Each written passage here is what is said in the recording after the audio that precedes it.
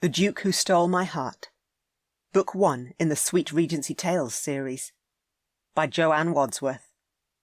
Narrated by Catherine Bilson. Chapter 1.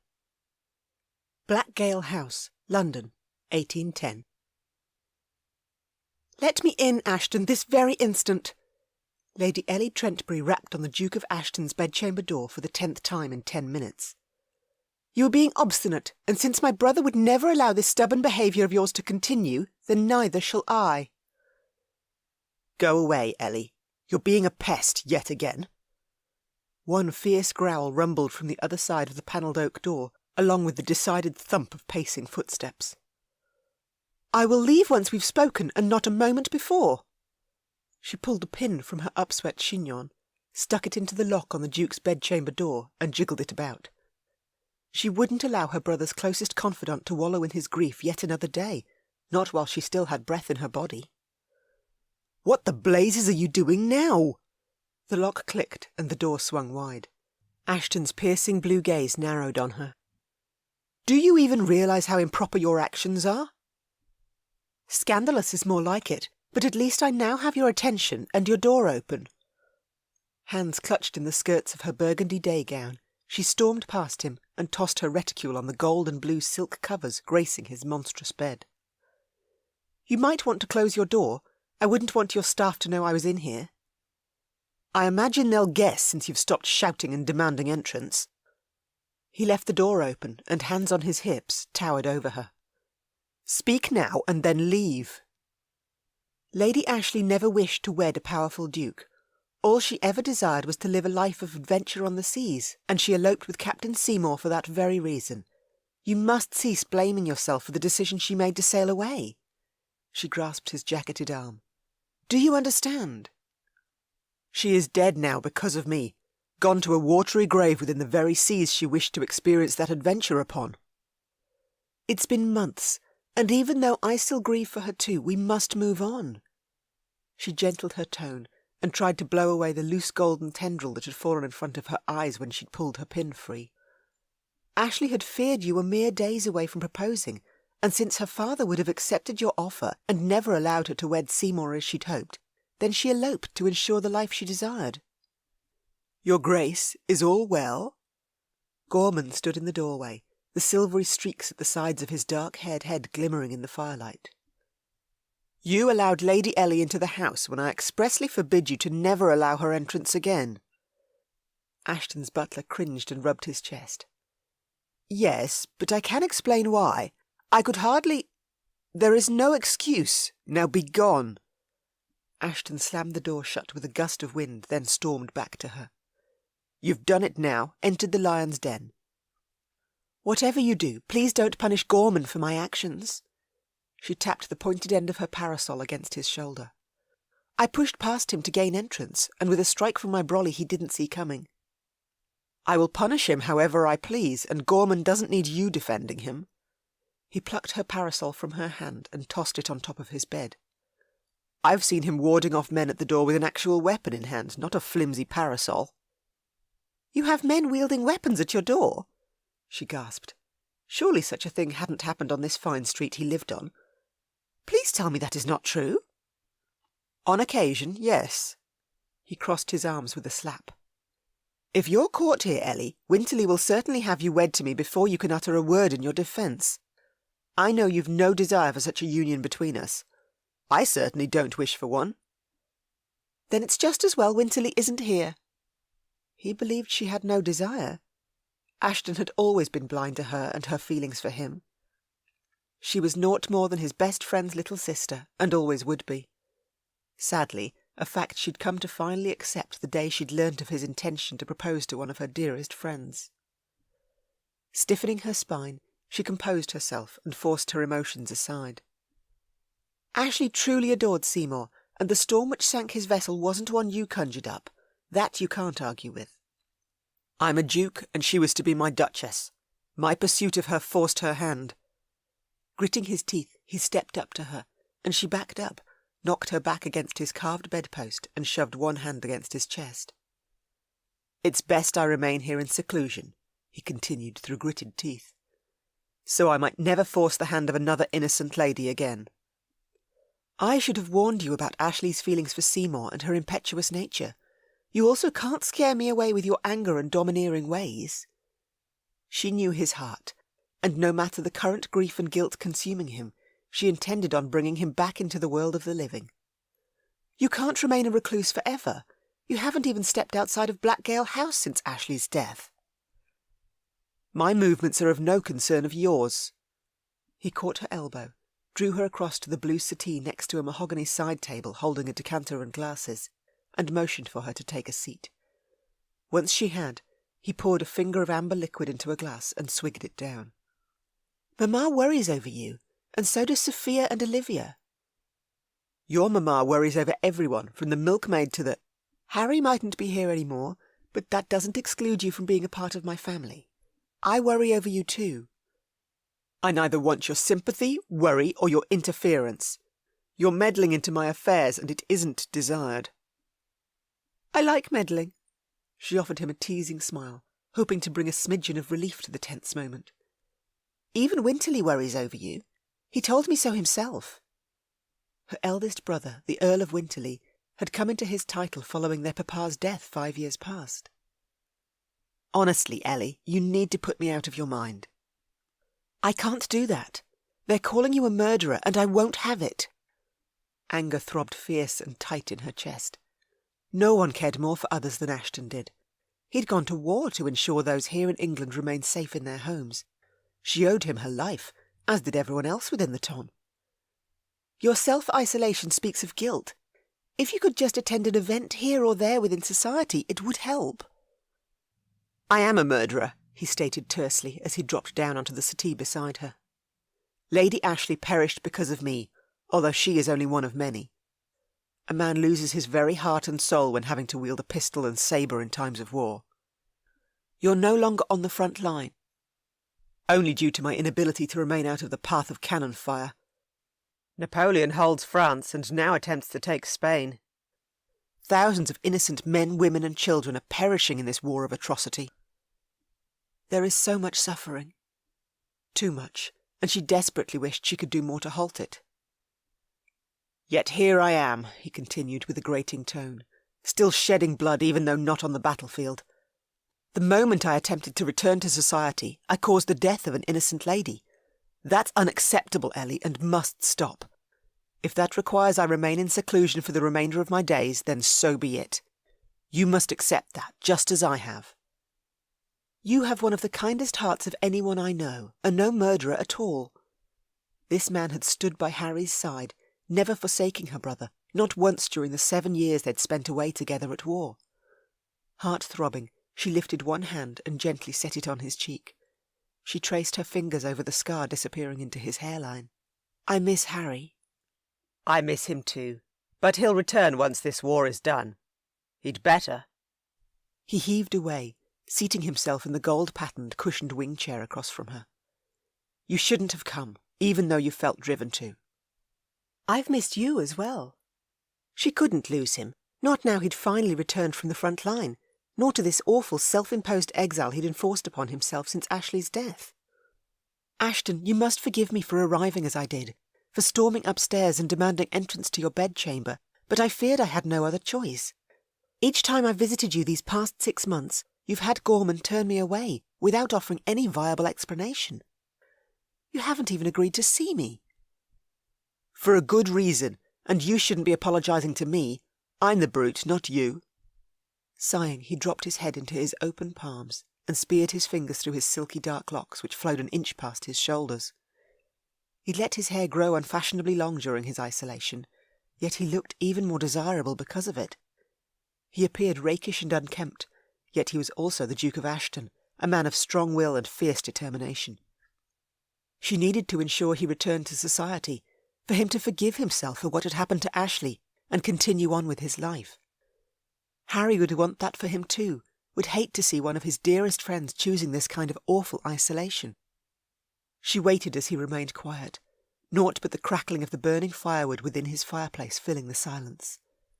Out his window, which overlooked the manicured gardens at the rear of Blackgale House, Large trees with an abundance of leafy green and yellow foliage swayed in the afternoon breeze, the sun somewhere behind the layer of grey cloud rolling in. "I'm more than a murderer, Ellie," whispered words as he raised his head, haunted vulnerability darkening his beautiful blue eyes. "I did whatever was necessary on the battlefield, so I wouldn't encounter the same troops on the field the next day. Lady Ashley deserved far better than me. Only her adventurous nature drew me toward her right from the beginning. I could sense in her the desire for freedom, to live where nature thrived and man no longer warred. That was my desire too. London stifles me, remaining in society even more so. I should never have attempted to pursue her. Will never make that mistake with another lady again." "Ashton, no." "I've also allowed you to remain here for far too long." He rose and crossed to his door, opened it, and bellowed, "Gorman!" Booted footsteps pounded along the landing of the second floor, and Gorman stood in the doorway, his gaze on his master, his impeccable grey jacket and trousers neatly pressed. "You called, Your Grace?" "Please escort Lady Ellie to the door, then ensure you never permit her entrance into this house ever again, because if you do, I'll have your head for it. Am I understood?" "Yes, understood." Gorman arched a brow at her, a flicker of camaraderie shining in his eyes which she couldn't miss. Gorman had permitted her entrance for a reason. Yes, no more would either of them allow Ashton to wallow in his self-pity another day. Ashton's butler had been the one to care for the young Duke since the day he'd turned 5, and lost his beloved parents in a tragic accident, and no matter Ashton's decree to have his head for any disobedience of orders, he'd truly never allow any harm to come to Gorman, not at anyone's hand, and particularly not his own. Gorman was more than his butler, and servant or not, their relationship would always stand strong. Slowly she stood, collected her parasol and reticule from Ashton's bed, then brushed past him. Regardless of Ashton's request that she leave, she simply couldn't. Letting herself, Harry or Gorman down this day wasn't acceptable. Which meant it was time for her secondary plan to come into effect, because no matter what lengths she might have to go to, she'd see Ashton's heart and soul healed. She could do naught else. And thank heavens for Mr. Tidmore and the plan they'd hatched before she'd come to Ashton's doorstep to speak to him today. Winterly had introduced her to Mr. Tidmore more than a year ago, the honourable American shipping merchant now his business partner, and their maritime trade ventures extremely profitable. Yesterday, after Mr. Tidmore had concluded a meeting with her brother, he joined her for a leisurely stroll through Mamma's rose garden, just as they'd done often of late. She adored listening to his adventures on the seas, but yesterday he'd noticed her quietness and questioned her about it. Between the rose garden and a row of fastidiously trimmed topiary trees, she'd released her heartfelt burden to him about Ashton, of how Harry would detest the Duke's decision to exile himself from them all. Mr. Tidmore had agreed that the death of Lady Ashley hadn't been Ashton's fault, not at all, and that he would gladly aid her in whatever way she needed. He too wished to see the Duke get back on his feet, had heard only the best things about him from Winterly. He believed Ashton had fought to keep those who lived in England safe during the fierce battles with their enemy, and he deserved to have those he'd fought for here at home fighting for him just as fiercely in return. It was time for the Duke of Ashton to return to the world of the living, so she and Mr. Tidmore had hatched a plan right there and then, which was why she was still here now, unable to simply walk away without fighting to see Ashton freed from these 4 walls. At the door, her resolve firm and unwavering, she faced Ashton and cleared her throat. With her voice pitched low so only he could hear her, Gorman just outside the door, she murmured, "There is something I came to tell you." "Then speak of it." He inched closer to catch her words. "Why are we whispering?" "Because you should know I intend on eloping." "Pardon?" The thin white lines either side of his mouth pinched tight. "Did I hear you right? You intend on eloping?" "Yes, and it's all rather recent." "Elope with whom?" "I can't say, not when that might make my plans for a successful elopement impossible. But should foul weather take down the ship I'm soon to set sail upon, then no, it has naught to do with you." She narrowed her gaze, straightened her spine, her words exactly those which she and Mr. Tidmore had agreed upon, those of a fake elopement, the added push being her decision to take to the seas, exactly as Ashley had done. This is unacceptable, Ellie. He grasped her arm, sent Gorman a get-lost scowl before pulling her inside and shutting his bedchamber door with a hearty slam.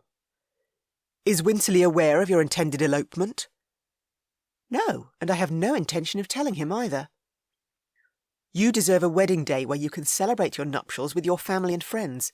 Your mamma will never accept such a hurried marriage. He paced from wall to wall, tugging at his cravat. This isn't about what mamma wants, and an elopement suits me rather well. It's what I prefer. Now she'd implemented this plan, she'd need to see it through to the end. In her discussion with Mr. Tidmore, they'd agreed that their so-called elopement would be a ruse only, one in order to bring Ashton out of hiding, and that she'd withhold his name for as long as possible so they wouldn't need to elope in truth. Ashton's protective instincts would surely rise forth, particularly since she was Harry's sister, and he'd always considered her his family too. Your entire family will have my head if I don't speak some sense into you right now. This elopement can't go forth. He indicated for her to return to the settee, then poured another finger of liquid from the decanter into the glass he'd already drunken from. Might I have some of what you're drinking too? Courage would be needed for this coming conversation. She didn't doubt that. Settling her reticule and parasol on the floor by her feet, she sat where he'd indicated. If you wish. He poured a splash into a second glass, handed it to her, then sat in the wing chair opposite. Contemplating her with a narrowed look over the rim of his glass, he continued, It's Scottish whisky, so drink it slowly. Mamma says whisky is a vile brew. Although that wouldn't stop her from tasting it. She'd always had an extremely adventurous nature, a defiant one too. She lifted the glass to her lips and sipped. The potent liquid burned its way down her throat, and she coughed rather haggardly. I said slowly. How can you possibly enjoy drinking this? Fanning her face, she cleared her throat while she eyed the harmless-looking liquid, which wasn't harmless in the least. One garners a taste for it over time. Tell me more about your admirer. Betrothed, and he's incredibly dashing, enigmatic, and a man who enjoys taking chances in life. Very true. Mr. Tidmore would in fact make a rather wonderful husband if she were in fact about to elope with him. You would never find my suitor confining himself to 4 walls as you have, not when the open seas and faraway lands call so deeply to him. She crossed her legs and fluffed her skirts, her trust in her ploy growing. So, by all means, inform me if you will of all the pitfalls of an elopement to Gretna Green. Not that you've eloped yourself and have the knowledge needed to share with me. I have enough knowledge to know that the roads between here and Gretna Green are dangerous. Highwaymen abound, and just like that, he clicked his fingers, your life could be snuffed out, exactly the same as Lady Ashley's was. I am not Lady Ashley, and my suitor would never allow any harm to come to me. Tell me who he is, a grating demand. I can give you a hint, but that's all. She tapped her fingers on her whisky glass. To continue this ruse, she'd need to give him something to work with, so that he wouldn't think this all a ploy, and Mr. Tidmore had offered a few suggestions during their conversation, so she started with the first. My betrothed and I danced at the ball I attended a fortnight ago. You've known him for only a fortnight? Ashton gasped and shot to his feet. Swigging down the rest of his whisky, he half walked, half limped to his window, the brunt of cannon fire he'd taken on the battlefield injuring his leg badly. That's unacceptable. A fortnight isn't nearly long enough to know a man. I've known him for far longer than a mere fortnight, and Harry would tell me to follow my heart, which is what I'm doing. Please don't give me a lecture on what I can and can't do. Are you in love with this chap? Pardon? She hadn't expected that question. You heard me. Do you love him? No. A ploy this might be, but he still deserved her honesty where she could offer it. But once we're wed, love will surely come. Already we are good friends, and holding such a deep friendship first is extremely important to me. The truth, the words rolling from her tongue with ease. She attempted another sip of whisky, and this time the liquid didn't burn, but instead sent a rush of warmth to her belly. Please, Ellie, you must reconsider your decision to elope. You and Harry are the only sane people I know in this world, and I'd rather you not dispel that notion by running off and eloping. Leaning one hip against the windowsill, he knocked the rest of his drink back. Tell me this is all a ploy, and I will forgive you for the lie immediately. There is no ploy, and if you wish to meet the gentleman, come to the Atkinsons' soirée tomorrow night. I'm expecting to see him there. Then perhaps you'll be able to discover exactly who he is. Mr. Tidmore's idea. Once she'd mentioned the elopement and sparked Ashton's concern to rise, then her cohort had insisted she'd need to continue luring Ashton from these four walls by inviting him to an evening out within society. She motioned out his window. You would surely have received an invitation, and the Atkinsons' property is right next door. Your rear gardens do border their rear gardens. There's an invite somewhere in my mail. His blue eyes blazed with frustration as he narrowed them on her. Although I'm not leaving Blackgale House to attend any soirée, even to discover who your so-called betrothed is. So you intend on remaining hidden for the remainder of your life? For the safety of the innocent ladies within society, yes. You're a duke. I realise that. You have no heir. I have a remote third cousin who shall inherit my title and lands upon my death. He will do fine enough. Ashton, honestly. Heaving to her feet, she thrust her hands on her hips. This is not a reasonable way to live. You must forgive yourself and cease this self-exile. If you don't wish to attend the Atkinsons' gathering, then come and visit Winterly and Mamma at home. Sophia and Olivia miss you dearly, and neither my sisters or I will ever saddle you to us by attempting to turn your head. You are family, will always be family. You have very smoothly manoeuvred this conversation back around to me, when it is you and your intention to elope we were discussing. Tell your suitor you've changed your mind, that you no longer wish to elope. I will do no such thing. I am 24 and must accept a proposal soon. The man I've chosen will do well enough. You were barely out of short skirts. Oh, for goodness sake! She clenched her teeth. I left my short skirts behind 6 years ago. I am not a girl any more, but a woman proper. How could he possibly still see her as a girl? Of course, she'd run around after him and Harry in her youth, particularly while they'd stayed at Winterly Manor in the country, which ran adjacent to Ashton's duchy at Blackgale Park.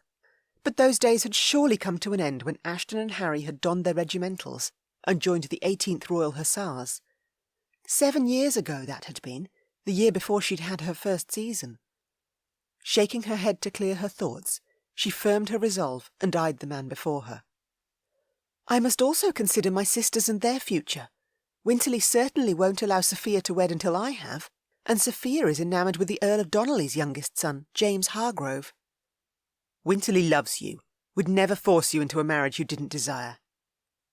As I love Sophia, and would never wish to halt her from marrying the man she wishes to wed. Hargrove is about to join the Hussars. He'll be gone within the month. Pardon? Shock coursed through her. You must be wrong. Hargrove paid a call here yesterday, and we spoke. You're accepting callers?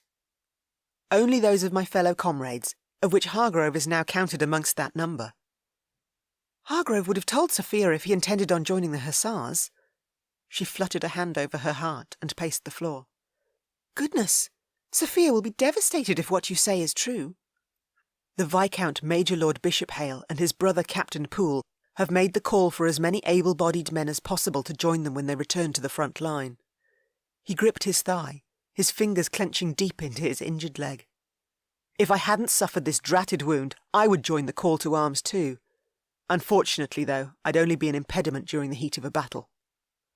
You'd truly return to the front line if you could? Without any hesitation. His firm answer ricocheted through her, like jagged stone tearing at her heart. For 7 years she'd feared losing both him and Harry, yet not once in all that time had Ashton written to her as Harry had done, to promise her he'd return. Then, when she'd learnt of Ashton's fall during a battle and subsequent injury, she'd been beside herself with worry. Only when he'd returned and recovered sufficiently enough to get out and about, he'd begun courting Lady Ashley and not her. Not once had he ever returned her feelings, which had pained her greatly, although one couldn't force another to love them, and that she'd come to understand well these past 6 months. Drawing in a deep breath, she collected her reticule and parasol, stood, and dipped her head towards Ashton.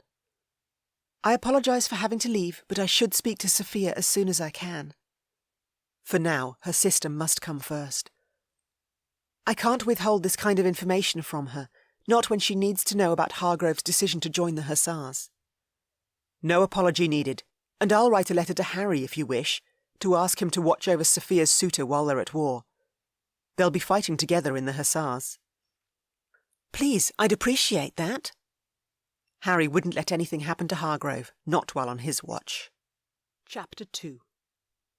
Ashton stepped out of his chamber and gripped the balustrade, his hands fisted around the ornate polished railing overlooking the foyer below. Gorman had just closed the front door, Ellie now gone. His man glanced at him while his valet, Rigman, scuttled out of sight into the drawing-room. Furious with his staff, he stormed downstairs and made certain to give his butler a look that conveyed his immense displeasure. "I want your word, Gorman, that you'll never allow Lady Ellie entrance again." "Of course, Your Grace." "Don't fail me, not once more." Aggravated, he swept past Gorman and stormed down the narrow flight of stairs leading to the basement. Cursing under his breath, he pounded on, the top of his head brushing the low ceiling and his shoulders sweeping against the sides of the musty stone passageway. Gorman and Rigman could be as bad as each other, both having defied his orders in the past when they'd believed doing so was in his best interests. The two could also be as thick as thieves at times, but neither one of them could he ever do without. He'd been a mere 5 years of age when his parents had passed away in a tragic accident. They'd settled into their carriage, off for their yearly trip to Bath, all while he'd waved farewell from the front step of Blackgale Park, his country estate. Gorman had towered over him on his right and Rigman his left. Then an hour later, while he'd been attending a piano lesson in the music room, the coachman had staggered back into the house, all bloodied and bruised, his arm bent at a terrible angle and grief awash on his face. Gorman and Rigman had ridden swiftly to the overturned coach. The news had been bad, the days following all a heartbreaking blur.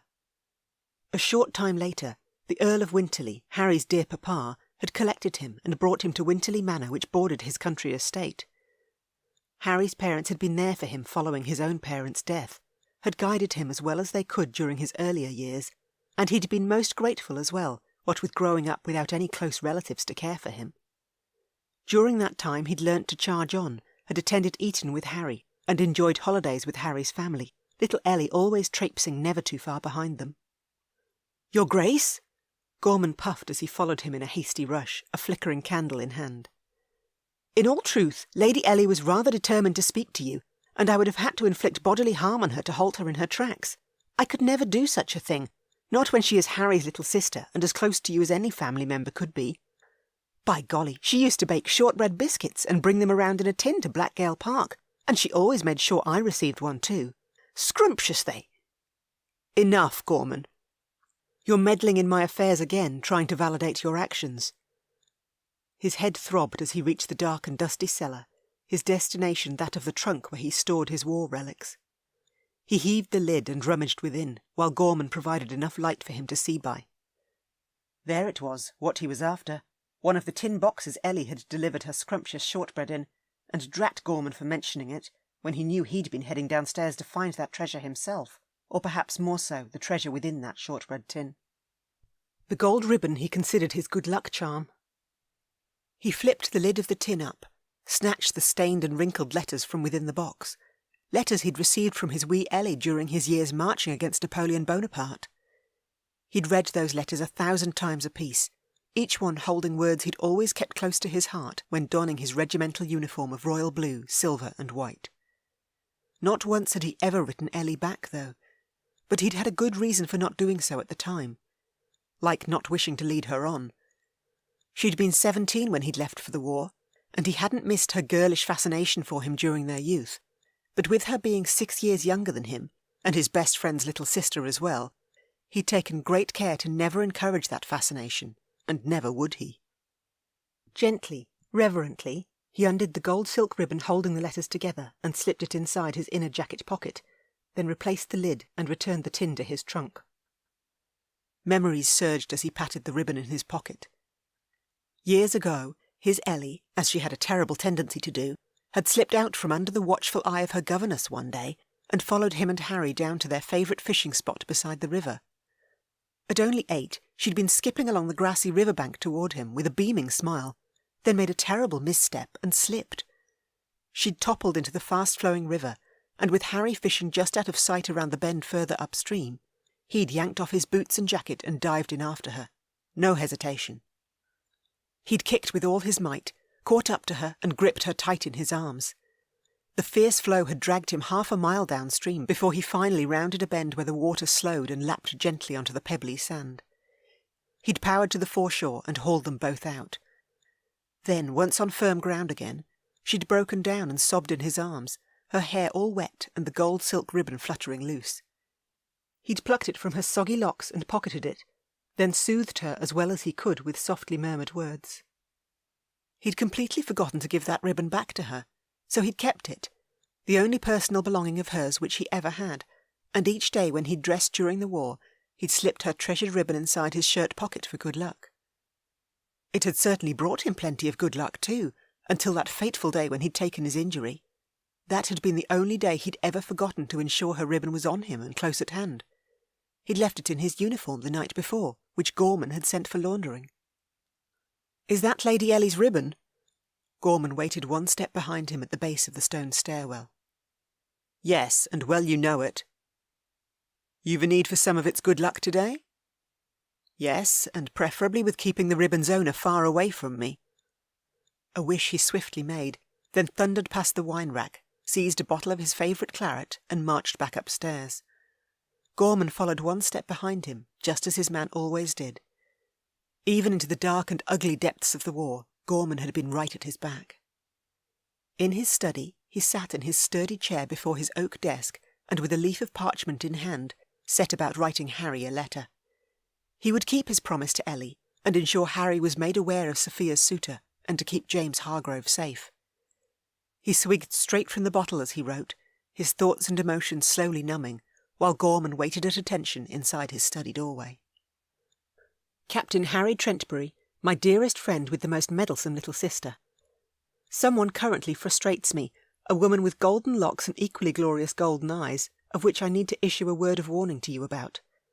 The eldest of your 3 younger sisters is about to elope with a gentleman she won't disclose the name of.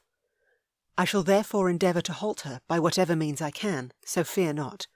I won't allow her to drown in deep waters, but to ensure she weds the right man when she is thinking clearly enough again.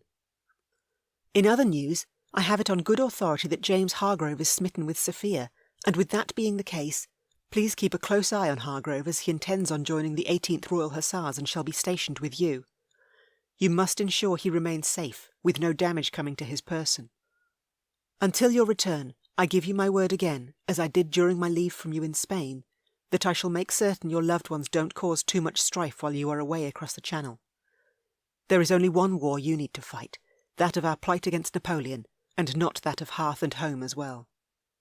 Please do return your ever honourable self to London at your earliest convenience. I am beyond anxious for this blasted war to be done, and to hear of your adventurous travels while we've been apart.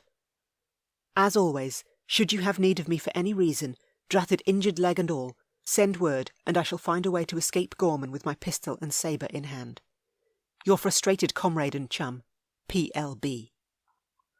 With his missive penned, he dribbled hot wax and pressed his ring into the seal, then handed the letter to his butler, who'd moved soundlessly across the room to his desk to collect it. Pass this to Watts, and have him deliver it immediately to James Hargrove at Donnelly House, with the implicit instructions that this letter is to be placed directly into Captain Harry Trentbury's hands, upon his joining the 18th. Am I understood? Understood, Your Grace. His butler clipped his heels together, although he remained standing in place and not moving a blasted inch. What now? With a long sigh, he leaned back in his chair and linked his hands behind his head. Say what you need to say, and make it quick. I've no doubt that your father, may his soul rest in peace, would be immensely proud of you. You fought for the 18th Royal Hussars, did your duty to our king and country, but never would he wish for you to give up your life and remain in exile behind these walls. Lady Ellie was right to come here, to try and encourage your return to society. No more, William. Did you wish to see the invitation to the Atkinsons' ball? He'd tear it up once he got his hands on it. Which pile is it in? The one to your right. 3 piles sat to his right, all of them several inches high. He huffed a breath, while Gorman thumbed his chin. Or perhaps it's in one of the 4 piles to your left. His dratted butler could clearly see he intended on disposing of the invitation as soon as he got his hands on it, so he snarled and gave Gorman yet another aggravated look, which his man completely ignored as he straightened the hem of his jacket. Your Grace, have I ever mentioned that you share a great many likenesses with your father, not only from your height and build, but with your stubborn nature as well? He should truly reprimand his man for speaking so rudely, only Gorman was right. He could be stubborn, well, beyond stubborn. I barely remember him, my father, that is. You should never have lost him as you did, or your dear mother, but I shall continue to carry out my duty to them both, of keeping a close eye on you and ensuring you remain alive and well. You've never fallen short of carrying out that duty, even though there have been at least 1,000 times when I've wished to throttle you for your overprotective nature. There are times when I fear I have in fact fallen short, but my last words to them were that I'd remain diligently at your side, no matter where that might be, and that is an oath I will hold firm to until the day I take my last breath. You've done a bang-up job of remaining at my side, William. Have no fear there. Gorman had attended him each and every day during the 7 long years he'd been in the Hussars fighting for England. His butler had walked every mile he'd walked, had been close at hand during the fighting, and then at his bedside throughout his long days of recovery from that final battle which had taken him down. His butler was far more than a dedicated member of his staff. He was family, close family. Rising from his chair, he nodded at his man. I need you to see to my instructions with that letter, then fetch my hat and greatcoat and have Rhodes bring the coach around. I intend on visiting my clubs and shall be out until quite late. White's first, then Boodle's. He needed to uncover all he could on how Wellington progressed at the front line, particularly since that was where Hardgrove was headed, and where Harry would remain until this war was done. Oh my, right away, Your Grace! Gorman's eyes lit up, then he stumbled to the door, halted, and cast him an anxious look over his shoulder. Did I hear your request correctly? You wish to leave the house for White's, then Boodle's? I fear I may be hallucinating. Yes, you heard correctly, and try not to take your last breath while you carry out my orders. I still have a great need of you to remain close at hand. This would be his first trip out his front door since his self-exile 6 months ago, and all because of his wee Ellie. She'd stirred his protective desires just as she'd likely intended to.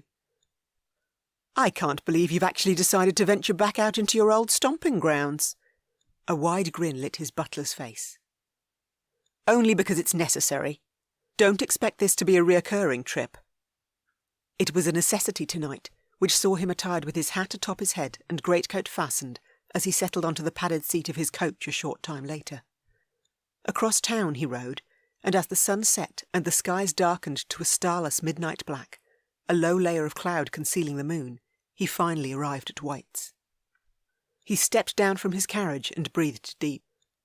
White's stood 3 stories high, a regal establishment which held a great many members of the peerage as patrons. With his cane in hand and the cold of the night biting deep into his bad leg, he nodded at the doorman on duty and limped inside. Highly polished tables graced the main dining room, with gentlemen seated in their silk vests and tailed coats enjoying a drink and a meal. Wait staff moved about the room lit with gas lamps ensconced on the walls and corner stands. The best of British game was served within these walls, and the hearty aroma of grouse, partridge, wild salmon and smoked trout flavoured the air, right along with the earthy notes of tobacco pluming from the men's pipes. Across the far side of the dining area, the Viscount Major Lord Bishopshale wandered in from the billiards room with his brother, Captain Bradley Poole. The 2 men, comrades from his time on the front line, took a seat at a corner table. They would certainly know how all fared with Wellington. He weaved around the tables, then clapped the Major and his brother on the back as he came abreast of them between their seats. He'd fought at their sides for years, had forged a bond with them that would never be broken. Blood, sweat and tears existed between them, through both good times and bad. It's good to see you 2 old chaps are home on leave. Ashton, by Jove, take a seat and join us for dinner. Bishopshale beamed. It's good to see you too. How long are you home for? We've already been here for 3 weeks, but shall remain for another 2, although that all depends on how long it takes to gather together the men we need to replenish the Hussars.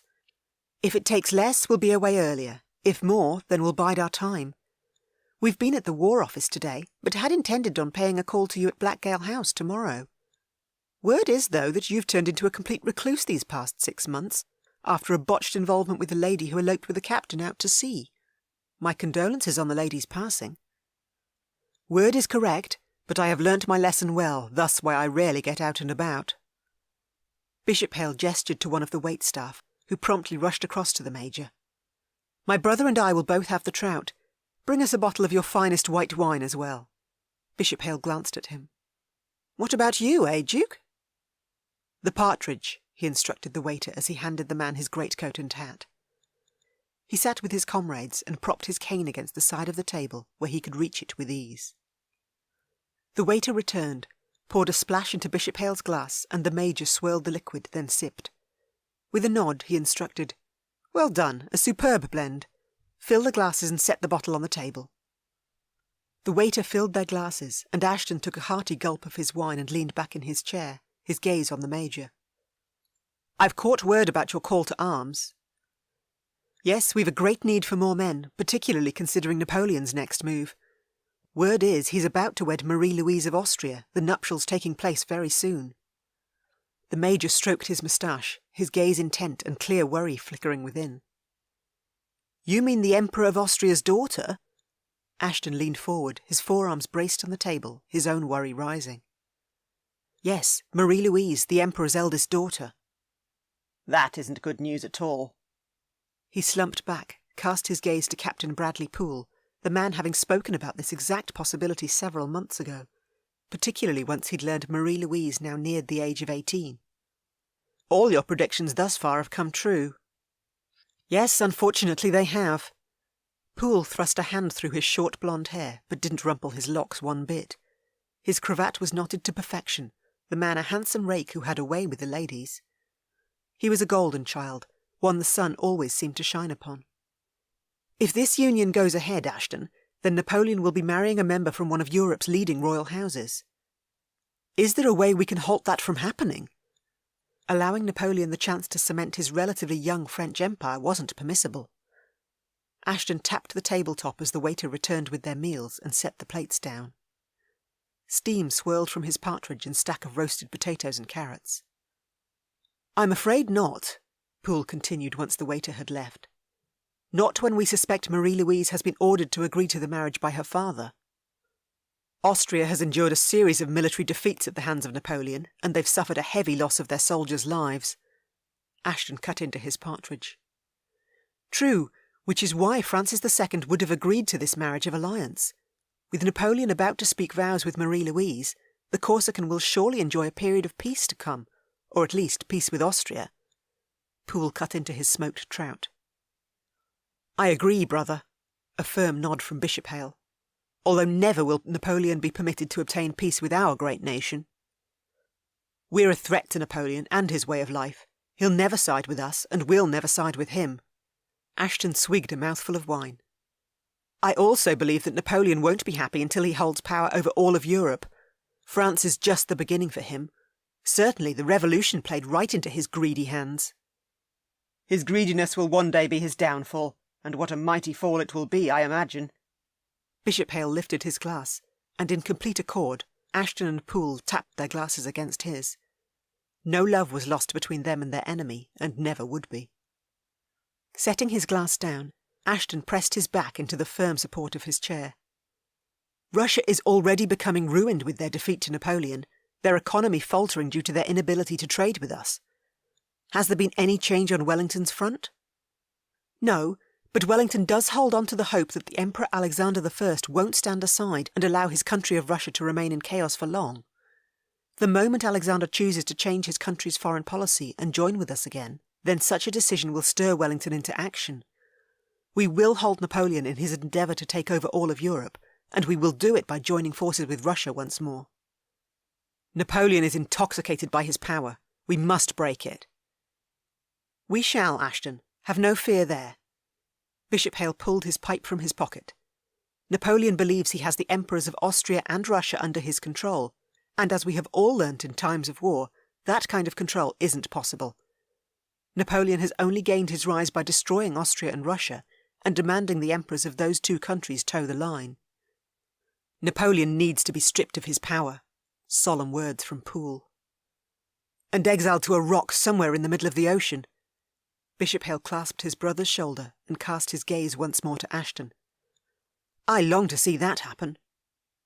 Hear, hear, both Ashton and Poole chanted. Perhaps we should lighten our mood with a glass of good port. What say you both? Bishop Hale lifted a hand and hailed the waiter. I say apple tart goes well with port. Ashton grinned at his comrades. One day they would defeat Napoleon, and that day would be hugely celebrated when it came.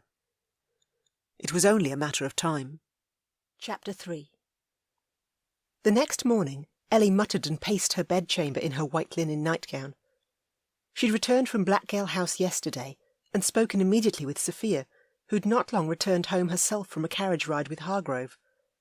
James had imparted his news with her sister during the outing, that he'd be joining the 18th Royal Hussars, and Sophia had been both devastated and immensely proud of him. With her sister's acceptance of what was to be, Ellie had had no choice but to offer her own heartfelt acceptance as well. What a horrendous war, though! Thousands upon thousands of good men had perished, innocent women and children too. "Good morning, Lady Ellie." Penny, her maid, peeked around her chamber door. "Do you wish for aid in dressing?" "Yes, come in." She shook her head of her dreadful thoughts. A new day had dawned, one she intended on embracing. Harry would expect naught less from her, and she expected the same from herself too. In her aproned skirts, Penny bustled inside and swished open the heavy lilac drapes either side of her window overlooking the rear gardens. Dark grey clouds covered the sky, the promise of rain high. A dismal day for certain, not that she'd ever allowed London's harsh weather to keep her indoors, or from her duties which she needed to carry out, the most important still being the Duke of Ashton and her quest of aiding him. Lifting her chin, she set her firm resolve in place. "Perhaps I'll wear something bright and cheerful today, a snub, if you will, at the weather." "What a wonderful idea!" Smiling, Penny poked her head inside her closet and thumbed through the gowns, before plucking one from the rail. "Might I recommend this sunshine yellow day dress?" "You might, and it's a wonderful recommendation. I also need you to lay out the Empire evening gown which arrived from the dressmakers yesterday, for this evening's soirée at the Atkinsons' home. I'll wear it with the matching burgundy slippers that came with it." "I'll ensure your gown is steamed before I lay it out, m'lady." Penny dressed her with swift efficiency, and once Ellie was clothed and her leather-soled slippers on, she sat in the chair before her dressing-table while Penny brushed her hair and arranged her locks high on her head. From the fanciful top-knot, a fall of golden curls lay loose in places and bobbed about her shoulders. A little beeswax smeared across her lips, her cheeks rouged, and she was ready to take on this new day. Downstairs she trod, and found Mamma in the drawing-room seated on the blue brocade settee, a lacy cap atop her golden hair wisped with streaks of silver, her beloved embroidery in hand. She brushed a kiss across Mamma's head, and settled herself in the elegant padded chair across from her. She'd always adored sitting and watching Mamma stitch with such an artful hand. Mamma looped the wine-coloured thread through the cotton, and completed the stitching of a vibrant burgundy rose within a thick bush of greenery. The rose bush identical to Mamma's favourite one in her rose garden outside. "Is that piece you're stitching depicting the rose bush Papa gave you?" "Yes." A soft smile lifted Mamma's lips. "Your dear Papa planted it himself, the very week you were born. He was eager for me to come outside and see it, so I bundled you in blankets and snuck outside with you. It was a dreary winter day, thick with fog and misty rain, and the thorny rosebush he planted was bare, but the coming spring it was awash with flowers." Mamma continued stitching. "Speaking of that day, it was 24 years ago now." "Yes, isn't that interesting?" She barely suppressed her smile. Mamma could be quite meddlesome when she wished, a trait she'd certainly picked up from her, and one she'd never complain about. "2 children I had by your age as well." "That is even more interesting." She wanted to giggle, gave a snort instead as she tamped it down. "If you wish to accept one of the many proposals you keep receiving, you too could be wed and admiring your own rose bushes within your own rose gardens, mayhap with a child or 2 in your arms." Another stitch, one teasing brow raised. "Perhaps you might consider saying yes instead of no to your next suitor. 5 there have been so far this season, So let's not send the sixth skittering away, shall we? Mamma, you are so good at keeping count. I wasn't aware there'd been 5 already. She folded her hands in her lap as primly as she could. Dearest, I have 5 children, and not one of them has given me a grandchild yet, so you can be assured I'll continue keeping count until one of you do. Mamma would, too. She never handed out her threats lightly. I have a wonderful idea. Leaning forward, she cleared her throat. What we need to do is find Winterly a wife. Which would keep Mamma busy and her attention off her. You and I could scour through the young ladies attending the Atkinsons' ball this evening and ensure plenty of introductions are made. Unfortunately, Winterly isn't currently searching for a wife. Mamma shoved her needle in with far less precision and muttered, He insists he's too busy with his maritime adventures, and speaking of those adventures, Mr. Tidmore and you enjoyed a particularly long stroll in my rose garden 2 days ago. You two seemed to be having a rather deep and meaningful conversation. What was it all about? We spoke of the piano and the pieces we're practising together. She'd never disclosed the actual truth to Mamma, that they'd hatched a plan to get Ashton out of Blackgale House, one that required the ruse of an elopement. He's so charming. Mamma adjusted her eyeglasses, which ensured each small stitch was placed just right. Even though he's an American, his mother is English and the daughter of a baron. Were you aware? A glance over those eyeglasses. He's spoken of his mother often while we've played the piano together. She taught him, his elder brother, and 3 younger sisters how to play. She rose and crossed to her treasured piano under the window, then trailed one finger along the polished golden-red wood surface. Do you favour him at all? Another pointed question. In what way do you mean? I'm asking if you intend on allowing the gentleman to get down on one knee at any point in the future. To do what exactly? Inspect my slippers? She probably shouldn't torment Mamma so. You are a terrible tease, Ellie Marie, and so very like your papa in that regard. A shake of her finger, a smile evident in her eyes. I do miss his quick wit and ability to lighten any mood. You wouldn't mind ever so much if you only saw me half the year? Mr. Tidmore travels a great deal. She collected the piano music she'd played the night before from the stand and tucked it away in the top drawer of the side table. I would miss you dreadfully should you travel, but every mother must allow her children the chance to spread their wings and soar from the nest. That is the way of life. Mr. Tidmore is both caring, considerate, and honourable. She'd noted that about him from the very beginning. Yes, he's a most honourable gentleman, and he and Winterly get along so incredibly well. Good morning, Mamma, Ellie. Sophia breezed in wearing a vivid blue morning gown with fluttering ribbons tied under the high waist. Winterly and who get along well, if I might ask? Mr. Tidmore, of course. Mamma beamed at Sophia. You look delightful in that colour, my dear. It's like that of a clear summer sky. James Hargrove adores this colour on me too. We're to enjoy a carriage ride together later this afternoon. Blushing, Sophia popped a kiss on Mamma's cheek, settled beside her on the settee, and folded her hands in her lap. I've just been with Olivia, and she isn't feeling well, an ache of the belly, she said. Yes, I've already taken her some chamomile in her tea earlier this morning. Mamma set her embroidery aside in the cane basket at her feet, their snoozing puppy in its padded basket on her other side. If she rests adequately, then hopefully she'll still be able to join us at the Atkinsons' ball this evening. Winterly is certainly looking forward to escorting all his sisters to the gathering. James will be attending the ball too. Sophia's gaze softened, her eyes watering a touch. All will be well, dearest. Gently, Mamma rested her arm around Sophia's shoulders and hugged her to her side. This war won't keep your beau away for long, and he'll be serving with the 18th Royal Hussars right alongside Harry. Such an honourable young man Hargrove is. Ellie detested seeing her sister in such pain, and no matter Sophia's brave face yesterday after her sister had relayed her news about her beau, she was most definitely in pain. She hugged her sister too, then rang the bell on the side table, which caused their wee puppy to lift its head for a moment before dropping it back down again. Tea and refreshments were needed, a suitable diversion which might help turn her sister's thoughts from her current worry over Hargrove. Beast would help with that distraction too. She picked their puppy up from his cushioned basket, his floppy ears falling forward, then snuggled him in Sophia's lap. As the housemaid arrived, she asked, Meg, please bring us some tea and scones, and don't spare the jam and cream. We need something sweet to lift our current mood. Right away, m'lady. The maid dipped her head and disappeared out the door. Speaking of the hussars, Mamma gently petted Beast between his ears, I do worry about Ashton and the terrible rumours circulating about him amongst the ton. I miss that dear boy and wish he'd returned to society. Mamma pulled her white lace handkerchief from her gown pocket and dabbed her eyes, her gaze misting.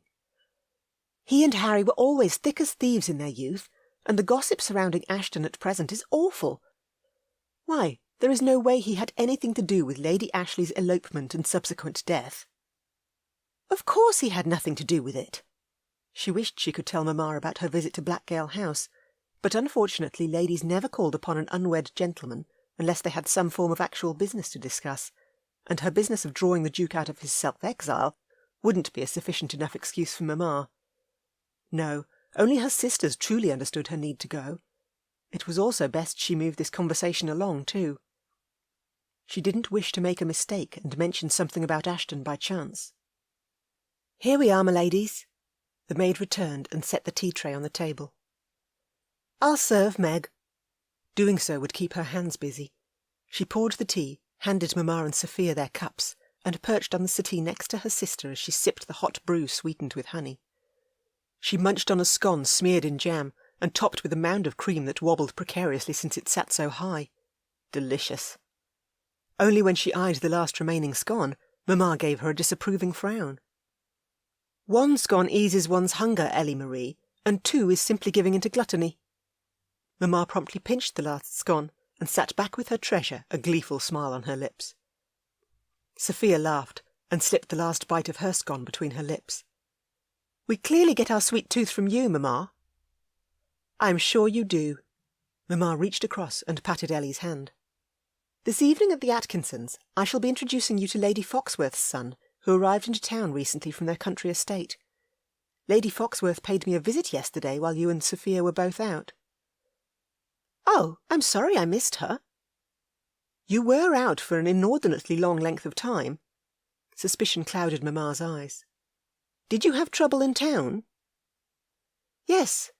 I got distracted at Madame Gonier's shop and spent far too much time there.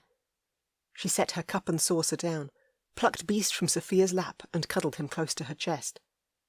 To her sister she said, I have my gown for the Atkinsons' soirée, but I'd hoped to visit Mrs. Smithmore's shop and peruse her hats, ribbons and wraps. Would you like to come with me? The milliner mentioned a new French organdie which had arrived, and I haven't yet had a chance to see it. Of course I'll come.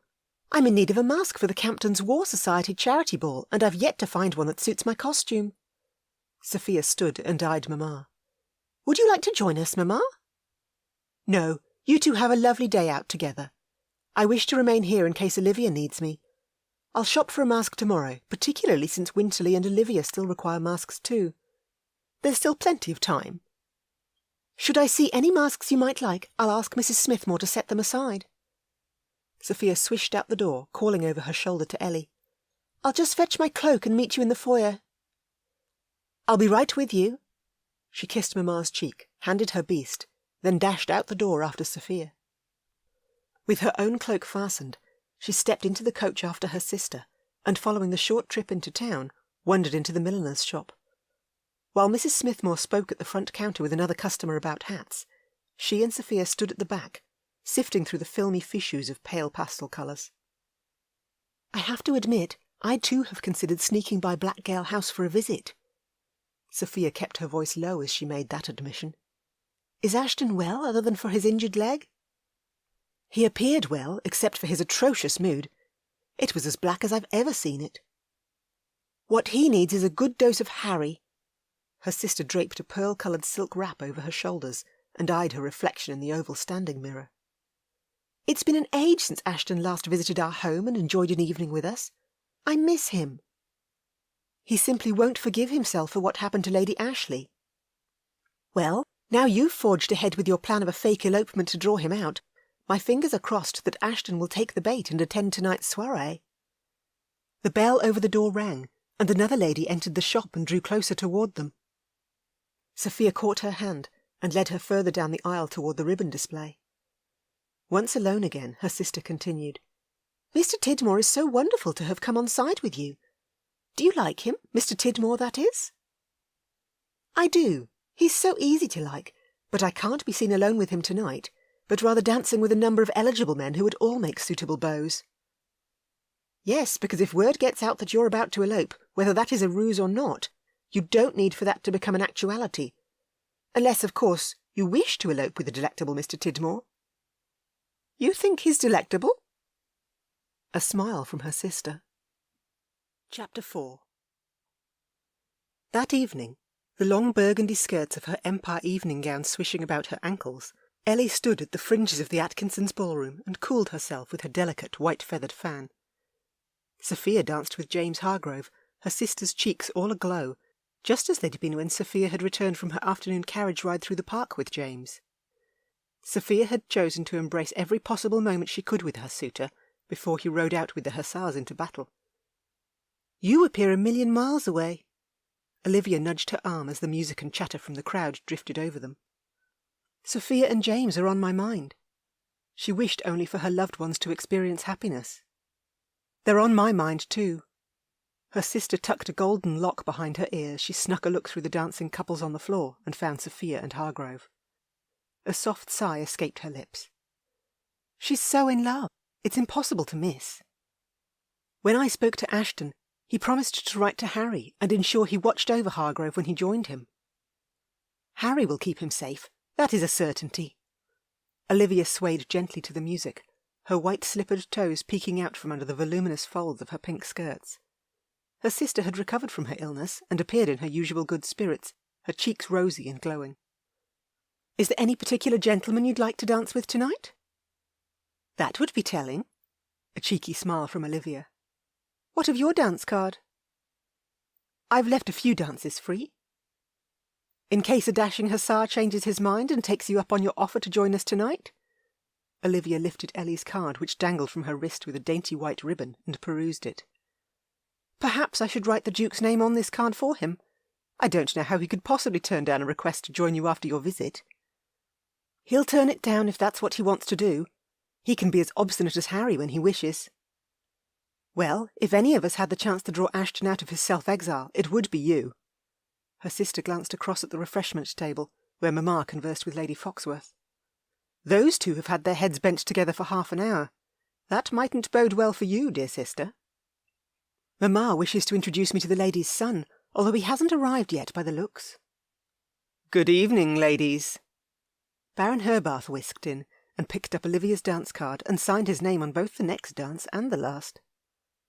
Olivia gasped, her voice pitched a little too high as she said, My lord, you can't possibly think to reserve 2 dances with me tonight. I can, and now have. The Baron arched a challenging brow at her sister. Do you care to raise an argument over it? I will if you try to claim both. What on earth had raised her sister's ire with the Baron?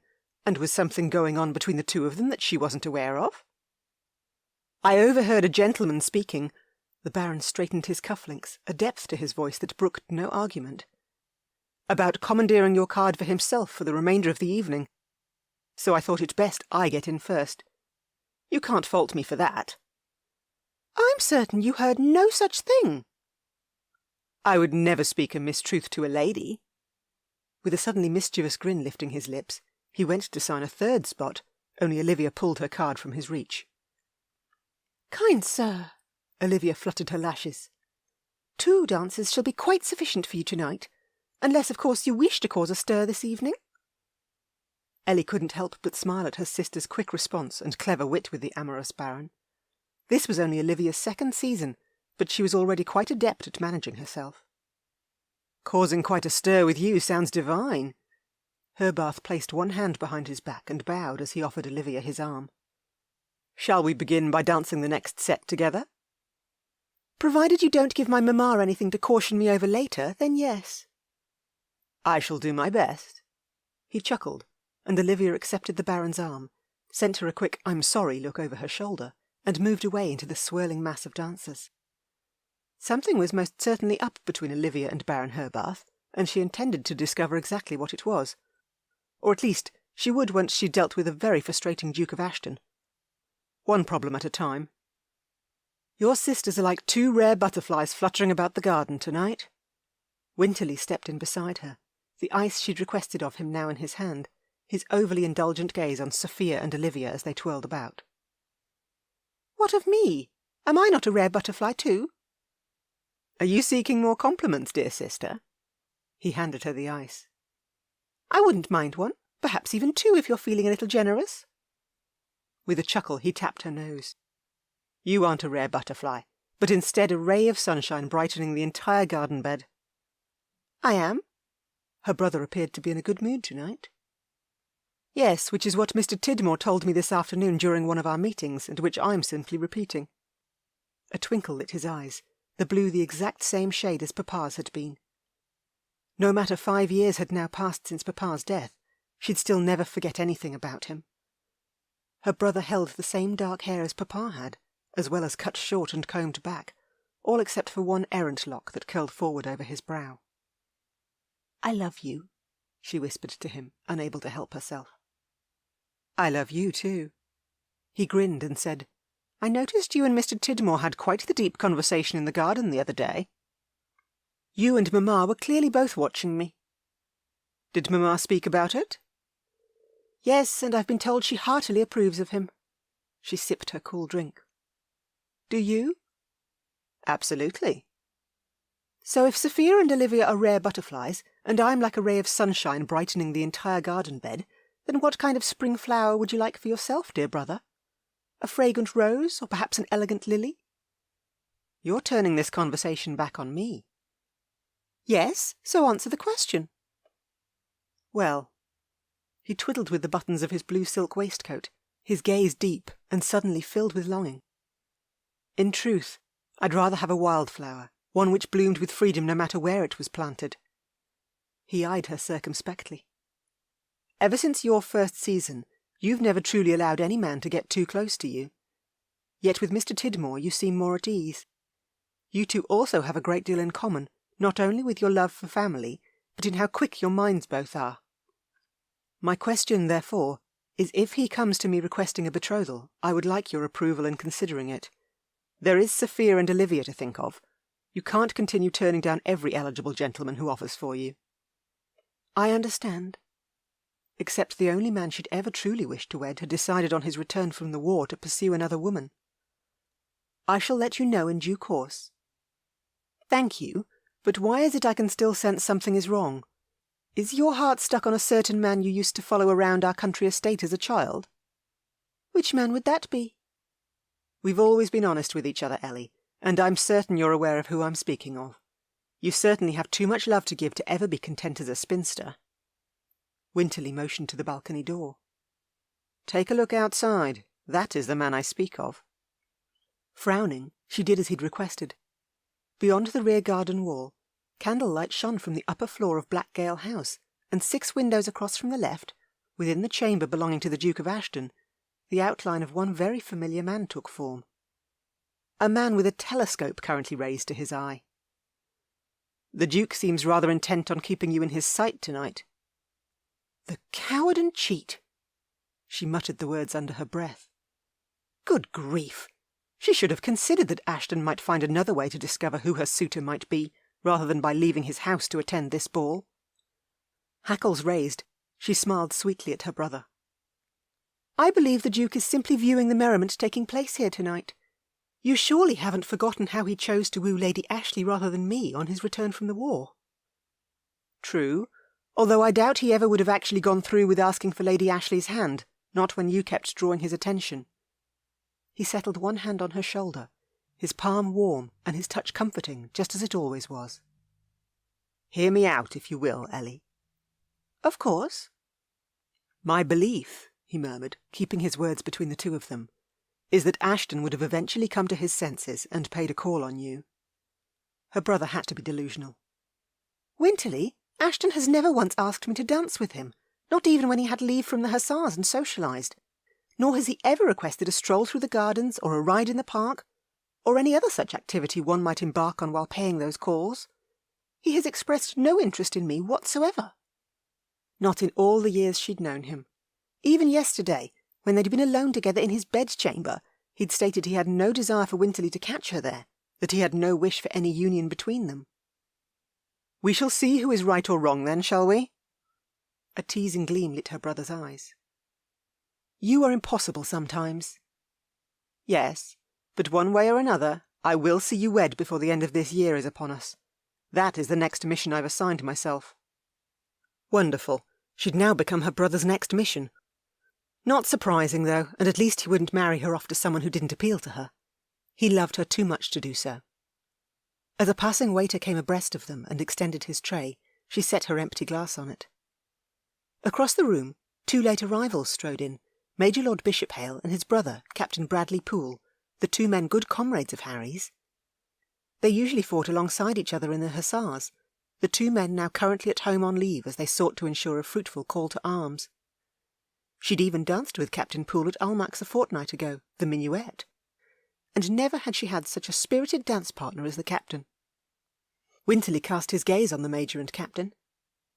"There are 2 men I wish to speak with." "As do I." "That sounded promising." A chuckle from her brother.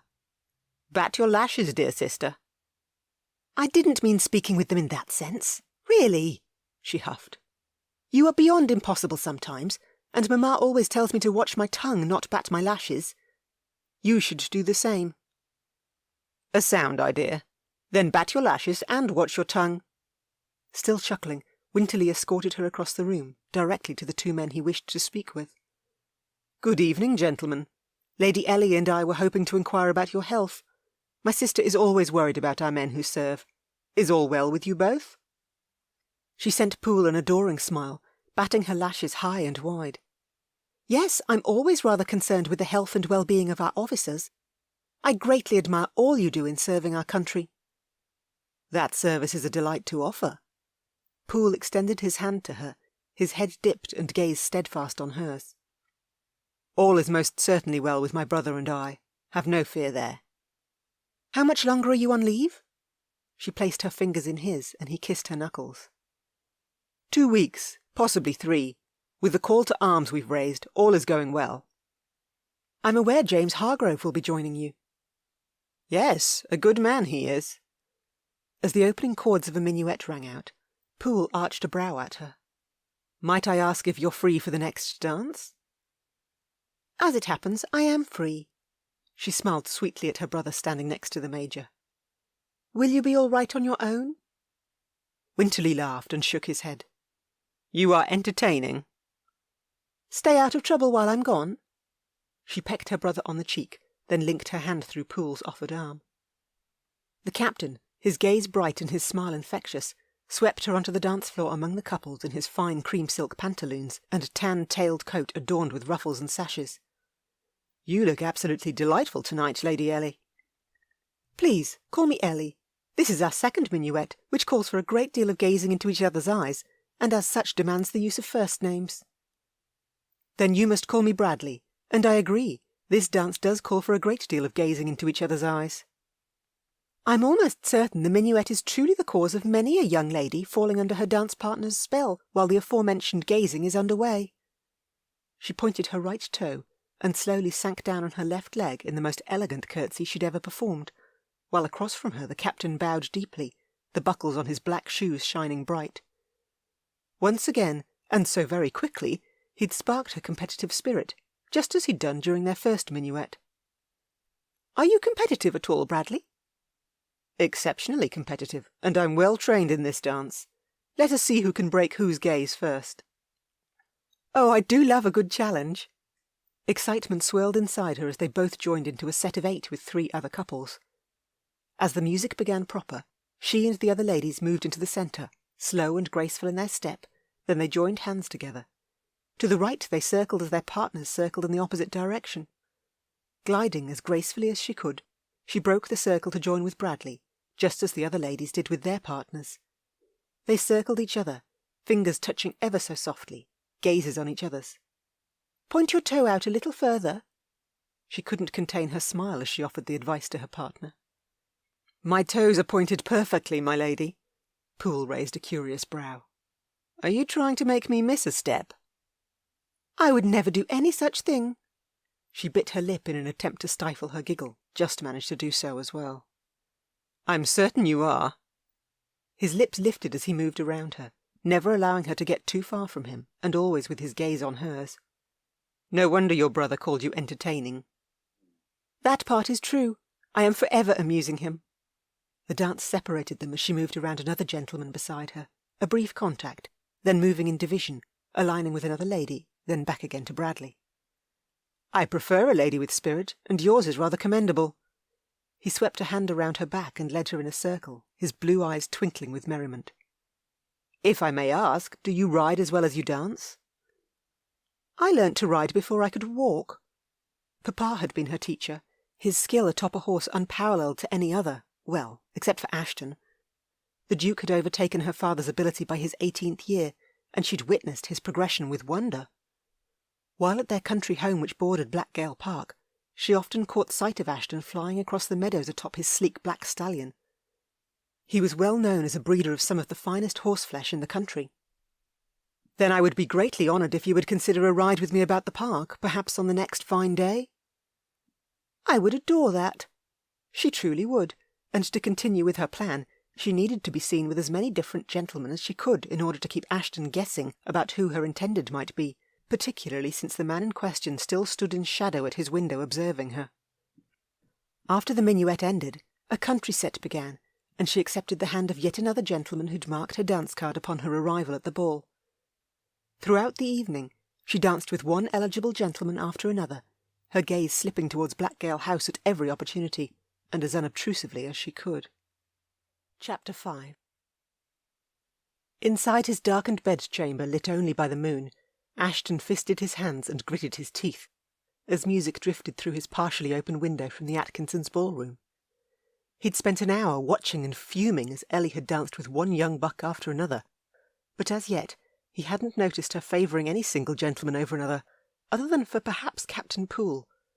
The two had taken the minuet into a challenge of sorts, of who could outstare the other. He also hadn't missed Poole splaying his hand over the small of Ellie's back for far longer than the dance required. How aggravating! He tossed his cavalry telescope on the bed, his mind churning over their last conversation. "This is not a reasonable way to live. You must forgive yourself and cease this self-exile. If you don't wish to attend the Atkinsons' gathering, then come and visit Winterly and Mamma at home. Sophia and Olivia miss you dearly, and neither my sisters or I will ever saddle you to us by attempting to turn your head. You are family, will always be family." He had no intention of giving up his self-exile, no matter he'd enjoyed leaving the house last night to return to his club. And was that the captain making another beeline for Ellie? Drat it, it was. Poole had clearly requested another dance with her, and Ellie now curtsied and nodded her agreement. He wanted to throttle them both. Particularly Ellie, and he would the very next time he saw her. Which would hopefully be never. Gah, just one little taste of being back in her company yesterday had skewered all his good intentions and somehow sent him slumping even deeper into despair. He should be purging his memories of her, not instilling new ones within his mind. Frustration and anger brewed deeply within him too. Bitter regret as well. He scooped up a glass of whisky from his side table and glugged the shot down before pacing the area in front of his window, his gaze trained on one extremely annoying woman who was looking so adoringly into the eyes of a fine officer, a friend, and a man he'd always held in great esteem. Could Poole be the gentleman she intended on eloping with? Poole had only been back in town for 3 weeks, so it was a distinct possibility, and it wasn't as if he didn't already know Ellie. The two socialised in the same circles, just as he had done with her whenever he'd returned home from leave, and before he'd decided to shun society. Ellie had mentioned that her beau would soon be setting sail too, which could be a possibility if she intended on boarding the navy ship Poole would soon set sail upon to cross the Channel. It certainly wasn't unusual for a few of the men's wives to join their husbands near the front line. Those women usually offered their aid as nurses or caregivers for the wounded. And blast Ellie's charitable soul, but she wouldn't hesitate to nurse the wounded if called to do so. Not that he would ever have allowed her to follow him into battle if she'd been his wife. Not that he would ever have taken her to wife. Poole shouldn't either. Drat it all. He couldn't halt her from marrying Poole if her heart was truly set on the man. He growled under his breath, his fury rising. "Your Grace?" A soft tread of footsteps halted behind him. "Don't say a word," he clipped as Gorman waited silently, and Ellie, her burgundy skirts flaring as she moved through the intricate steps of yet another dance alongside Poole, scalded his insides with her behaviour, as if he'd drunk an entire bottle of whisky rather than a single shot. She twirled, and for a mere moment her gaze seemed to connect with his through the open balcony doors, her long eyelashes sweeping down, then back up again, to expose those smouldering golden eyes of hers. He swore viciously again. If he could, he'd be over there in a flash, tearing her away from Poole and whisking her around the dance floor himself. His heart clenched and shoulders slumped. No, he wouldn't. To date, not once had he ever held her in his arms and danced with her, not even when she'd come of age. When she'd been 17, he'd ridden off to war, and over the 7 years since he'd joined the Hussars, he'd travelled immensely, most of the time trying to blot out all thought of her. He gave the window his back, perched his backside on the sill, and glared at his butler. "I can't take the chance of hurting another innocent lady." "Lady Ashley chose her own path." "She sensed my desire to offer for her." "Yet you hadn't done so when you could have." "I was getting around to it." Gorman had been there that morning he'd intended on calling around to Lady Ashley's home so he could speak with her father, only he'd been unable to step outside his front door. For some reason, he'd gotten all flustered, which was so very unlike him. "I've never spoken of this, Your Grace, but during your recovery from the cannon fire, there were several nights when you awoke from terrible nightmares as I tended you." His butler clasped his hands firmly behind his back. "Each time when you awoke, it was after calling Lady Ellie's name." "She's Harry's little sister." "She's hardly his little sister any more." Gorman stared out the window and frowned. "She's also about to take a stroll outside with her dance partner." "Would that still be Captain Bradley Poole?" He had no intention of turning around and laying his gaze on her again. Only danger lay down that path, as it already had this evening. "Yes." "What are they doing now?" Jaw clenched, he stayed his position. His butler had his uses, and being observant was one of them. "Give me an exact description." "They're standing on the balcony, in full view of those inside." Gorman's frown deepened. "Although they do appear to be in a rather deep discussion, their heads bent close together." "Tell me when they return inside." He waited, counting a full 5 minutes before he got impatient and growled, "Are they still conversing?" "They are, although they're now moving deeper into the shadows, nearer the steps leading down into the garden." "Does she have an escort?" "No, Your Grace." Gorman snagged the telescope from the bed, extended the barrel, and peered through the lens as he himself had done throughout the night. "Ah, there we are. I didn't see her sisters farther along the terrace. The captain is dropping a kiss on her gloved hand, and, now returning indoors, she is with Sophia and Olivia." Where in the blazes is Winterly? He knocked another shot of whisky down while Gorman remained on duty at the window. "Give me another update." "All 3 ladies have now disappeared into the garden, with their arms linked." "Don't take your gaze off them." Harry's sisters could cause immense trouble when left alone, and he knew that well since he'd all but grown up with them. With his tension doubling, he gritted his teeth. "Blast it, William.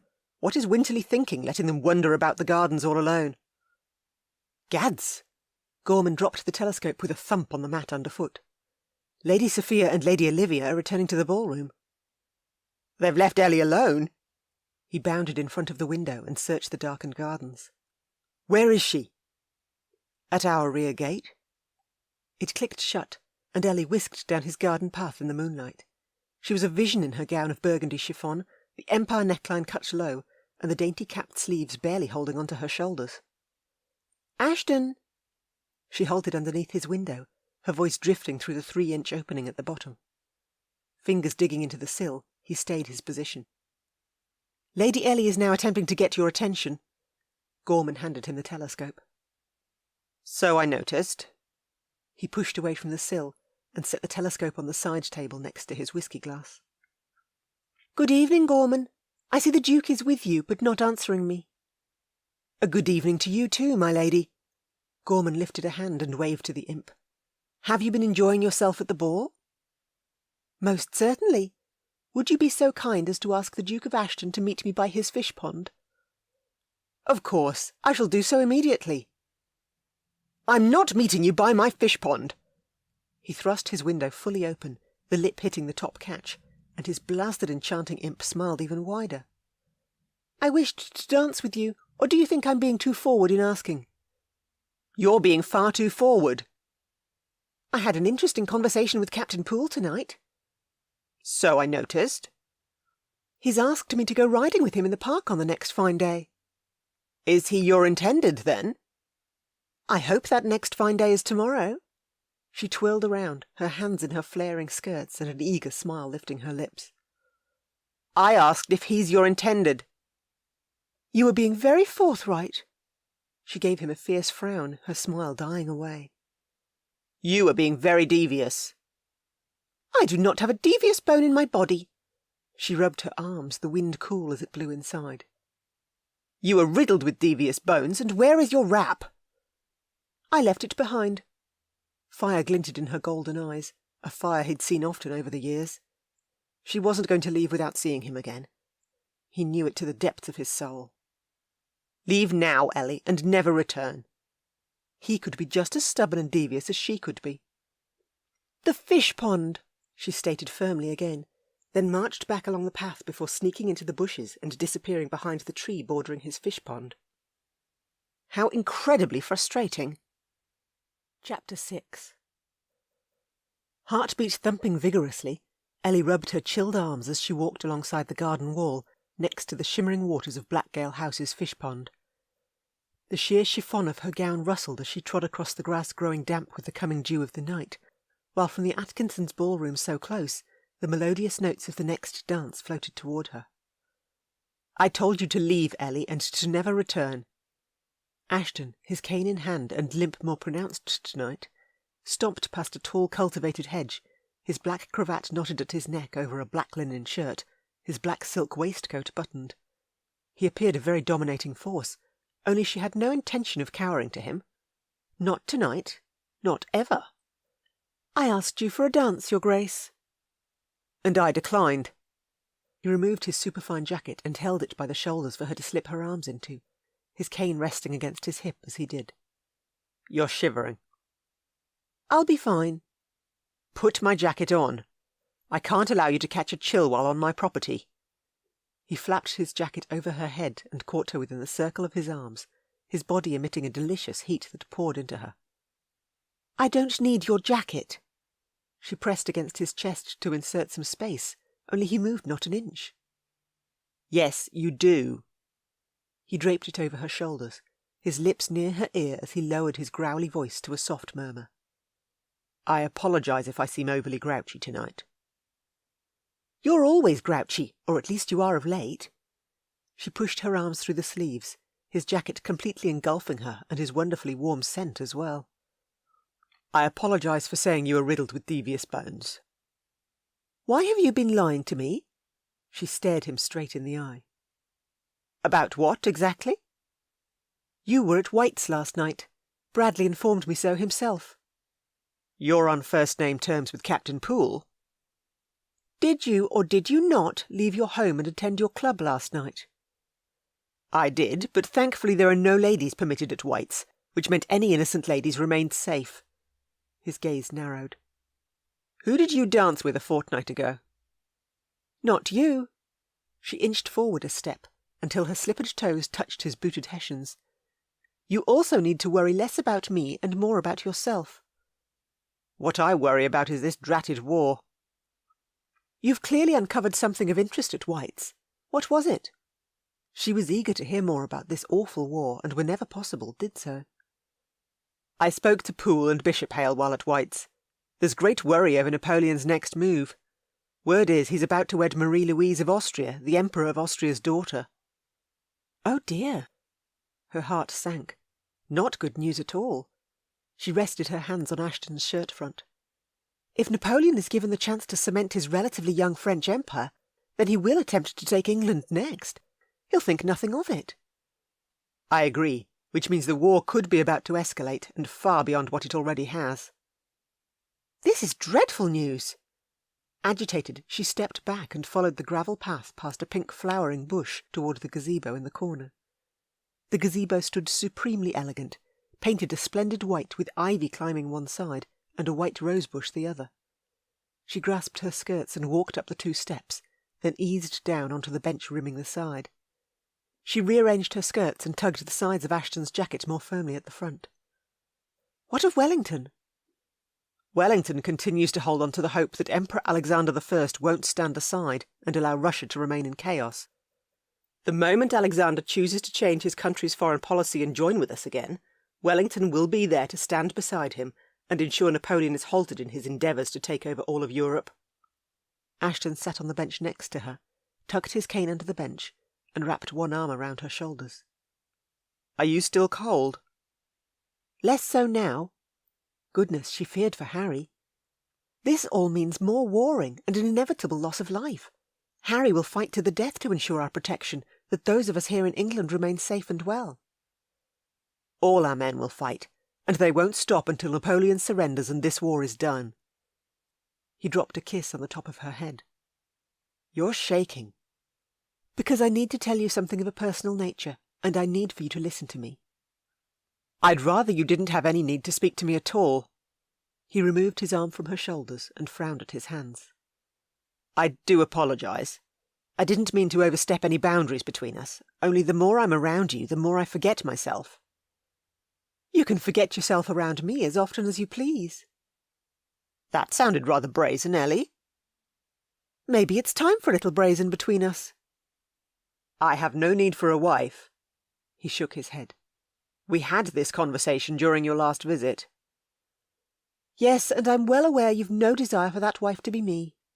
She tried to give him her most condescending look, only she lightly failed, since he arched his brow in that way he did when he saw right through her. "I've taken mistresses in the past," he blurted, "and they satisfy any demands I have quite nicely." "Ashton!" Heat flared in her cheeks, and although she should remain quiet, she also couldn't help but appreciate Ashton's current honesty with her. "What I mean is, are all men who don't wish to take a wife inclined to feel that way? That they could simply take a mistress to satisfy their body's demands?" "No, not all men feel that way." His gaze narrowed, the piercing blue darkening to a midnight shade. "I've kissed only 2 men," she blurted this time. "Who? Wait." He held up a hand. "No, don't tell me." "I would have only kissed 1 man, other than for the fact that I needed to know if the first man was any good at kissing, so I kissed the second man to be sure." "And your decision on those kisses?" "I truly didn't care for either of them. I thought kissing would be more enchanting, or at least leaving me with a desire for more than a single kiss, to wish for a second or a third with the same gentleman." "They obviously kissed you respectfully." "There are 2 ways to kiss someone?" "Yes, there certainly are." "How intriguing, although I can hardly ask a man to kiss me, without respect, so I might learn the difference." "How does Winterly deal with you?" He shook his head and blew out a long breath. "With great entertainment." She couldn't help her giggle. "Let me show you what a disrespectful kiss is, then." He held out his hand, then arched a brow. "Put your hand in mine, and I'll take that as a yes of your acceptance." "You'll truly kiss me? Disrespectfully?" She'd always wished for such a moment as this, and since this might be the only opportunity she ever had, she placed her gloved hand in his, and showed her ready acceptance with her actions. "You are far too trusting." "You would never hurt me." "Let's hope not." Gently he turned her hand over, and finger by finger, tugged on the soft silk until he'd removed her glove, then done, dropped it onto the bench beside him, and brought her palm to his mouth. With one warm and incredibly soft kiss against her skin, the midnight blue of his eyes twinkling bright, he asked, "Are you ready?" "Is there anything I need to do during this disrespectful kiss?" "No, not a thing." As the opening notes of a waltz floated toward them, he rose and drew her to her feet, then slowly, carefully, he pulled her into his arms. "I can't believe we're about to dance." "And kiss." "Yes, that too." She placed her gloved hand on his shoulder, her ungloved hand still held firm in his. Never had she ever danced this close to a gentleman before. 6 inches was the required etiquette, and there was less than 3 inches between them right now. You look dashing, as if you've dressed for this ball tonight, then chose to remain indoors. Since we're being honest, I was extremely tempted to come. He swept her around the inner circle of his gazebo, his hand firm on her waist and his limp barely noticeable. Did you have to dance? He cleared his gruff throat. With quite so many men tonight? Yes, but I much prefer dancing here with you right now. Her legs wobbled. Was Ashton truly going to kiss her? Perhaps he was simply testing her, to see if she really did have a suitor she intended on eloping with. If he was, then she'd have to take great care. There's an allure to a disrespectful kiss. Do you want to know what it is? He leaned in closer, his breath whispering across her lips. Tell me. She sucked in a breath, her heartbeat thundering in her ears. It's called the danger that awaits with the conclusion of that kiss. Does one simply stop, or does one continue with the second disrespectful kiss? Chapter 7. Ashton barely held his restraint in check. From the second he'd stepped inside the gazebo with Ellie, he'd known he'd be holding her in his arms before he could allow her to leave. She'd captivated him tonight, as well as sent every sound and reasonable thought disappearing right from his head. "Are you ready?" he asked her, far beyond ready himself. "I am." She swiped her tongue across her lips and dampened them in a way a woman did right before she wished to be kissed, and her golden eyes, they shimmered all bright and beautiful, her hand trembling in his. "Please, Ashton, kiss me." Never had he felt so alive as he did in this moment. Over the years, he'd taken the odd mistress or casual lover whenever possible, women who'd always held golden tresses and pouty lips, only not one of his lovers had ever been her, Lady Ellie Marie Trentbury. Never would they be, either. He lowered his head, and unable to hold back a second longer, covered her mouth with his and kissed her, just as he'd always wished to kiss her. He licked across the seam of her lips, and when she gasped, he delved deeper. "Come closer," he murmured against her lips. "We're already quite close." Although she arched her back, her breath mingling so sweetly with his. "That's perfect." Gently, he sucked on her indecently full lower lip, then kissed her deeper. "Oh, my!" She dug her fingers into his shoulders. "I can't believe we're kissing." "Neither can I." "Ashton?" Her breathing escalated. "I feel so much." "Pierce." Her wide eyes searched his. "That's your first name?" "Yes, Pierce Luke Blackgale." Harry was the only other who knew it, particularly since he'd come into his title early in life and had always been known as Ashton. She smiled and firmed her grip on his shoulders. "Would you please kiss me again, Pierce?" "For as long as you desire." "That could be for a while. I'm quite enjoying this disrespectful kiss." "So am I." He took her mouth again and kissed her deeply, and in return she threw herself into their kiss with the same fierce ardour that took him. This was heaven, glorious heaven. She murmured. "This kind of kissing could get quite addictive." He growled, rough and low. Disrespectful kisses can also get quickly out of hand. "So I see. Tell me this is real." "This is real." He held her close, kissed her sweetly. "This is exactly why Winterly should be keeping a closer eye on you. I could be any man about to take advantage of you." "But you're not just any man." She swept her finger under his chin and kept his gaze on hers. Then ever so gently, she smiled. "I never knew this kind of kissing existed." He couldn't help but smile too, although he let it die quickly away. "Ellie, it would pay for you to never ask me for a disrespectful kiss again. Not unless I have the right to give it to you, which I never will. You are an innocent lady, and I've no intention of taking advantage of you." "Then what would you call me for kissing you just as intently in return?" "You are still an innocent lady." He kept his voice firm as he motioned to the Atkinsons' rear gardens. "You should return to your brother, immediately, and without any further diversion." Yes, I should." She dipped her gaze to the ground, but remained right where she was. After several seconds had passed, she lifted her gaze back to his. I would dearly love it if you paid a call on me. That isn't happening. Bessie lay it out straight. You'll never be my wife. So nothing has changed between us after we kissed? No, I still prefer my self-exile. She went quiet again, her gaze this time moving to the fish pond rippling with moonlight only a few feet away. A good minute passed, then 2, before she slowly faced him again. You are a contradiction. You kiss me, tell me your first name, then demand I stay away, and all in the name of your self-exile. You are about to elope with another man, in case you've forgotten, unless you spoke a mistruth to me. Is that what's happened? Truthfully? She breathed deep, her eyes a soulful golden hue. Sophia and Olivia will one day wish to wed, and Sophia truly is smitten with James Hargrove. Winterly has also told me that I have too much love to give, and would never be content as a spinster.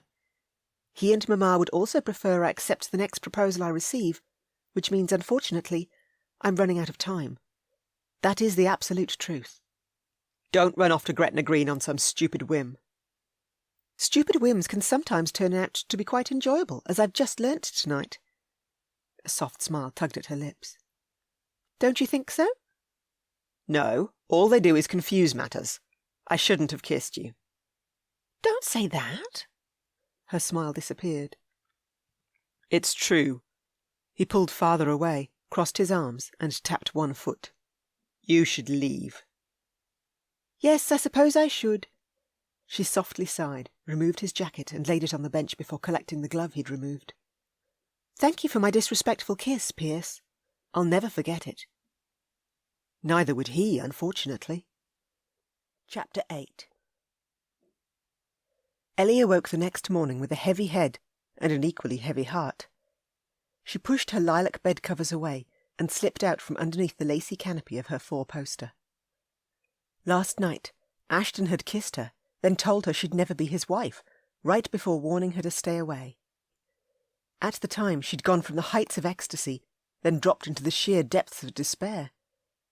Goodness, but she had adored his kisses, had desperately wanted even more, but his words had made the ultimate sense. Stupid whims could confuse matters, particularly when all she now desired was him, and he didn't desire her at all. How unfortunate, yet also it was now her reality which she needed to accept. Friends they would always be, never anything more. "Good morning, m'lady." Penny entered with a large vase of overflowing flowers, a radiance of classic pink roses, fragrant lilies, cerise germani, and a white spray of chrysanthemums. Her maid set the vase on the nightstand, plucked a sealed card from within the fragrant blooms, and handed it to her. "These just arrived for you." "Oh my, how lovely!" Could these be from Ashton? Had he possibly changed his mind and sent this peace offering in apology? Her fingers shook as she studied the wax seal. The emblem emblazoned upon it wasn't from Ashton's ring, but instead from the house of Bishophale. Captain Poole resided at Major Lord Bishophale's residence while at home on leave. She lifted the seal, unfolded the card, and read the elegantly written words.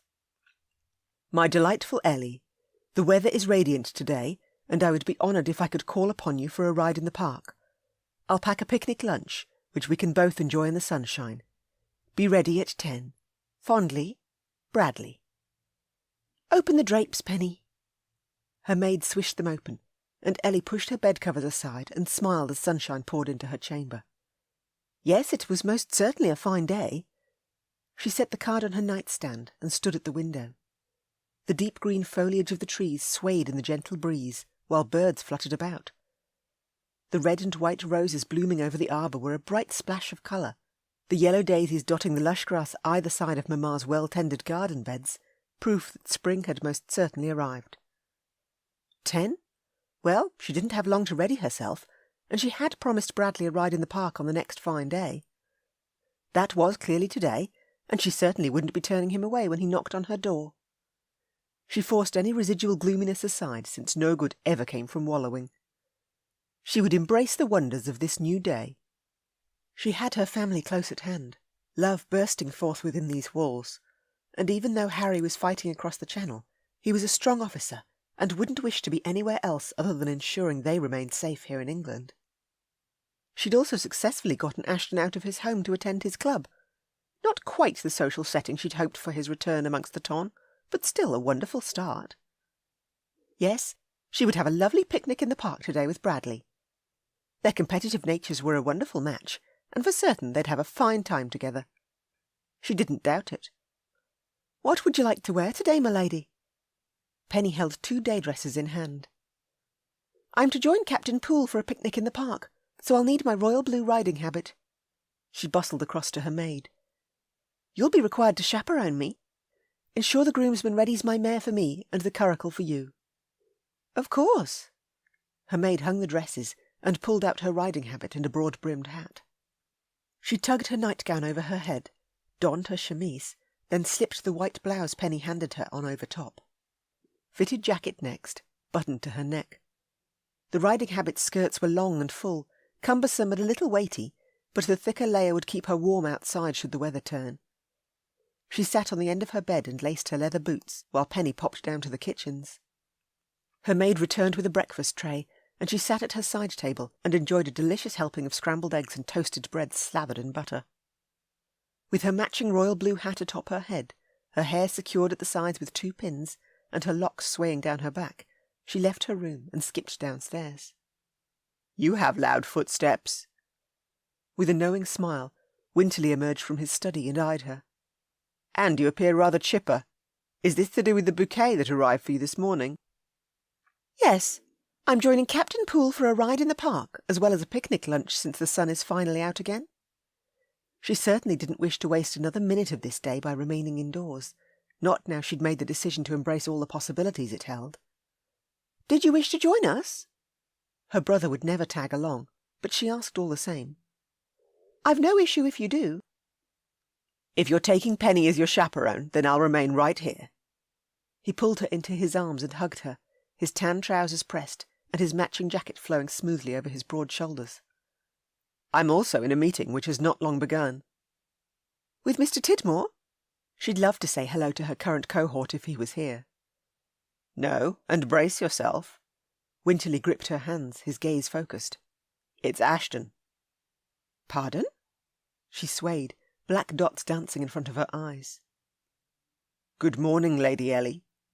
Cane in hand, Ashton stepped out of her brother's study, in buff breeches which moulded his strong thighs, his riding boots buckled an inch below his knees. Was the Duke of Ashton truly here, or was she simply imagining him? She stepped up to her vision of Ashton and gently laid one hand on his jacketed arm. Definite warmth penetrated through to her fingers. She stared at him, unable to look anywhere else. "Oh my, you're truly real. Has Mamma seen you?" "You didn't hear her piercing screech an hour ago?" A teasing smile shone in his eyes. He wanted to be here, had been enjoying his visit with her brother thus far. That was clear to see. "No, and if she hears you speak about her like that, she'll clap your ears whether you're a duke or not." "I'd expect naught less from her." Winterly chuckled and tweaked her nose. "I'd wondered if we'd been invaded by the French when I entered the foyer earlier and discovered it was merely Ashton's arrival that had caused Mamma to cry." "Where is she now?" "With Sophia and Olivia.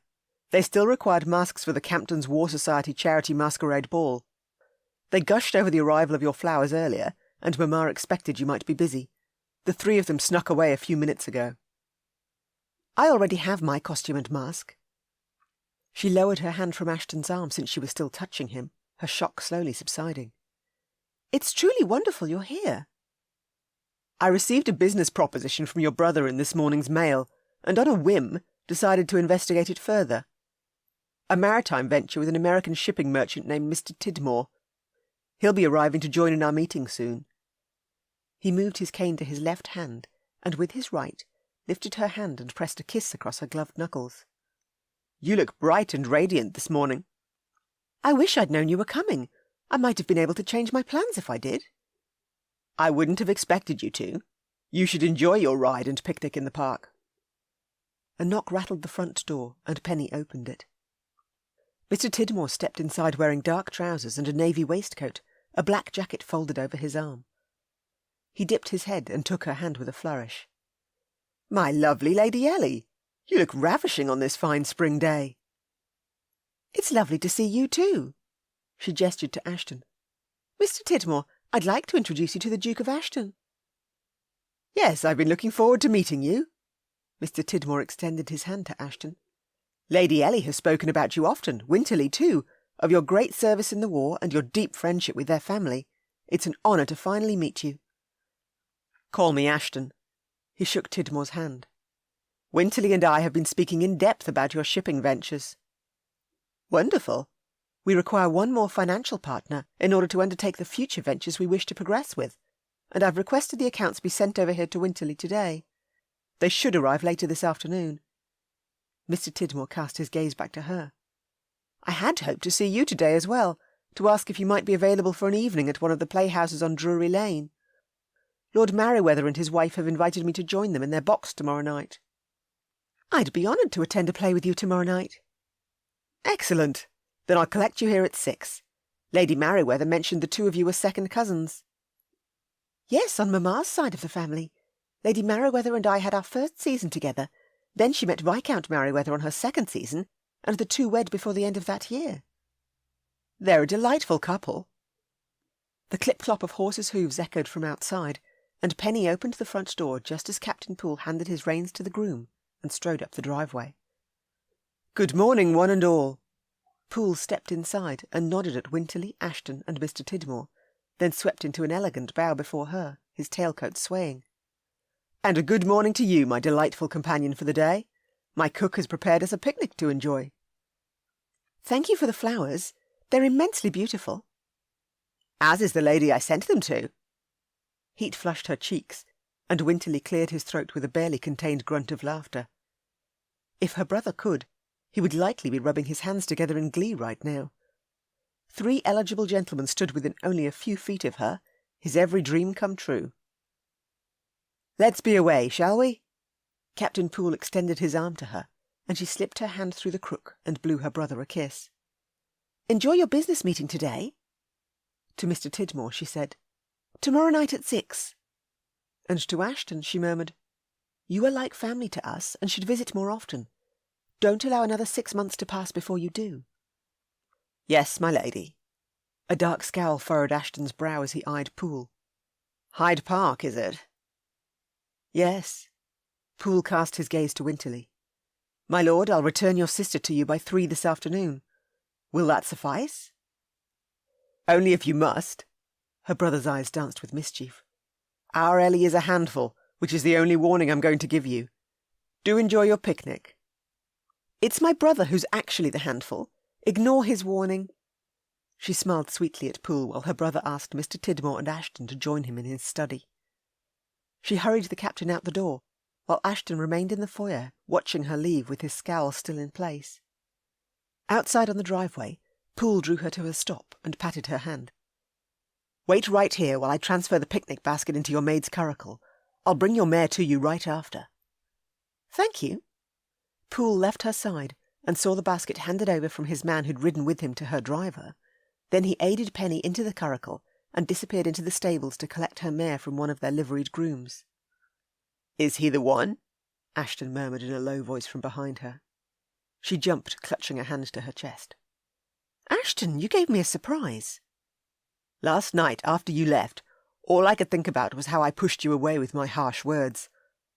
I apologize profusely, Ellie." Sadness haunted his blue eyes. "Will you forgive me?" "Yes, absolutely." Mamma had taught her to never hold a grudge, and Ashton was Harry's best friend, a man she considered a friend too. That's if a lady were permitted male friends. "So I see Poole sent you flowers this morning, and Tidmore is to enjoy an evening out with you tomorrow night. You seem to have a number of suitors flittering about you." "There is only one suitor who matters." "Yes, the one you intend on eloping with." He gently touched his knuckles to her cheek, his sadness deepening as he drew them slowly away. "Enjoy your day, my sweet." "I shall. You enjoy yours too." "I would enjoy it more if I had you to gaze upon within Winterly's study, rather than your brother."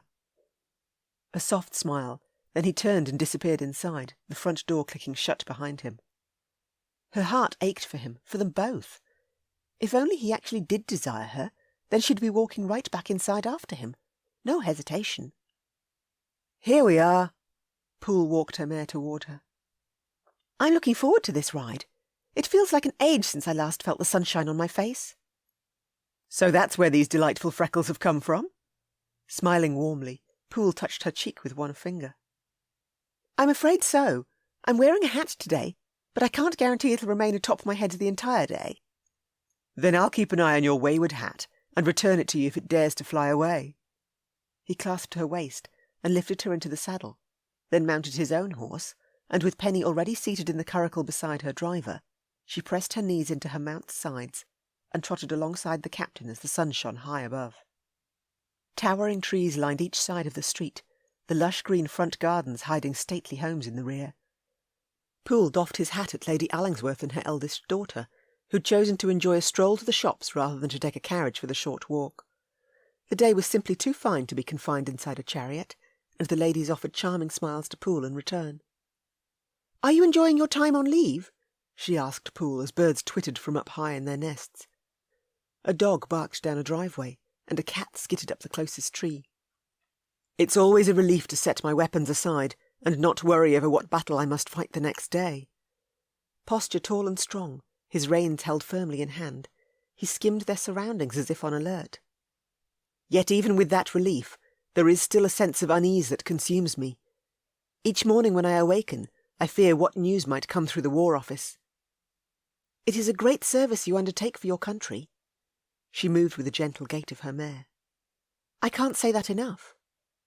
"My brother's betrothed said the same words to me this morning, which are touching to hear. You have my thanks for saying so as well." "Which of your brothers is now betrothed?" His eldest brother, Lord Major Bishopshale, had wed several years ago and had 2 young sons, although she was aware Bradley had 2 younger brothers, twins John and Geoffrey, born 2 years after him. "John is now engaged to the delightful Miss Sarah Shepherd. He's actually riding to Dover tomorrow to take some papers for Lieutenant Colonel Masters, so while he's away, I've promised to escort my future sister-in-law about town." "That is wonderful of you."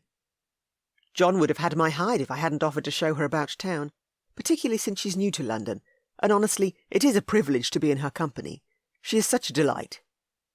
They broke free of the cover of trees lining the busy street, and the sun glimmered across her companion's golden hair under the brim of his hat, his locks cropped short as many of the officers preferred.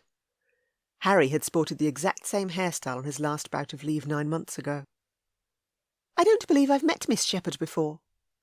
Her name didn't ring any bells. "You possibly wouldn't have. Her family lived farther to the north, Nottingham to be exact."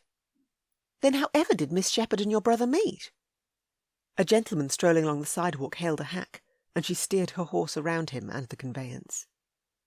"John was passing through Nottingham a few months ago, and when he fell ill he sought shelter at an inn, one Miss Shepherd's father was called to tend him at. Mr. Shepherd is a physician, and his daughter is his rather skilled aide. I can only say Miss Shepherd nursed John through a severe fever, and afterward, well, it was love at first sight. She is now a guest at Bishopshale House, enjoying the season before it ends." "Hopefully I'll get the chance to meet her while she's in town, then." "I'll make certain that happens." "I'll hold you to that." She breathed deep as they rode along the busier streets, and the welcome sounds of the town surrounded her. Another mile or 2 later, they passed underneath one of the 3-carriage entrance archways and entered the park. The long length of the Serpentine weaved through hundreds of acres of royal parkland, this place a popular gathering ground, and her fingers itched to give her horse its head, to enjoy a faster pace with the wind rushing through her hair, just as it usually did when she rode at Winterley Manor in the country.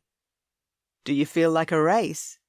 Poole smiled knowingly at her, as if he too wished to let loose and ride like the wind. "Yes, I'd love a race." "To the lake's edge, then, where the large oak sits," he instructed her. "Do you know the spot?" "Yes, of course." "Excellent." He cast a glance over his shoulder and shouted the same instructions to the driver, that they were to race to the lake and to follow them as they were able.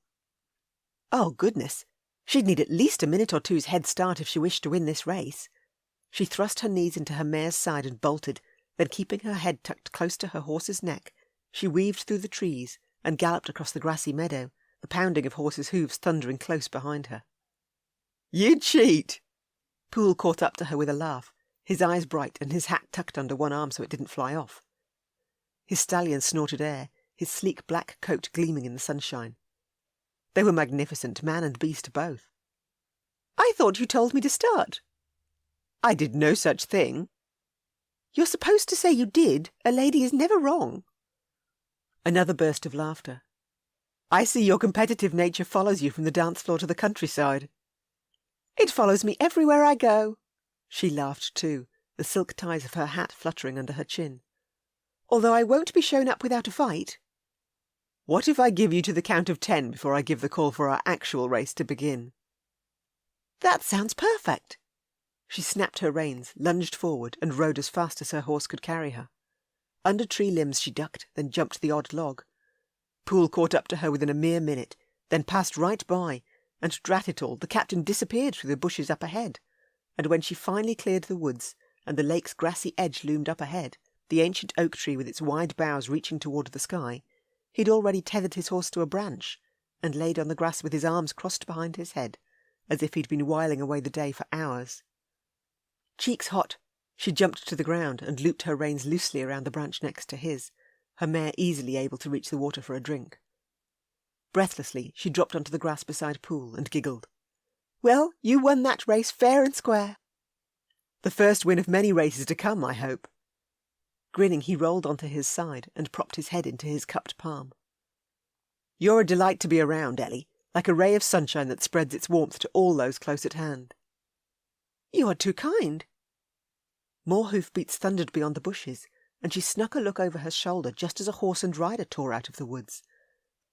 The big black beast a thoroughbred for certain, the rider holding a sleek mane of dark shoulder-length hair and a white shirt billowing in the breeze. The rider's piercing blue gaze captured hers, and her heartbeat pounded. "Oh, my!" "Well, well," a nostalgic smile from the captain. "It appears the Duke of Ashton is no longer in self-exile." "Yes, and it's wonderful to see." She wanted to clap and shout her excitement. "It also appears we're about to be interrupted." "It does. I'll go and ask Ashton if he wishes to join us, particularly since it appears that's his current intention." Poole rose and ambled across to Ashton, then shook his hand and gestured for the Duke to join them. Ashton looped his reins around a branch as she and Poole had done, then he unstrapped his cane and limped across. Standing over her, he pulled his riding gloves off, pocketed them, and eyed her speculatively. "It's such a beautiful day that I decided to take a ride in the park. I wasn't sure I'd even come across you and Poole, what with the hundreds of acres where you could have hidden." "We're not hiding." "You're without a chaperone." "Penny won't be far away, and we indulged in a race, which is why I'm currently without her." The clatter of the curricle's wheels over the uneven ground echoed through the trees. "See, there she is." "I'll fetch the blanket and basket I brought." Poole strode across the thick grass and disappeared beyond the bushes. "Ellie?" Ashton lowered to a crouch, set his cane on the ground next to her, and gently tucked a loose lock of her hair behind her ear, his gaze locked tight with hers. "Yes?" He gulped, his throat working and worry flickering in his eyes. "Is something wrong?" "No, but you have the most adorable ears, and the most adorable nose, too. Have I ever told you that?" "No." Her belly fluttered, although she sternly told herself not to let his words mean anything more than what they were. "You've the most beguiling golden eyes, and pouty lips as well." "Oh." Perhaps he did mean more. "Don't go to the playhouse with Mr. Tidmore, or out on another ride with Poole." A firm look in his eyes. "Is there a reason why I shouldn't, Your Grace?" "Pierce." His gaze narrowed. "Say my name. I love it when you do, particularly all breathy and with need blazing in your eyes." "I've never said your name in such a way." "Yes, you have. In my rear gardens near the fish pond, within my gazebo under a moonlit sky. We danced. We kissed. You called me Pierce, and I wanted more time with you, but couldn't take it." He traced a finger over her lower lip.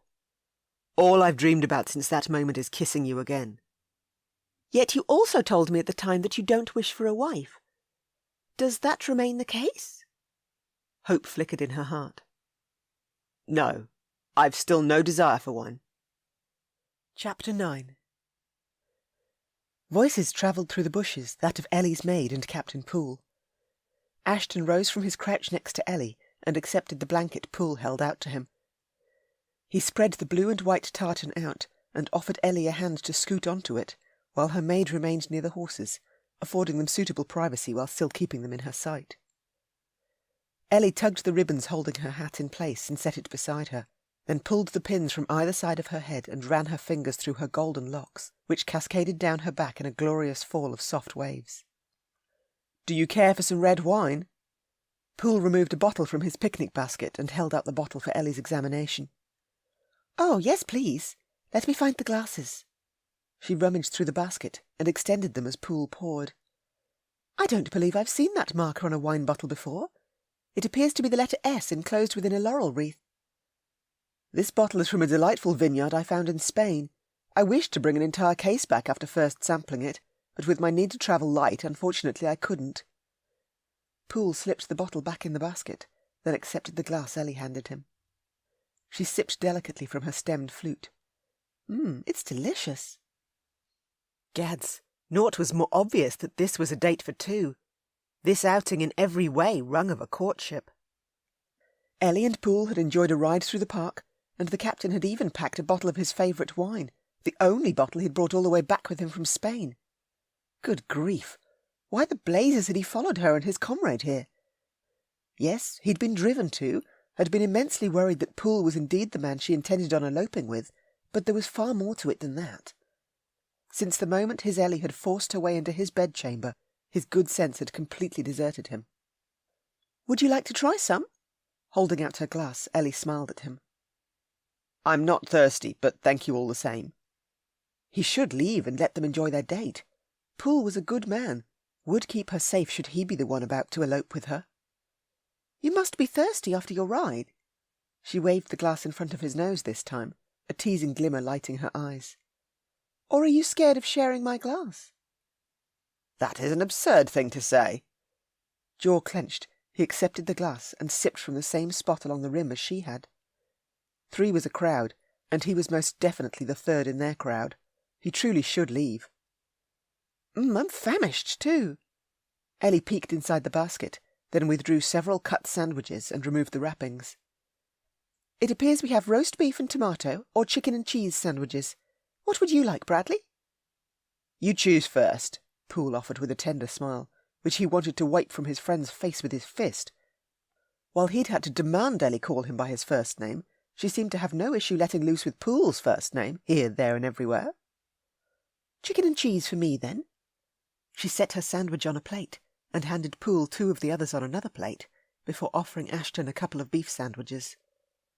"Don't tell me you're not hungry." He didn't, but instead muttered, "Thank you."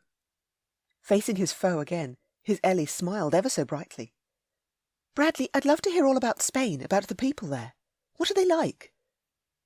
"They're resilient and strong, and even though their battle against Napoleon isn't done, they'll never allow the Corsican to take their country."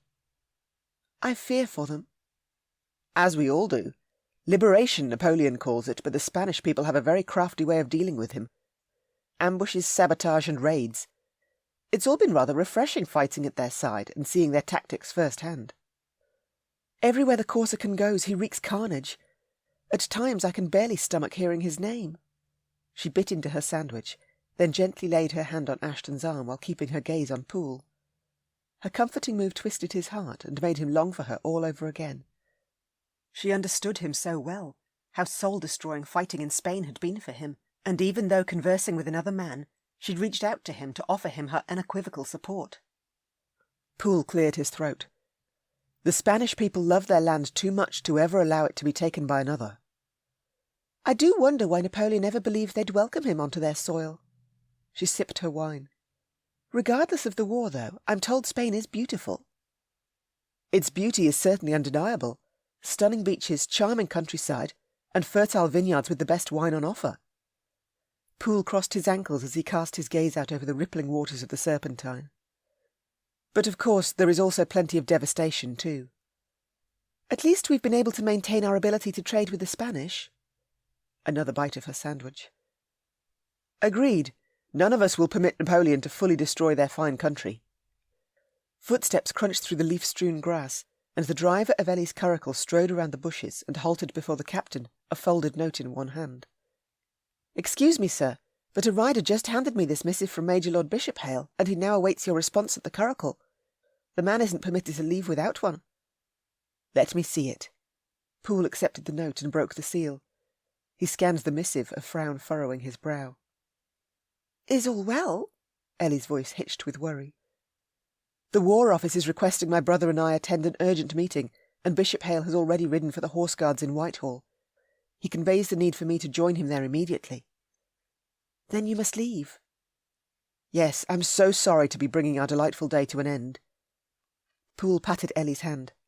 "I can see you safely home first, have no fear there." "You'll have to ride out of your way to take me home." "No, I shall simply hold you up. I can make my own way home. My maid and driver will see me safely back." "I can see the lady home if you wish." Ashton would never allow Ellie to make her own way home, whether Poole conceded his agreement or not. "You have my thanks, Ashton. I shall most certainly take you up on that offer." Poole rose to his feet, bowed curtly over Ellie. "I shall make this up to you. I give you my word I will." "Think nothing of it." "Finish the wine. There is no need for it to go to waste. I pray you will enjoy your day." "Ride safely." "I shall." Poole loped across to his horse, mounted, and with a wave charged through the woods. "I hope all is well at the War Office." Ellie gripped his arm. "What would cause his brother to send such an urgent message to him?" "There could be a number of reasons, but don't fear over what they might be. Bishop-Hale and Poole will have things in hand. They are well versed in this war." "Yes, I know you're right, but I've always been such a worrywart." She went quiet, very quiet, which was most unlike his Ellie. "I truly shall see you safely home, and if you want to leave now, simply say so and we can be on our way." "No, I'd rather sit here and enjoy this fine day." Her frown receded, and she pulled away and busied herself riffling through the basket once more. "Oh, look at this! We have apricots." "I love apricots." "I'll feed you." Smiling, she held one to his lips. "Open your mouth." "I'm not 5. I can feed myself, thank you very much." "Of course you can, but will that be any fun?" She arched a challenging brow. "I insist." "I detest it when you insist." Still he opened his mouth, and when she popped the apricot between his lips, he snapped his mouth over both the fruit and her fingers. She giggled. "You can be so playful at times. I'd forgotten that." "You can be too trusting." "Do you remember that day when I followed you and Harry back to Blackgale Park, and you and my brother raided the apricot tree?" "Harry and I filled a large pail each, then took our haul down to the stream. We ate until our bellies bulged." That day would forever be etched in his memory. "Yes, and you and Harry both looked quite ill afterward." "Harry said I couldn't eat as many apricots as him.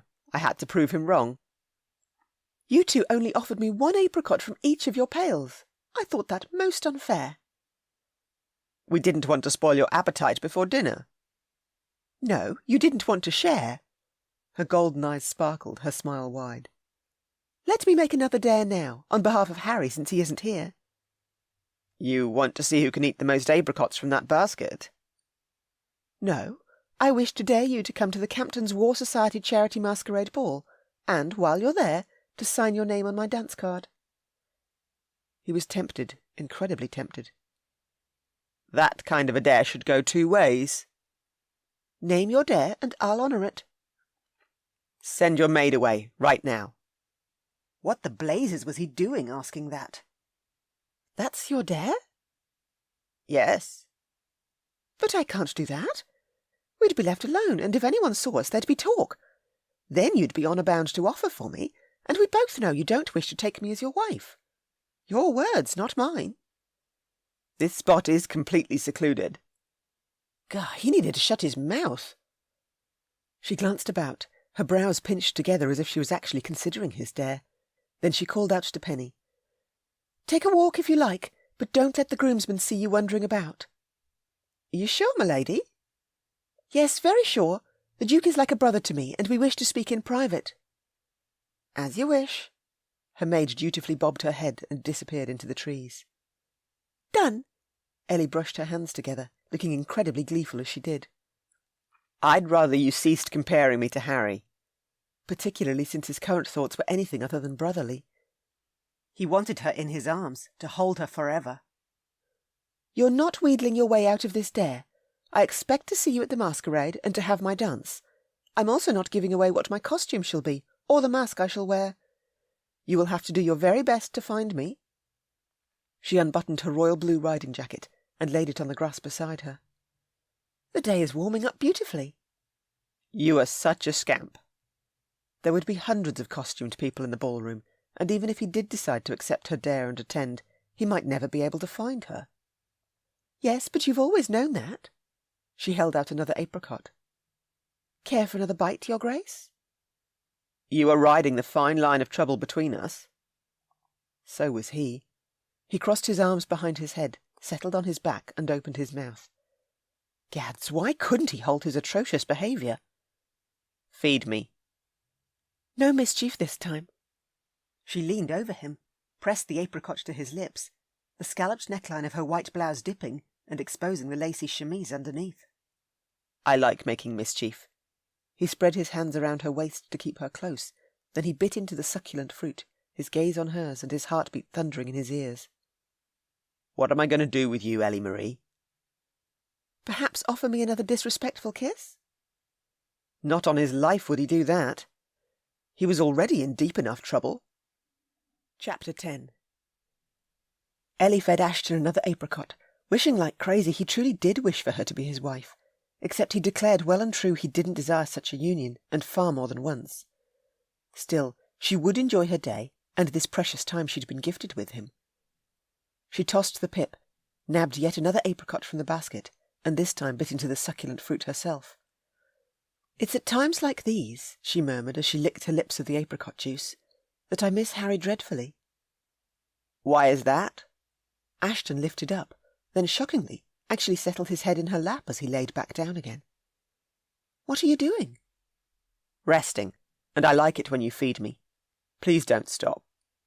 He caught her hand and drew the apricot she'd bitten into down to his mouth. Another bite, another naughty grin, then he released her hand and closed his eyes. With a yawn he stretched and made himself even more comfortable, his hair lifting in the gentle breeze and fluttering against her royal blue skirts. "Tell me why you miss Harry." "Whenever you and I have been together in the past, so has Harry." "Yes, I agree. Your lap is extremely comfortable, by the way." "You're fortunate I sent my maid away. She would be flabbergasted by your current behaviour."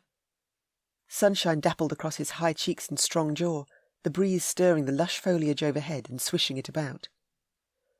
The water of the Serpentine rippled and lapped into shore, the grassy bank so close that if she wiggled a toe, she might even be able to reach the water's edge with it, or if she wiggled and bent over, she might be able to touch her lips to Ashton's, and not fleetingly either. No, she still wished to kiss him as disrespectfully as he'd kissed her in his garden, and she doubted she'd ever not wish to. Gently she ran her fingers through Ashton's dark locks and tidied them. So silky soft, the length reaching his shoulders, wild and free, just as the man currently was. "My suitor isn't Captain Poole." A soft admission. She couldn't help but make it. "Then why accept Poole's invitation for a day out?" "So you won't guess who my true beau is." "Blast it all, Ellie!" He thumped the ground, rose swiftly, and tipped her onto her back on the blanket. His eyes glittered as bright as sapphires as he slid his fingers around her nape, then drew her mouth closer to his. "Are you going to kiss me again?" "No." With a low growl, he brushed a kiss across her forehead instead of her lips. "Pierce?" She wrapped her arms around his neck and clung to him. "Life isn't meant to be lived behind four walls." "I'm well aware." He guided her mouth to his, then kissed her, his breath whispering softly across her tongue in a teasing caress she completely adored. "I love it when you kiss me," she murmured against his lips. "I shouldn't be kissing you." He caressed her sides, keeping her close. "Say yes to another kiss." "Yes." Butterflies took flight in her belly, his warm breath fanning her lips. Slowly he brushed his mouth over hers, his lips so achingly soft as he joined them together a second time. She nibbled on his lips in return, and he groaned deep and throaty before capturing her mouth and offering her a wicked kiss she'd never forget. "One more kiss," she demanded as he pulled back an inch. "No, we've kissed too much as it is, and this is dangerous territory we're headed into. I followed you to make certain Poole didn't ravish you, and now here I am doing exactly that. No more." "Of course. You're right." Although she wished he wasn't. Chapter 11. Frustration pummeled through Ashton. He'd kissed Ellie yet again, and truly shouldn't have. A diversion was needed, and fast.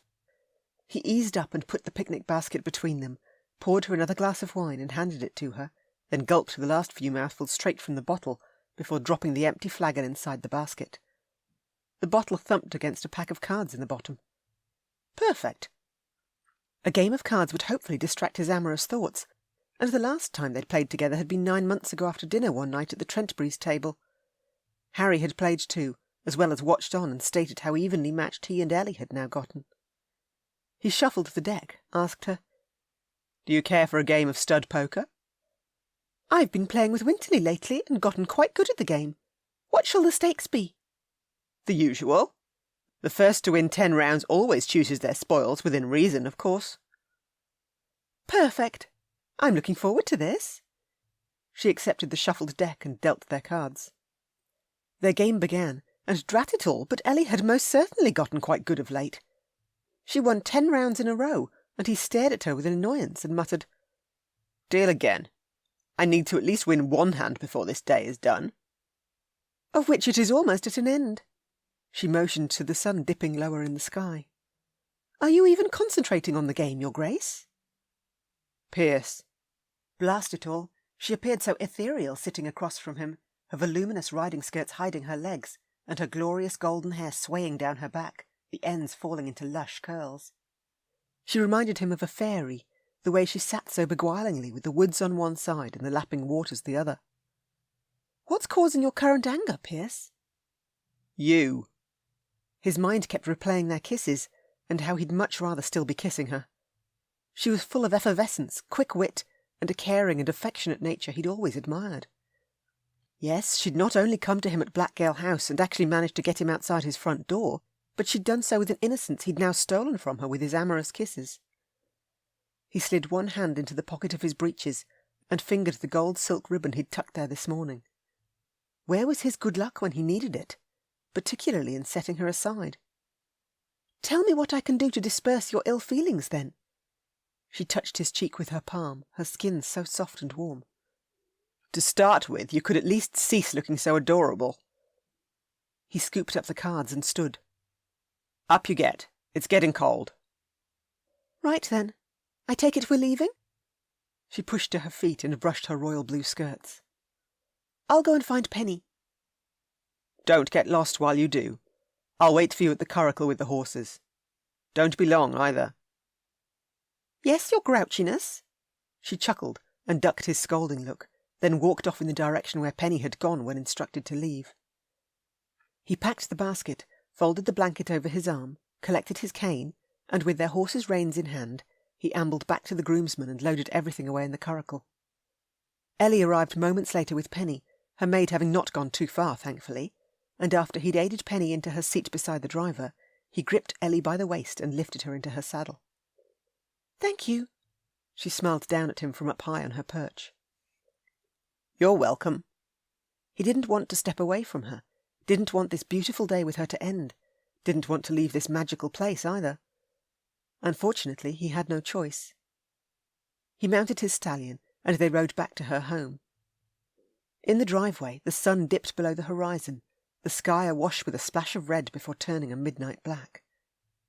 He bounded down from his horse, came around to Ellie and swung her down beside him.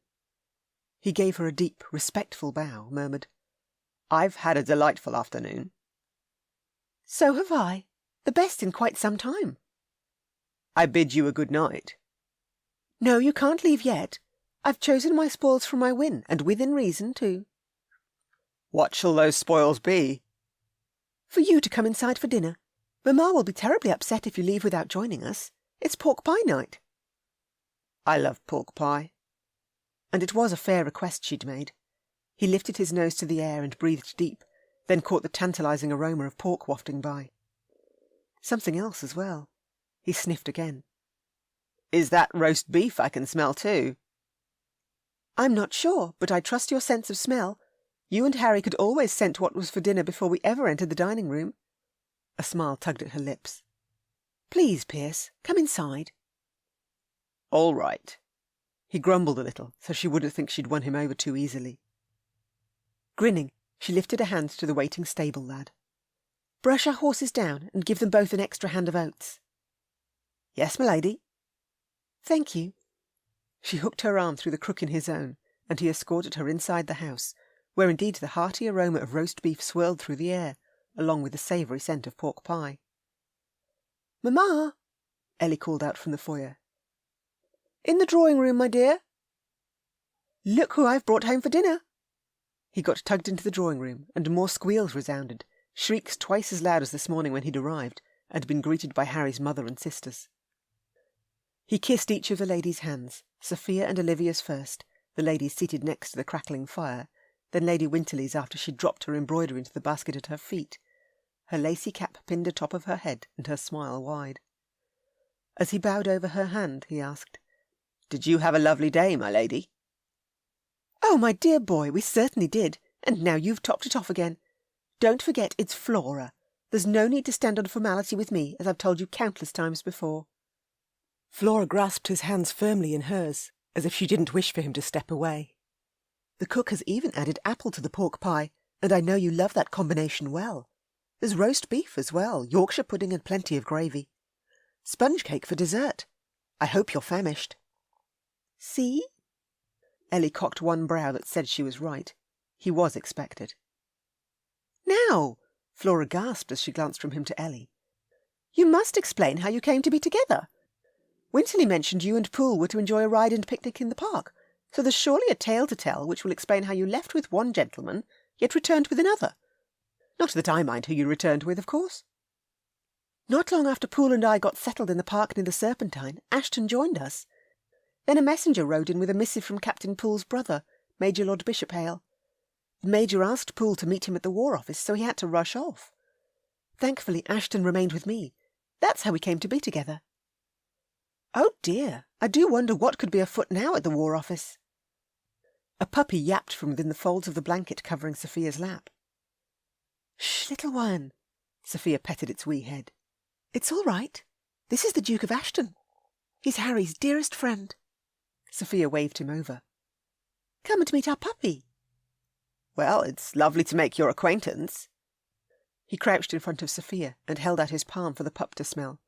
He got a wet lick as his reward, the puppy jumping on Sophia's skirted legs, its black and white ears flopping about, the rest of his wee body a glorious patchwork of the same two colours.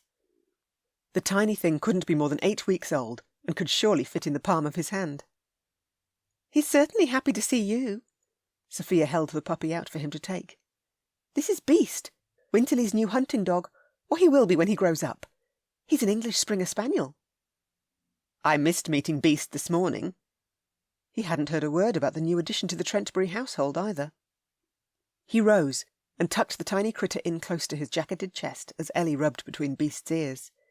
She dipped in and touched her nose to the pup's nose, her cheek brushing his chest and making him hunger for more of her affection too. "Where do you keep him?" he asked Ellie. "He sleeps in Harry's room at night." She nuzzled the puppy some more, her golden locks lit an even more brilliant golden hue by the firelight. "We keep a padded basket right beside Harry's bed, so that when Harry next returns on leave, Beast will already be aware of his scent." "Are you saying Harry's a smelly chap?" "No, not at all." She giggled, her face flushing so delightfully. "You are so naughty." "Not nearly as naughty as you." She gasped, her face flushing even further. At Lady Winterly's laugh and her sister's chuckles, Ellie shook her head at them. "That's what I mean by naughty, making outrageous comments like that. Ignore him. I am never naughty, and you're all well aware of it." "You're the naughtiest of all my children." Flora patted her chest as her laughter slowly subsided. "Mamma, if I have a touch of naughtiness within me, then it comes directly from you." She kissed her mamma's cheek, Sophia and Olivia's too, then wandered to the grand piano underneath the wide window framed with blue and silver drapes, which overlooked the rear gardens. Ellie sat on the polished wooden bench seat and tapped a few keys. She warmed up, then asked everyone, "What would you all like to hear while we await the maid's call for dinner?" "Something naughty!" Olivia laughed and laughed, her blonde locks bouncing about her sweet cherub face, and her pure white gown shimmering from the corner lamp. With only a year separating each of these sisters, Flora had certainly had her hands full. Winterly, too, once he'd taken his late father's title and leading place in their household. 3 husbands would be needed before too long, 3 men who enjoyed the closeness of this family's familiar bonds. "You are as naughty as the Duke," Ellie tisked Olivia. "Good evening, everyone." Winterly strode in with Tidmore 1 step behind him, then Harry's eldest brother clasped him on the shoulder. "I heard the shrieks again and knew you must have arrived. Excellent, and I see you've now met Beast." "I have." He secured Beast closer to his chest as he shook Mr. Tidmore's hand. "Good to see you again." "You as well." Tidmore straightened the hem of his tailed black jacket.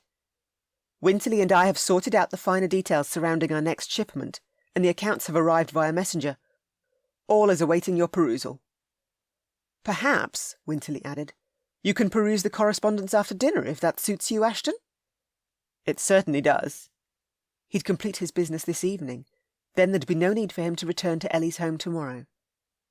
Yes, he could remain safely ensconced within his own 4 walls with no issue, returning to his self-exile as he longed to do. Gently, he stroked Beast between the ears. "Where did you come across this pup?" he asked Winterly. "Ellie actually found him sitting underneath one of the topiary trees in our garden last week, and yapping at the tree as if the tree were an intruder. Unfortunately, we've been unable to find who he might belong to, even sending Jeeves to knock on doors. Ellie insisted Beast would make a suitable hunting dog, and I'm in agreement, so we've kept him." "That would make this little fellow your 4th puppy?" He recalled Buster and Blue, 2 golden retrievers who'd always followed him and Harry about while hunting. Then had come Bear, a black retriever. "Is Bear still around?" "Yes, and in his dotage. He'll enjoy playing with this young fellow when we take Beast to Winterly Manor in the summer. Loads of wide-open fields for him to bound around in." "He'll get lost in all the tall grass if we don't keep an eye on him, though," Flora warned before strolling across to Ellie. Ellie cast her gaze to Tidmore and patted the bench beside her. "Shall we play a tune together?" "Absolutely." Tidmore strode across to Ellie and settled on the bench seat next to her. He ran his fingers over a few keys, then cleared his throat as he gazed into his Ellie's eyes. Such delight fluttered over Ellie's face, and a deep sense of unease curdled in Ashton's gut. Ellie had told him that Poole wasn't her suitor, so perhaps it was Tidmore? He gritted his teeth as Tidmore leaned in far too close to Ellie, particularly for his liking. "What about the piece by Mozart we've been practicing?" Tidmore asked her. "Sonata for 4 hands in D major K 381, if you'd like." "Yes, allegro first, then if you're content to continue, andante and allegro molto to finish." Ellie glanced at her mother. "Will there be time, Mamma?" "Of course, my dear. I'll turn the pages." Flora perched on a wooden-backed chair next to the couple. "I do so enjoy the piano sonata, and you 2 play so well together." "It's practice that perfects one's play." Ellie readied their piano music on the stand for Flora to turn. "How long have you been playing, Tidmore?" Still gritting his teeth, Ashton forced the words out as he eased into the seat Flora had vacated. Winterly strode to the hearth and added another log to the flames. "From my earliest years." "Yes, Mr. Tidmore's mother is a wonderful teacher." Ellie brushed her shoulder against Tidmore's as she settled her fingers into position. Then she asked the well-versed man, "Are you ready?" "Yes, on the count of 3. 1, 2, 3. Together, Ellie and Tidmore both dropped straight into the musical beauty of the sonata, and Ashton's heart dropped as well. Unfortunately, together, they stunned him with their passionate portrayal of Mozart's music.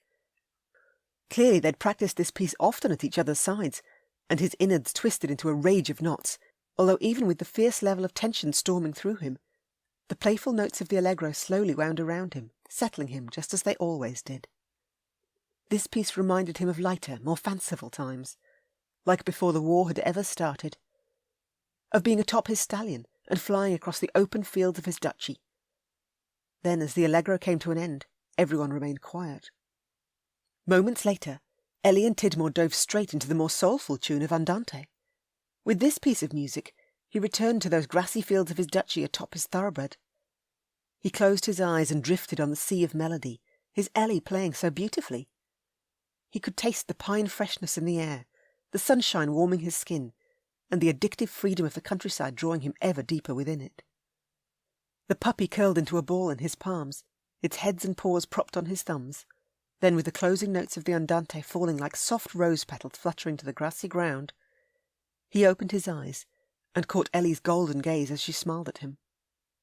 "Bravo," he whispered to her, although there was still so much more to come. She didn't disappoint either, his enchanting imp who'd followed him around since he was a lad. With her pouty lips raised and her bountiful charms on clear display, she dived straight into the allegro molto. Her fingers chased across the keys from her position on the right, then Tidmore joined in from her left before halting and allowing Ellie to continue, then both together again. They played the piece to sheer perfection before reaching the ultimate crescendo. He held his breath, the puppy no longer napping but his ears alert. Ellie and Tidmore both raced to the finish line, the last chord still ringing clear about the room as she and Tidmore stood and dipped their heads to everyone's applause. His too. He clapped with fierce abandon, the puppy yapping excitedly in his lap. He wanted to pull Ellie Marie into his arms and kiss her, to take her far away from Tidmore, who seemed incredibly pleased by their performance too. As he had every right to be. "Oh my! Nothing can surely top that performance now. You two are delightfully good together." Flora settled the music sheets into order after turning them so expertly during the playing. "Dinner is served." A maid bobbed her head at the doorway. "Thank you, Meg." Flora acknowledged the girl with a smile. "Let's all adjourn to the dining room." "Allow me to escort you."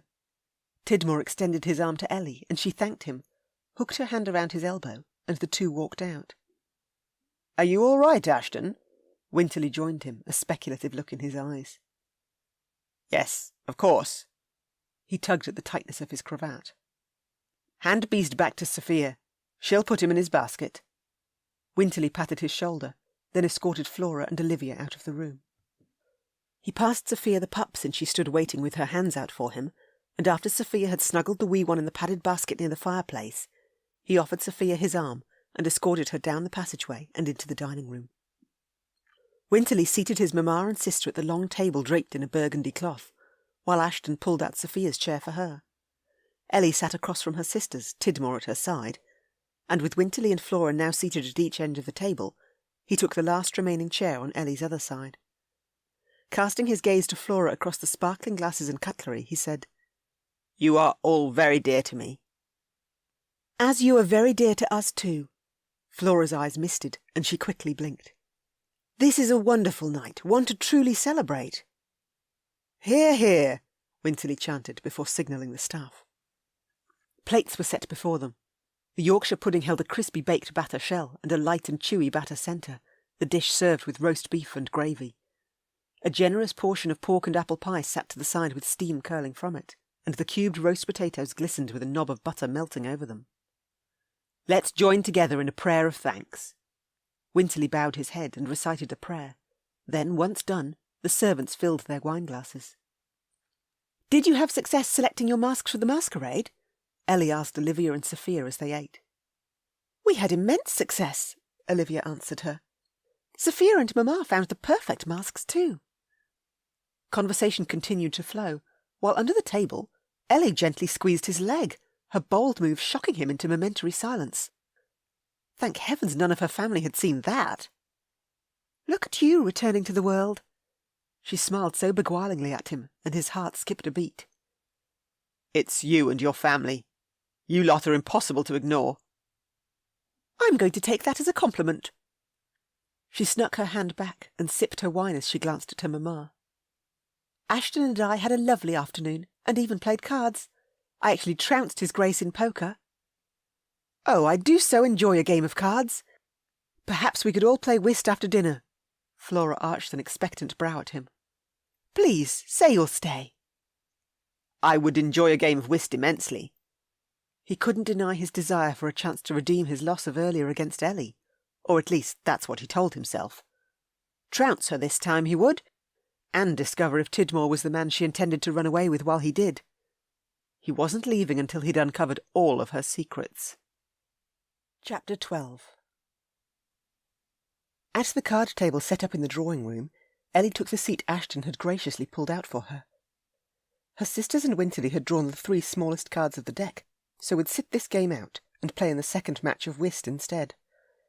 Sophia and Olivia sat on the blue brocade settee fawning over Beast, who kept trying to gnaw on their fingers, while Winterly poured port at the side table into glasses. Across from her, Ashton, her partner and dealer in this game as per the initial cards drawn, took his seat and handed the cards to Tidmore on his left to shuffle. Ashton accepted the cards back, asked Mamma on his right to cut the deck, then dealt all the cards out, one at a time, face down, until each of them had 13 cards, other than for him. The final card belonged to Ashton, and he left it turned face up near his cards, that card being the card denoting the suit of hearts as trumps. "This is a wonderful pairing." Mamma jiggled in her seat across from Tidmore, her partner. "We shall make a winning pair, Mr. Tidmore." "That we shall." Tidmore began the game for the first trick by leading with one of the cards in his hand, a king of diamonds. Ellie followed suit next with her 4 of diamonds, then Mamma added a 2 of the same suit, and Ashton, who was last, picked the face card up and slotted it into his hand of splayed cards before playing an ace of diamonds. "Well played."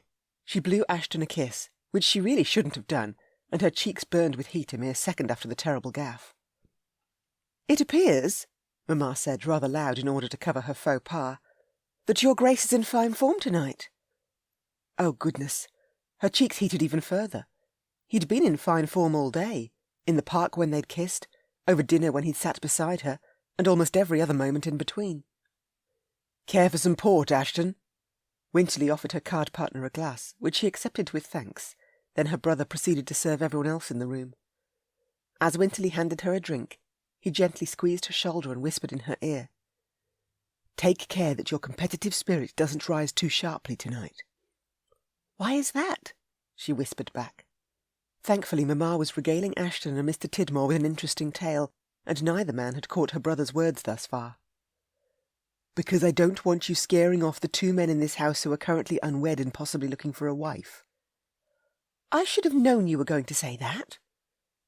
Yes, there were definitely 2 eligible men present here tonight, but one of them had no desire to take a wife. A certainty for sure. As their game resumed, she and Ashton took the second trick, then the third. Mamma and Tidmore claimed the 4th, 5th and 6th tricks, and after another 6 heart-racing rounds with 3 tricks claimed to each partnered pair, it all came down to the 13th and final card in their hands. "I fear I might chew my nails off." Sophia sat on the edge of the settee, eagerly watching their game. "I've never witnessed such a close match." Olivia, too, was near to toppling off the seat beside Sophia. "Neither have I." Ashton placed his card down first. An ace of hearts, a card no one could possibly beat. "Trumps," he murmured, with a wicked grin at her. "Oh, my!" she beamed. "Well done!" "Gads, we'll have to take the loss with good grace, Lady Winterly." Tidmore dropped his 4 of spades on top of Ashton's ace of hearts. "That we will, and we were so close, too." Mamma placed her 10 of hearts on the pile. "Show us what you had, Ellie, my dear." "I saved my best until last." She lowered her jack of hearts on top of Mamma's. "Drat it all! You would have trumped Tidmore and me too had Ashton been without the ace." Mamma rose and held out her chair for Sophia, while Tidmore held out his chair for her brother. Ellie offered Olivia her chair for the swap, then came around and touched Ashton's shoulder. "You remain and play another round since you won that last trick." "As you wish." He collected the cards and shuffled them, while Mamma sat on the settee and picked up her embroidery. Tidmore stepped in beside her, his voice low as he murmured, "Did our plan come to fruition?" "Yes." She cleared her throat, wishing to speak to him further in private. "I believe I need some fresh air," she said, loud enough for everyone to hear. "Then allow me to escort you for a walk," Tidmore grinned. "In the rear garden?" "Yes, that would be lovely." She looped her arm through the crook in his elbow. "Mamma?" I can see you from the window, dear. Go and take your walk. Mamma waved her off. Then let's be away. She wandered into the foyer, donned her riding habit jacket hooked on the stand where Penny had hung it for her earlier. Then as Mr. Tidmore opened the door, she walked through and wandered along the gravel pathway into the garden. Together they strolled underneath the arbour, white and red rose vines clinging to it. She halted and lifted her gaze to the moon shining so gloriously bright overhead, a million stars twinkling all about it. When I stand outside on such a beautiful, clear night as this, I can't help but wonder what it might be like to see the sky from elsewhere. The stars align differently depending on where one stands on this vast earth. Tidmore clasped his hands behind his back as he gazed at the stars, then at her. The moon highlighted his strong jaw and painted the ends of his black hair a midnight blue. If you truly do desire to see this night sky from elsewhere, I would be honoured to take you to those places across the seas. I've always longed to travel. My mother would adore listening to us play the piano together, my father as well. When will they next return to England for a visit? Usually in the summer, so they'll return soon. How wonderful! She smiled and snuck a look over her shoulder toward the drawing-room. Mamma watched them as she embroidered, her gaze dipping up and down from her stitching to the window. Ashton watched her avidly from the card table, and she waved, which for some reason made him scowl. She giggled and returned her attention to Tidmore. The Duke is beginning to open his heart again, and with him being here this night and remaining for dinner and such, I'm certain he's now made that first difficult step in returning to society, just as I wished for him to do. He is a very fortunate man to have such friends as you and your family, and I'm immensely glad that your brother and I have forged such a strong business partnership as well. I'm certainly looking forward to extending that partnership to the Duke. With the three of us pooling our abilities and funds together, we can expand the shipping fleet I manage, just as I've always desired to do. He cleared his throat. Tell me about the finer details surrounding your conversation with the Duke. In the end, I was forced to carry out the plan we hatched. I expected that was so. A slow nod. You don't mind that I did? She lowered her voice further, even though she didn't need to. They were alone, their conversation private. Of course not. I would never have suggested the elopement as an idea otherwise. Ashton still believes I intend on eloping, but I never disclosed with whom, so you are safe in that regard. In all honesty, I've no issue with Ashton learning it is me. Pardon? Her breath hitched. What I'm trying to say is that I believe your brother would approve of a marriage between us, even if it came by way of an elopement. Before dinner this evening, he spoke about his worry regarding Sophia, of Hargrove's decision to join the Hussars, which surprised me, since it is of such a deeply personal nature. Winterly would only ever speak of such private family matters with those he holds in great esteem. I would never disclose to another what he spoke of to me, other than with you, of course. He reached for a rose dangling from the arbour overtop her head and plucked it free. The white petals glowed an enchanting shade of gold in the moonlight. You and I have always been rather candid with each other, which is rather refreshing compared to my conversations with so many of the debutantes of London. You must also wed soon yourself, from what I understand from your brother. And even though we spoke of an elopement in order to draw the Duke of Ashton out of Blackgale House, I would love nothing more than for you to agree to an elopement in truth. You would? Her mouth dried completely out. Yes, I most certainly would. He laid the rose gently in his palm and held it out to her, his gaze firm on hers. Lady Ellie Trentbury, would you care to travel the world with me, to the Americas and beyond when I'm on board one of my ships? I can promise you we'll live here in England half the year. I would be greatly honoured if you would agree to be my wife. You're... She was lost for words. Never had she envisioned actually eloping with Tidmore, although if she did elope with him to Gretna Green, then Sophia could accept a proposal from Hargrove should he request her hand in marriage before he left for the front line. Goodness! Tidmore was certainly suitable, and she'd always enjoyed his company. They had a great deal in common, and he and her brother got along so very well. Mamma also approved of him, and Ashton... Well, he'd stated his intentions well and clear. There would never be a marriage between them. She drew in a deep, fortifying breath. You have an immensely generous and giving heart, Mr. Tidmore. Call me Thomas, and is that yes, Lady Ellie? You must call me Ellie, and She touched the rose in Thomas's hand and gently brushed one finger over a soft petal, her gaze on his. He had such kind eyes, a soft brown that emitted compassion, and so much more. I would need to warn you first of my headstrong and frivolous nature. Then I need to warn you as well. I have had no issue in the past telling a lady with golden eyes that she can elope with me, so that the Duke she wished to aid might tear himself out of his self-exile and rejoin society. He searched her gaze. I can see you hold Ashton in high regard, and one day I hope you shall also hold me in equally high regard. I'm certain I already do. Then, my dear Lady Ellie, if you care to elope with me in truth, we shall do so the night of the masquerade, while the ball is in full swing and no one will miss our departure. Just be sure to leave a note behind for your brother so he won't worry over where you've gone. Inform him that I shall take immense care of you, and that we shall return from Gretna Green once we've spoken our vows. He held the rose by the stem toward her. Will you accept this rose as a token of my affection? Yes. She could do naught less. Chapter 13. Deep in Ashton's gut, turmoil raged. He'd barely been able to sit still as he'd played cards, not while outside under the arbour abloom with white and red roses, his Ellie was conducting a rather intimate conversation with Mr. Tidmore. Blast the man! Unfortunately, he actually liked and respected the American shipping merchant. He was clearly an honourable man with a sound business mind, a partner Winterly had forged a close business relationship with, and a man he intended on fostering the same business relationship with too. But good grief, he truly didn't care for how close those two stood together under the moonlight. Obviously he was jealous. Even he could admit that annoying emotion had risen strongly within him. But she wasn't for him, could never be for him.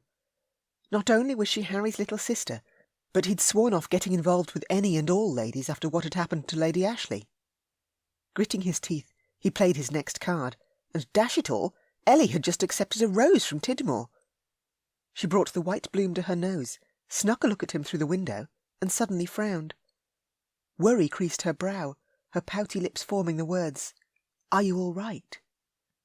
Of course he wasn't all right, and he wouldn't be either until she returned to the drawing-room and removed herself from the private conversation she was currently having outside. Good grief! The man held such a besotted look on his face as he gazed upon his Ellie. His Ellie. He mouthed back to her, "No." Ellie nodded, then hooked one arm through Tidmore's and steered the man back along the gravel pathway to the front door. Moments later, the door creaked open and clicked shut. Ellie's giggle filtered through from the foyer, then she and Tidmore swept into the room, the man with a wide smile on his face and clear adoration twinkling in his eyes. Not good. Not good at all. "It's your turn, Ashton." Olivia glanced from him to Ellie, then back to him. "You'll need the ace of spades to beat Winterly's king of spades, otherwise you and I are sunk." "My apologies," he murmured to Olivia. "I've gotten a little distracted during our game, and my last card is a 10. He played his 10 of spades, which wasn't nearly high enough, even though in the suit of trumps. "We did our best, Your Grace." Olivia swatted Winterly's arm as he grinned madly. "You're gloating." "I didn't even say a word." "You're still gloating?" Sophia laughed, her grin just as gloating as Winterly's. "You two are impossible." Olivia cast her gaze to Flora. "Mamma, you should be telling them both off." "I would, my dear, but you have already done so, and rather well at that." "Congratulations, Winterly, Sophia. A game well played and won." Ashton straightened in his chair as Ellie left Tidmore's side and settled a hand on his shoulder from behind. Her touch instantly soothed him, and luckily her family didn't raise any eyebrows. Still, it took all his willpower not to lift his hand and cover hers on his shoulder in return, then to tug her around and settle her in his lap. That certainly wouldn't go down well, would most certainly end in Winterly demanding suitable recompense for his behaviour, possibly in the way of a marriage proposal. Temptation stirred in his chest, the enticement almost too much to bear. His fingers tingled to make a grab for her. "Mamma, come and play." Winterly stood and tapped his chair for her. "I'd like to adjourn to my study with Ashton and Tidmore. You four ladies can play another game together while we complete our business for the night." "I'd love to play another game." Flora set her embroidery aside and took Winterly's chair. Ashton offered his chair to Ellie and tucked it in after she sat. Desperately, he wished to dunk his nose in her hair and get another deep inhale of her beguiling scent, that of sunshine and fresh air, laughter and love. Those aromas clung to her, and he wanted more of it. Instead, he stepped back from her and smiled at Flora. "In case you're all abed when our business concludes, I'd like to thank you now for the wonderful meal and your family's delightful company this night." "You are most welcome. It's wonderful having you here, quite akin, in fact, to having Harry home. There's a sense of my family being complete, if you understand what I mean." "I do, and you honour me with such a comparison." He kissed Flora's knuckles, then kissed Olivia's. "When we partner again for another game, I shall do my best not to let you down a second time." "I'm going to hold you to that promise." Olivia gave him a stern look as he released her fingers, one which made him chuckle. She was so like Ellie in nature. He brushed a kiss across Sophia's knuckles, then returned to Ellie's side, his thoughts all askew. He frowned as he held her hand and brought her fingers to his lips. "Thank you for the lovely day." "Even though I trounced you in poker?" "Even so. I thoroughly enjoyed myself at the park." He released her hand before he no longer could, then joined Winterly and Tidmore at the door. He followed the men into Winterly's study, and eased into one of the 2 forest-green corner-padded chairs sitting either side of the lit fireplace, while Tidmore took the other. Winterly stood at his chunky oak desk and riffled through a stack of investment reports, then after finding what he was after, handed him several pages. "These are the accounts which cover the past year's profits we've made. With your financial contribution, though, we won't just double that number this coming year, but quadruple it." He studied the pages, giving his full attention to the figures listed. Winterly and Tidmore answered his questions, and together they discussed the finer details surrounding their charges for carrying goods, their intended diversification and cargo. Indeed, if he added the same amount of funds to their investment which both Tidmore and Winterly had already done, then they could easily quadruple any profit made. With a smile, he eyed both men and gave them his answer. "I'm on board." "You won't regret this partnership, Ashton." Winterly shook his hand. "I second that." Tidmore shook his hand too, while Winterly poured brandy from a decanter into 3 glasses and handed them each a glass. They toasted their coming venture together, and Ashton settled back into his chair as Tidmore recounted his exploits to date. From the man's tales, he wasn't just honourable, but a true gentleman, in that he considered his crew's needs just as strongly as he considered his own, and that sat rather well with Ashton. It was no wonder Winterly and Ellie both enjoyed Tidmore's company. Hours later, the logs in the fire mere embers, he rose to his feet. "I'll hand these papers to my man of affairs in the morning, and ensure the funds you need are sent through as quickly as possible." "Excellent." Tidmore dipped his head to him. "If you need any further documents, don't hesitate to ask, and I'll send whatever you need directly to you." "I shall."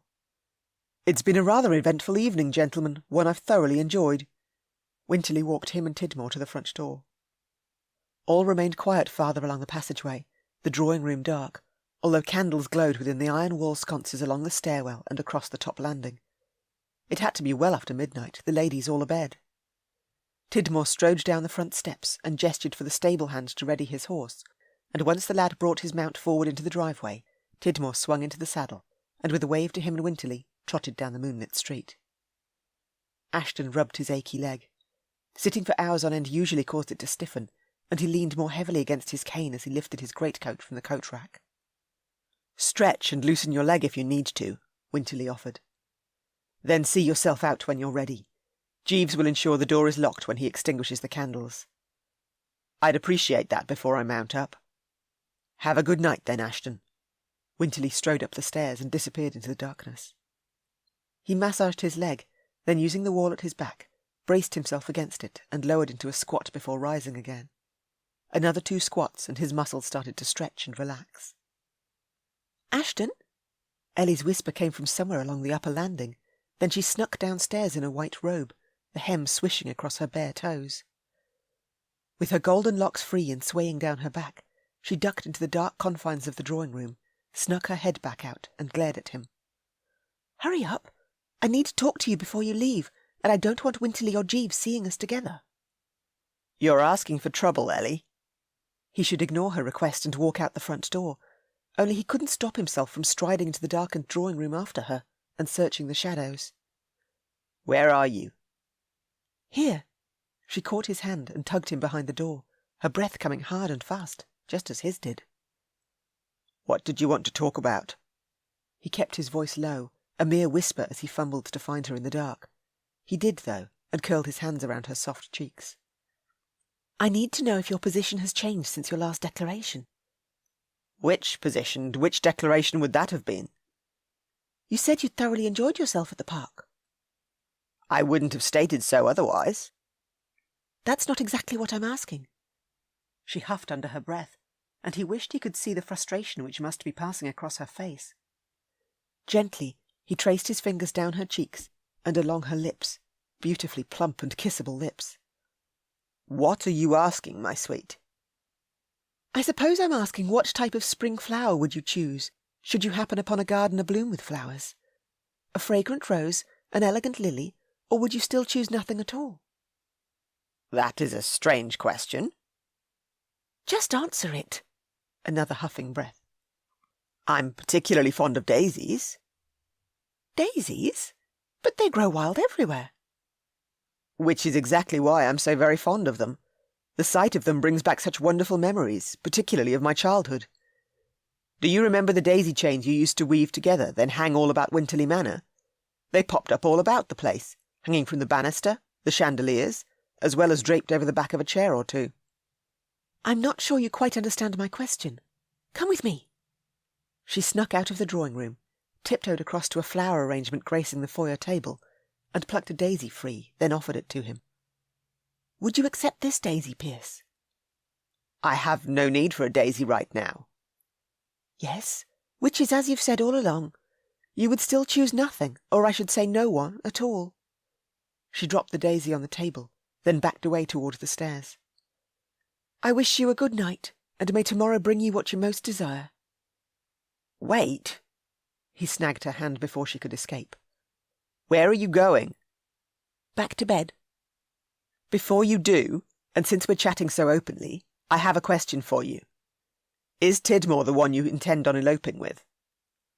"That question I can't answer." "You two seem rather close." "I haven't kissed him, if that's what you're asking." She grasped his lapels and reached up on her toes. "Don't ever give up on life again. Instead, grab a hold of it by both hands and never let it go. You must live. Promise me you will." "It sounds suspiciously as if you're wishing me a fond farewell." "I am, for you are fond of daisies, but don't intend on ever taking one." She brushed a kiss across his cheek. "Good night, Your Grace. Sleep well." He let her slip away from him, the candlelight shimmering across her freckled cheeks as she dashed back upstairs. Then, when she reached the top landing, she blew him a kiss, and his heart clenched in on itself. Chapter 14. Early the next evening, right on sunset, and after readying herself for her coming night with Tidmore at one of the playhouses on Drury Lane, Ellie halted at Sophia's doorway. Soft murmurs echoed from within, both Sophia and Olivia's. She touched the not-quite-closed door, pushed it open, and ducked her head in. Sophia sat on the floral-padded armchair before the window, in a pretty lavender day dress with lace edging the heart-shaped neckline, her golden locks falling in soft curls down her back, and her gaze fixed on the rear garden beyond the topiary trees, while Olivia sat on the end of Sophia's canopied bed.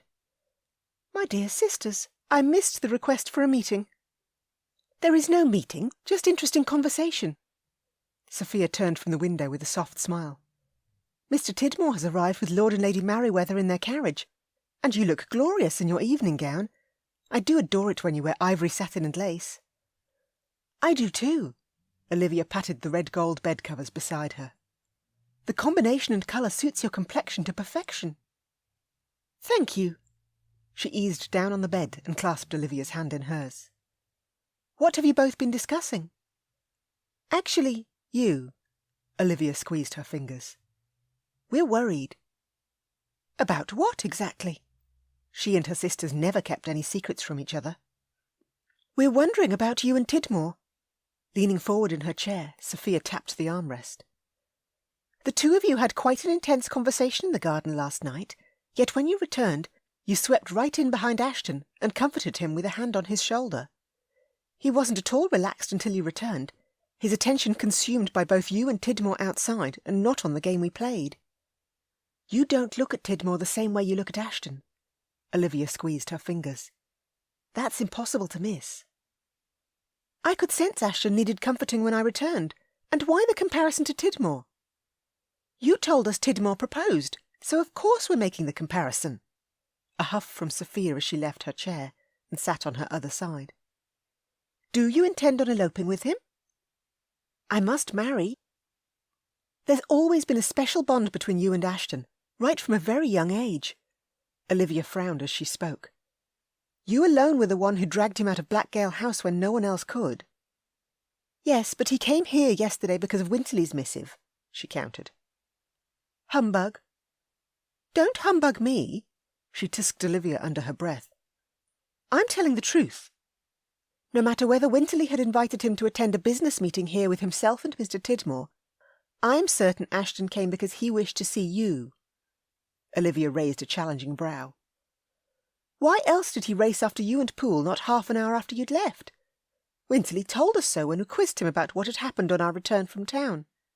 And dare I say it, but both Sophia and I believe Ashton took off after you because his jealousy arose, and a man doesn't get jealous unless he cares. If there's any jealousy on Ashton's part, he won't do anything about it. Ashton has even declined the chance of taking me to wife. Heat flushed her cheeks, but she didn't lower her gaze, only held her position with her sisters. He doesn't wish for anything more than mere friendship with me, and there's also the fact that I've turned down 5 proposals, and both of you will one day wish to wed. I must accept a betrothal at some point, so why not with Tidmore? He's so very similar to me in nature, and we have the same interests, too. The piano, and the desire to seek adventures on the high seas. I could come to love him, given time. Sophia knelt at her feet and grasped her hand. Ellie, please, if you're agreeing to elope because of me and Olivia, then don't. Between the 3 of us we can find a way to get around Winterly, and Hargrave hasn't proposed to me as yet. Maybe he will, and maybe he won't. He only speaks of joining the Hussars and his duty to fight in this war. I can't halt him in his duty, nor do I wish to. I agree with Sophia. Don't do anything rash. Olivia squeezed her hands, tears swimming in her eyes, just as they swam in Sophia's. I hate that we must choose to either wed or become spinsters. Sophia lowered her forehead to Ellie's lap. I love you both so much. I love you both too. Hot tears burned in Ellie's eyes. And no matter what decision I make, I will forever hold you both in my heart. We will always be sisters. She hugged them both tight, then wiped her tears from her cheeks, and once she'd composed herself again, she brushed the wrinkles from her ivory gown, tugged on her gloves, and adjusted the fur-lined cloak she'd already secured at her neck. I must go, otherwise Winterly will check on me and discover us all crying. That will only upset him. Her sisters nodded their agreement, and she left. She walked downstairs, pushed a smile on her face, and entered the drawing-room, and then smiled in truth. Lord Merryweather stood with Tidmore and Winterly next to the fireplace, the men with whisky glasses in hand, her brother leaning one arm on the oak mantel, and their conversation on shipping, cargo, and such. Yes, Tidmore got on famously well with her brother. He would do very well as a husband, and as Tidmore caught sight of her, he set his whisky glass on the side table next to the decanter, and crossed to her. He bowed, his white cravat knotted and his black tailcoat swaying, his navy breeches tight-fitting, and his mid-calf Hessian boots bearing an up-peaking front with a golden tassel gleaming from the top lip. "You look radiant," he murmured as he caught her hand and kissed her fingers. "I've been looking forward to this evening since we parted company last night. The hours in between have rambled on endlessly until now." "You flatter me far too much." Such endearing words, and she adored him for issuing them. "Yes, you indeed look radiant, my dear." Mamma rose from the blue brocade settee next to Matilda, her second cousin who'd wed Merryweather 2 years past. Mamma gave Tidmore a delightful smile, her voice pitched almost girlishly high as she continued. "Ellie's papa said the same thing to me the very night before he lowered to one knee, and—" "Mamma!" She struck a shocked and hopefully pointed look that said, don't say another word." "Proposed." Mamma grinned mischievously, then caught her hand and drew her toward Matilda. "Ellie, Matilda is here and has just shared some wonderful news with us all tonight. Your cousin and her husband are expecting their first child together in the early autumn. Isn't that wonderful?" "Oh, yes, indeed, that's wonderful. You have my heartfelt congratulations." She grasped Matilda's hands as her cousin stood, then hugged her and kissed her cheeks, first her left, then her right. Excitement for Matilda thrummed through her. "How have you been feeling?" "I'm afraid morning sickness has kept me abed for several weeks, but now I'm finally past that dreadful stage. I couldn't be happier." Her cousin's cheeks glowed a rosy hue, the same colour as her evening gown, her dark hair pinned atop her head with artful curls escaping. "I should have paid a visit." It had been far too long since they'd last caught up. "We've remained in the country while I've been unwell, so you wouldn't have been able to." "Is morning sickness truly dreadful?" Her cousin would be honest with her. "It is when that sickness isn't confined only to the mornings." Matilda blew out a long breath which fluttered her curls. "It should, in fact, be called all-day sickness." "Yes, I agree," Mamma added. "My own morning sickness with each of my 5 children was tediously difficult, and unfortunately there's no solution to the illness, other than for those early months to pass and for the babe to grow. Once all settles down, so does the sickness." "My babe certainly grows." Lovingly, Matilda stroked her belly. "May I?" Ellie held out a hand, her excitement growing. "Of course you may." Brimming with pleasure, her cousin caught both her hands and brought them softly to rest on her small bump. "It truly is a miracle to be with child. I had begun to fear naught would happen, since our 2nd wedding anniversary came and passed with still no child to speak of." "My mother feared the same after 4 years of marriage with my father." Tidmore uttered the words from Ellie's side, having joined her. "Yet she gave birth to my eldest brother the following year. Then I arrived soon after, followed by my 3 sisters. Yes, sometimes it can simply take a little time for a babe to come." Mamma popped a kiss on Matilda's cheek. "You wouldn't want to miss the opening scene of the play, so the 4 of you should be away." "Yes, we should, and this will be my first play in quite some time. I'm looking forward to it." Matilda collected her rose silk reticule from the settee, then linked arms with Ellie, and they followed the men into the foyer where they collected their greatcoats and hats. Winterly opened the front door for them, even though the footman stood waiting, then beamed as she passed him by. "Have an enjoyable night out, dear sister." "I'm sure I shall." Together the 4 of them walked down the driveway and stepped into the awaiting Merryweather coach, and she sat beside her cousin on the rear padded seat, while Tidmore and Merryweather eased onto the front seat.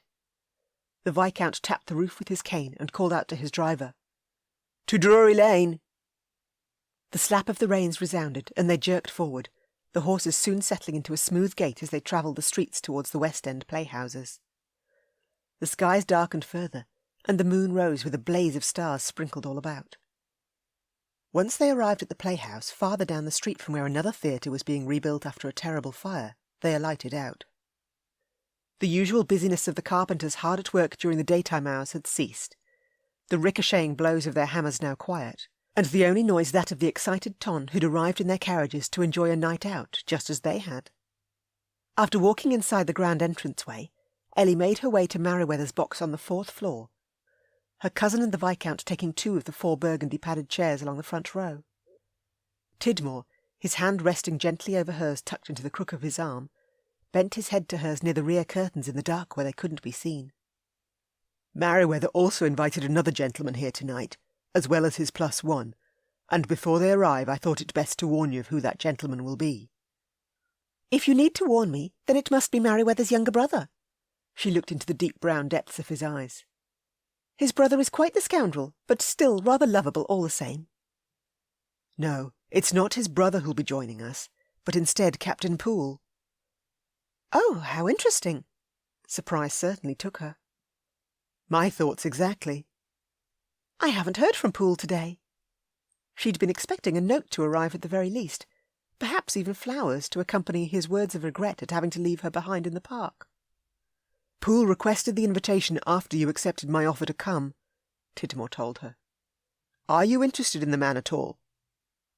"No, And I only accepted a ride with Poole in the park in order to distract Ashton from learning exactly who my supposed suitor was. An honest answer, one the man she'd agreed to elope with deserved to know. Then if we are to be away to Gretna Green tomorrow night, I need you to take all care around the captain. Of course. Thank you for understanding my request. He gestured for her to take a seat beside her cousin, and she sat while he eased into the chair next to hers. Heavy burgundy curtains hid the stage from view, denying them anything of interest as yet to watch, so she removed her dainty opera glasses from her reticule, just as Matilda had done, and trained them on the audience. This booth held a prime position at the front of the house, with a bird's-eye view of both the players once they stepped onto the stage, and the other patrons who'd chosen to sit in the main auditorium below. She could even see across to the booths on the other side with no issue, the chandeliers above alight with candles. She cast her gaze along the boxes next to them, and halted when she caught sight of the shadowed form of someone standing in the very rear of the Duke of Ashton's box. Ashton hadn't attended a play since his return from the war, and as the curtains shifted and the shadowed form disappeared, she clapped a hand over her mouth. Perhaps it had simply been one of the playhouse's staff, ensuring all was clear in his box, or perhaps a cleaning maid. No one else other than those who paid for these boxes were permitted entry within them, and constant checks were made. "Good evening, everyone!"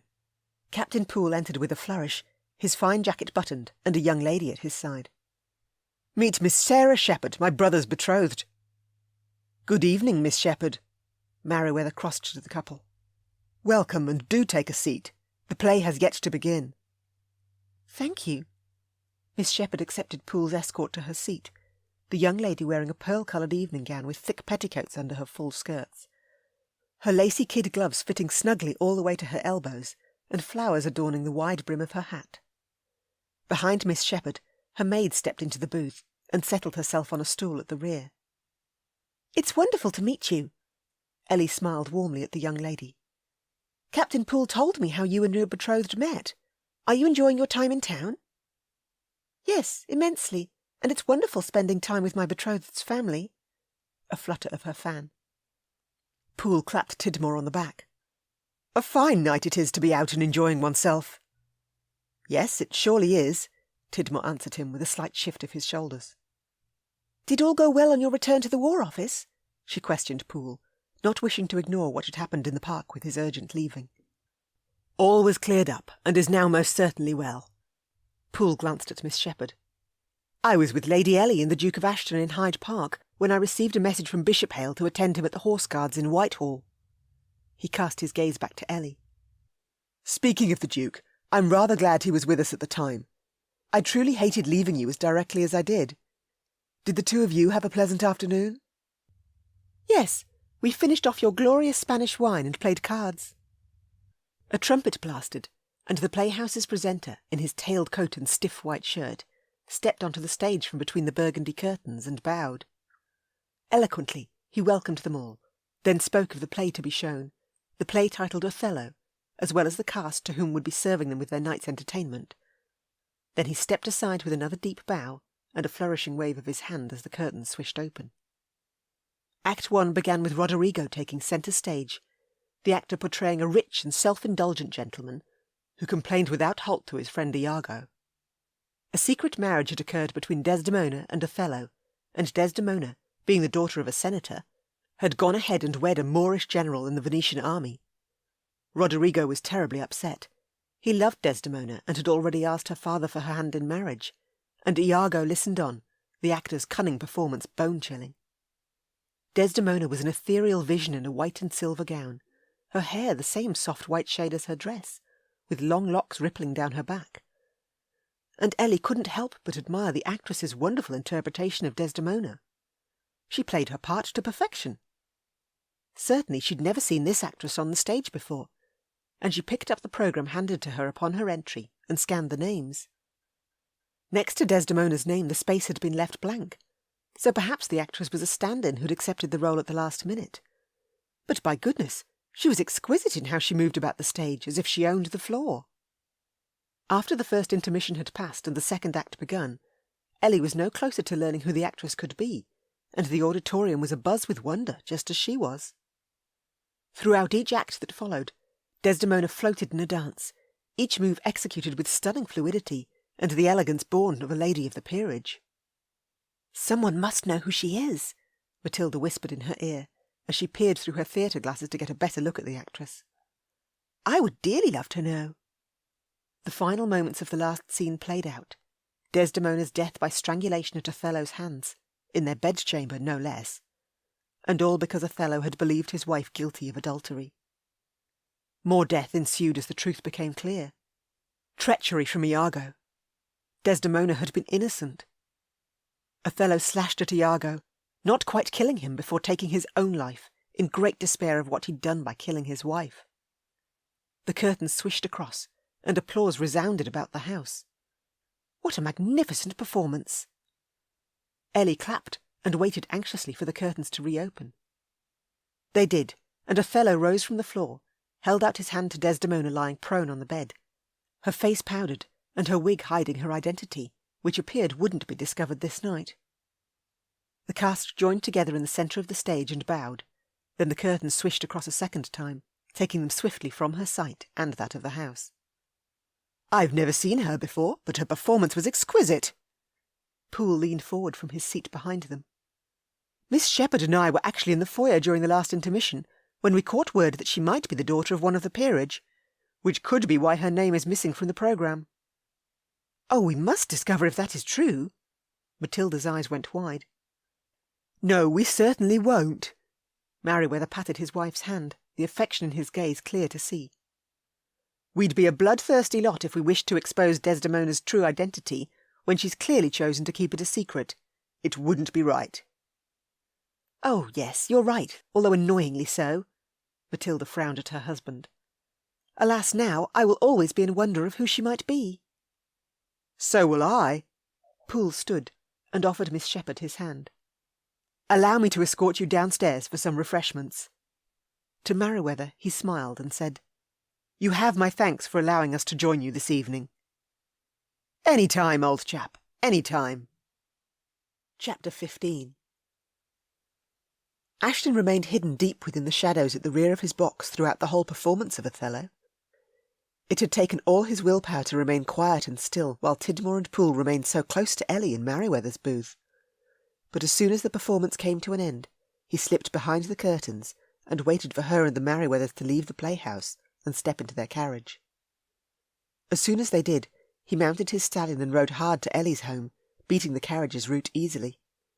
Hidden atop his horse behind thick bushes near her driveway, he lifted a hand to acknowledge his footman, Watts, who'd remained out of sight keeping a watchful eye on Ellie since he'd left her the night before.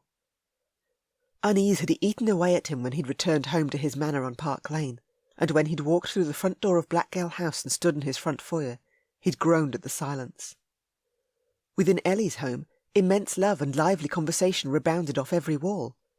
Even their puppy yapped and played wherever the wee thing wished.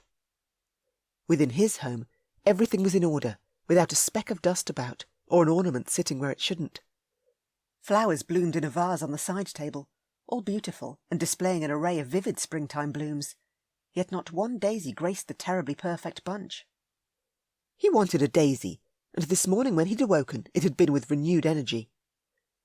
He was tired of being enclosed within the parameters he'd set for himself following the death of Lady Ashley. Ellie was right. Ashley would never have agreed to his proposal, not when she'd already chosen another man. Now the only woman he wanted to take to wife was his best friend's little sister, which meant he needed to do some serious grovelling and apologising if he wished to see that happen. He certainly couldn't allow Ellie to make such a terrible mistake and run away with another man, unless, of course, that man was him. Hooves clopped, and Merryweather's carriage slowly rolled to a stop in Ellie's driveway. Tidmore aided Ellie from the carriage and walked her to her front door. She searched her reticule, possibly for the house key to let herself in since she hadn't knocked on the door and awoken one of the staff to allow her entry. Blast it all! Winterly or Jeeves should be up waiting for her, to ensure she safely made it inside. "Ellie?" Tidmore's voice travelled to him, the man still standing at Ellie's back. "Yes, Thomas." Ellie turned and smiled at his new business partner. Good grief, she'd spoken the man's first name.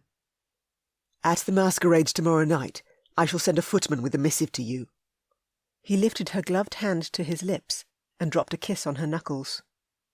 Once you receive that missive, follow the instructions. Of course. Double blast it all.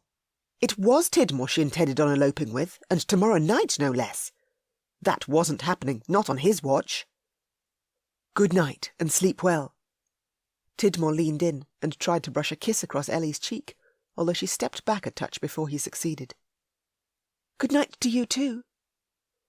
All will be well tomorrow evening. I'll make certain of it. Tidmore gave her a reassuring smile, then strode back with a lively step to the waiting carriage.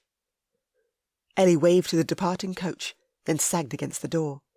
His horse snorted, and she straightened and peered directly toward the bush he hid behind, although thankfully he remained shrouded in darkness. With a shake of her head, she found her key and slipped inside, and the moment she did, he bounded from his stallion, tethered it to a branch, and gestured for Watts to keep an eye on his prized possession. Then, using the shadows, he snuck around the side of the house without detection, and glared at Ellie's bedchamber window on the second floor above.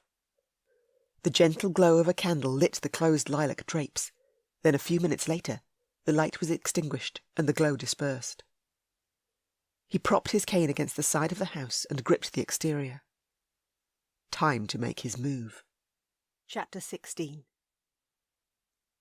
Tucked underneath her quilted lilac bedcovers, Ellie drifted towards sleep. A creak, then a soft rustle. Her drapes swayed in the nighttime breeze. Oh dear, Penny must have left her window open. She eased out of bed, tiptoed across the white woolen mat, her cream nightgown brushing her ankles.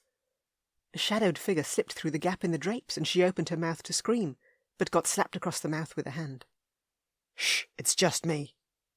A ragged whisper. "Ashton?" "Yes. Who else did you expect to have sneaking into your bedchamber at such a late hour?" He released her, swept past and bolted the door, then dropped his greatcoat onto the corner-padded armchair and crossed his arms before her. "Clearly, we need to speak, and it can't wait." "At this time of the night?" "This is the only time we have left, since you clearly intend on running away tomorrow night." He lit the candle on her bedside table next to a glass bowl filled with water and floating daisies. He stared at those daisies, the gentle glow of the candle illuminating the rugged lines of his face, and the fierce determination now etched into his handsome features. "You're in my bedchamber!" She thumped her hands on her hips, her hair loose and swaying down her back. "Have you gone mad?" "Tit for tat, my sweet." "This is not the same as when I visited you in your chamber. For starters, you were fully dressed, and it wasn't the middle of the night. I came through your front door, not scaled the side of your house like a thief." "I'm currently dressed, so that remains the same." He motioned to his beige trousers and white linen shirt underneath his superfine beige jacket, his white cravat knotted at his neck. "But I'm not dressed, if you haven't noticed." She gave him a purposeful stare. "I can only see your toes poking out from under your nightgown. You're as fully dressed as you need to be." "You have clearly gone mad." "Yes, I'm mad with lust, and there's only one woman who can satisfy that lust and cure me of the desperation I currently feel." He reached out and gently caught her cheeks in his hands, his voice lowering to a husky growl as he continued. "That woman would be you, in case I hadn't quite made that clear." "You certainly made that clear by climbing through my window, which, by the way, how did you manage to do with your bad leg?" "Bad leg or not, I'm a hussar, and we're trained to navigate all sorts of difficult terrain." He stroked his fingers back and forth across her cheeks. "Climbing in here wasn't an issue. My injured leg even cooperated with my need to get to you as quickly as possible." "You said we needed to speak." "I don't want you seeing Tidmore any more, or Poole for that matter." "You have no right to tell me who I may or may not see." "Promise me that you won't run away with Tidmore tomorrow night." "I said—" He let out a fierce growl, then dipped his head and captured her mouth with his. Their mouths moulded together, his passion erupting, and she could barely hold on to her own passion as he devoured her mouth. It was the headiest, roughest, and most sensual kiss of her life, his tongue sweeping over hers as he drugged her. In a frenzy, she gripped the front of his jacket and tore it open. The buttons popped off and pinged against the floor as they scattered about her room. "Pierce," she whispered, "you must leave." "I need you." Tension vibrated in his voice. Tell me you need me as well. I do need you. She always had. Give me this moment, Ellie. His warm breath fanned across her cheeks. Why are you here? I don't want any other man touching you. He pressed his cheek to her cheek, half chuckling and half groaning in her ear as he did. You consume my thoughts, which is most irritating. You consume mine too, which I agree is most irritating. Then we are in full agreement on our position. He stepped back and crunched on a button. Oh, I'm so sorry. I'll sew your jacket buttons back on if you like. No, I'd rather you didn't. That jacket shall never hold buttons again, just so I'll never forget this night. He sat on the edge of her bed and faced her, his blue gaze intense. I'm certain Tidmore is the one. We're to elope tomorrow night during the masked ball. Is he truly the man you want as a husband? How can you even ask that after the way we just kissed? He gave you a rose. I offered you a daisy, which you declined. She pushed a finger into his chest, right over his heart. You've not asked me to marry you either. In fact, you've stated unequivocally until this moment that you've no desire for a wife. Have you changed your mind at all? Yes. Pardon? I said yes. Then why did you choose Lady Ashley over me when you first returned from the front line? At the time, I had no desire for such a union between us. You're Harry's little sister. When you were only a few hours old, I sat in your parents' drawing room and held you bundled in my arms. 6 I was at the time, only a year on from when I'd suffered the loss of my own parents. You were so small and innocent. At that moment, I considered you my sister too.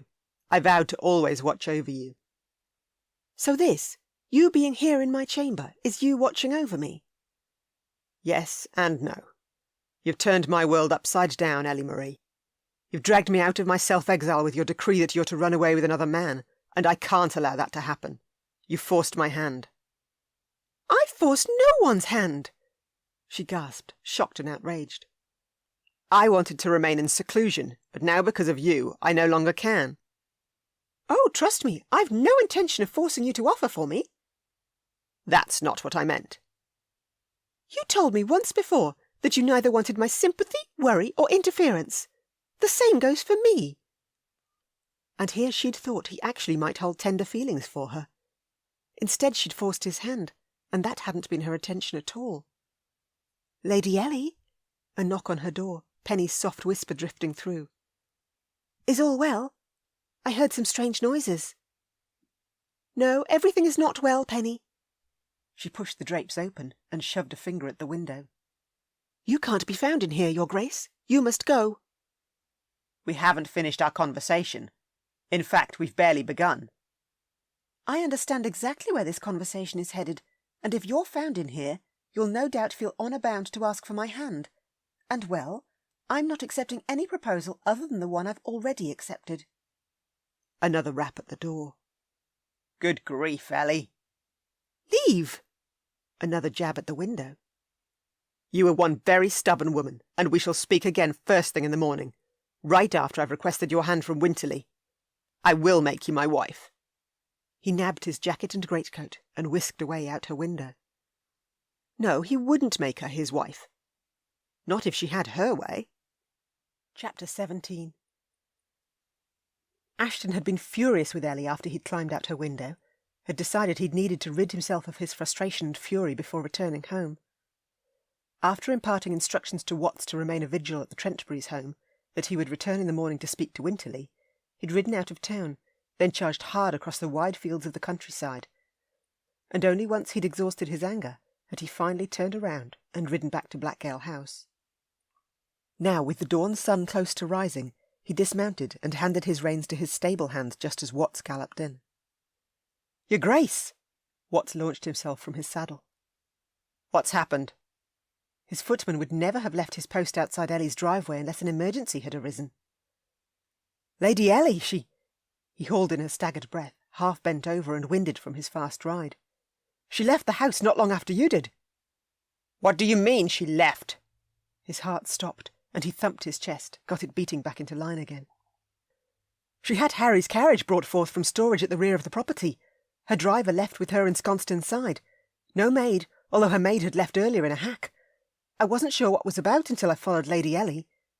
She met up with her maid who'd arrived ahead of her at Mr. Tidmore's residence. He too had a satchel packed and stepped into Harry's coach.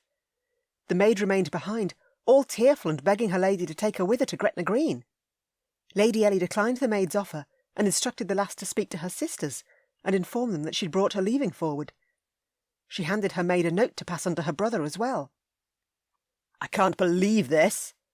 How could Ellie leave him after their passionate kisses last night, before he'd even had a chance to make a formal offer of marriage for her hand to Winterly? His stallion was exhausted and would never maintain the pace he needed in his chase of his wayward lady. He bellowed to Rhodes. "Saddle 2 horses. I need to ride out immediately. Gorman!" Gorman hurried across the front lawn, all afluster. "What do you need of me, Your Grace?"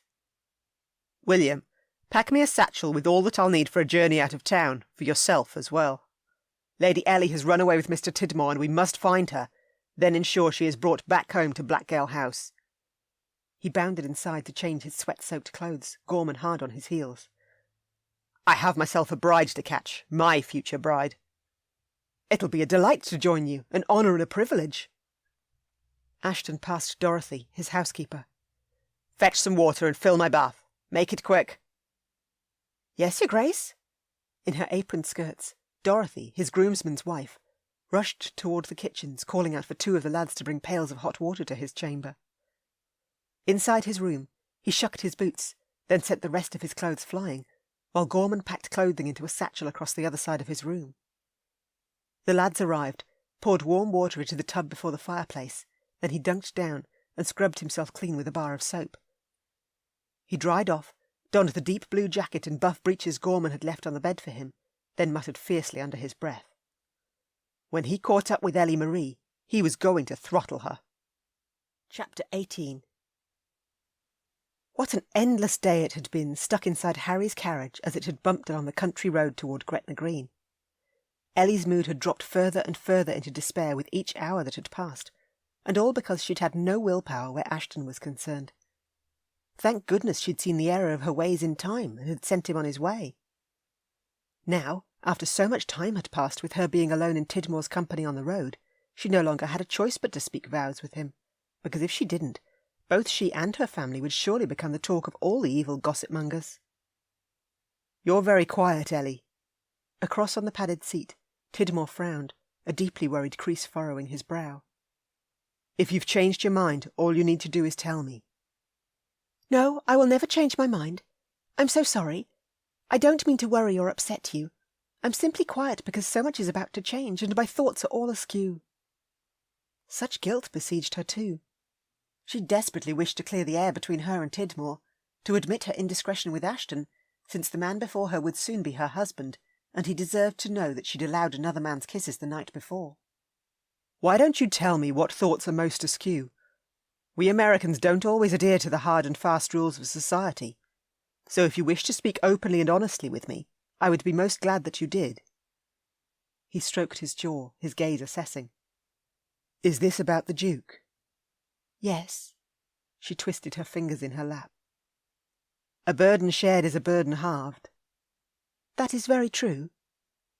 Tidmore had also given her the opening she needed, and no more could she withhold what she'd done. She cleared her throat and began. "Certainly, it pained me to see Ashton place himself in isolation these past 6 months, and to bear witness to the ugly rumours circulating about him, particularly when I've always held such a girlish fascination for him. In my youth, he was rather like a hero to me." "In what way?" "He saved my life once." "This is a tale I need to hear. How, exactly?"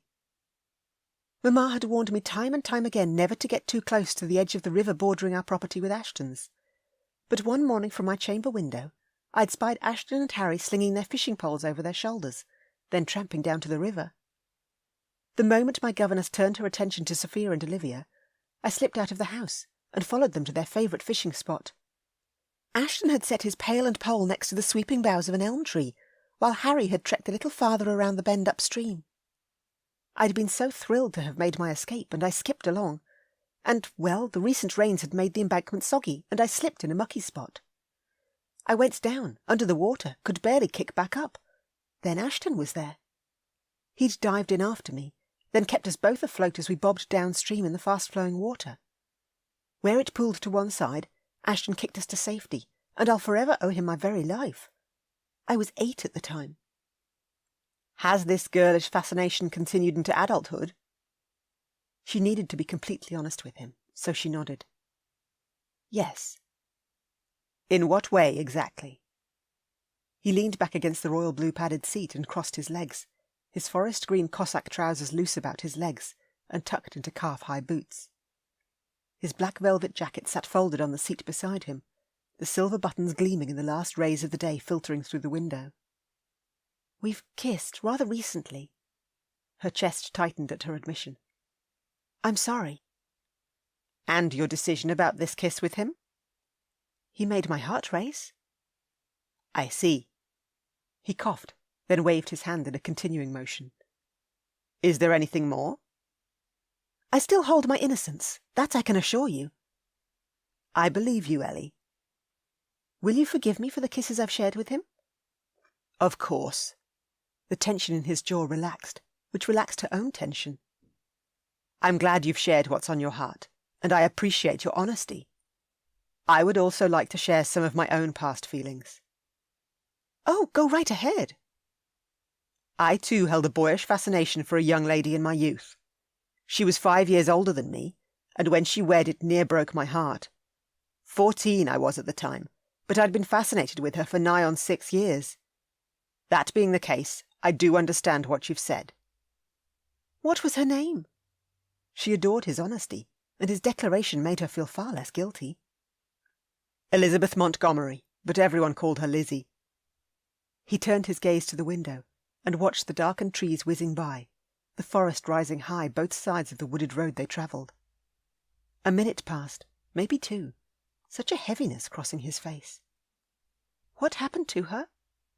His pain touched her heart, made her want to comfort and soothe him. Lizzie passed away in childbirth. Scrubbing a hand over his face, he eyed her again. The child perished not long after she did, a son born with her golden locks and enchanting blue eyes. I'm so sorry. I actually held her son as he took his last breath. You remained close to her after she wed? Yes, particularly since Lizzie married my eldest brother right after she'd fallen in love with him. Oh, my! He would understand her better than anyone else could. He'd held desire for another who hadn't reciprocated that desire. Yes, but I did my best to never let on to her about my feelings, and from the day she wed Trevor, I became like a brother to her in every way. She was filled with love and life, an effervescence that I've never seen in a young woman since. That is, until I met you.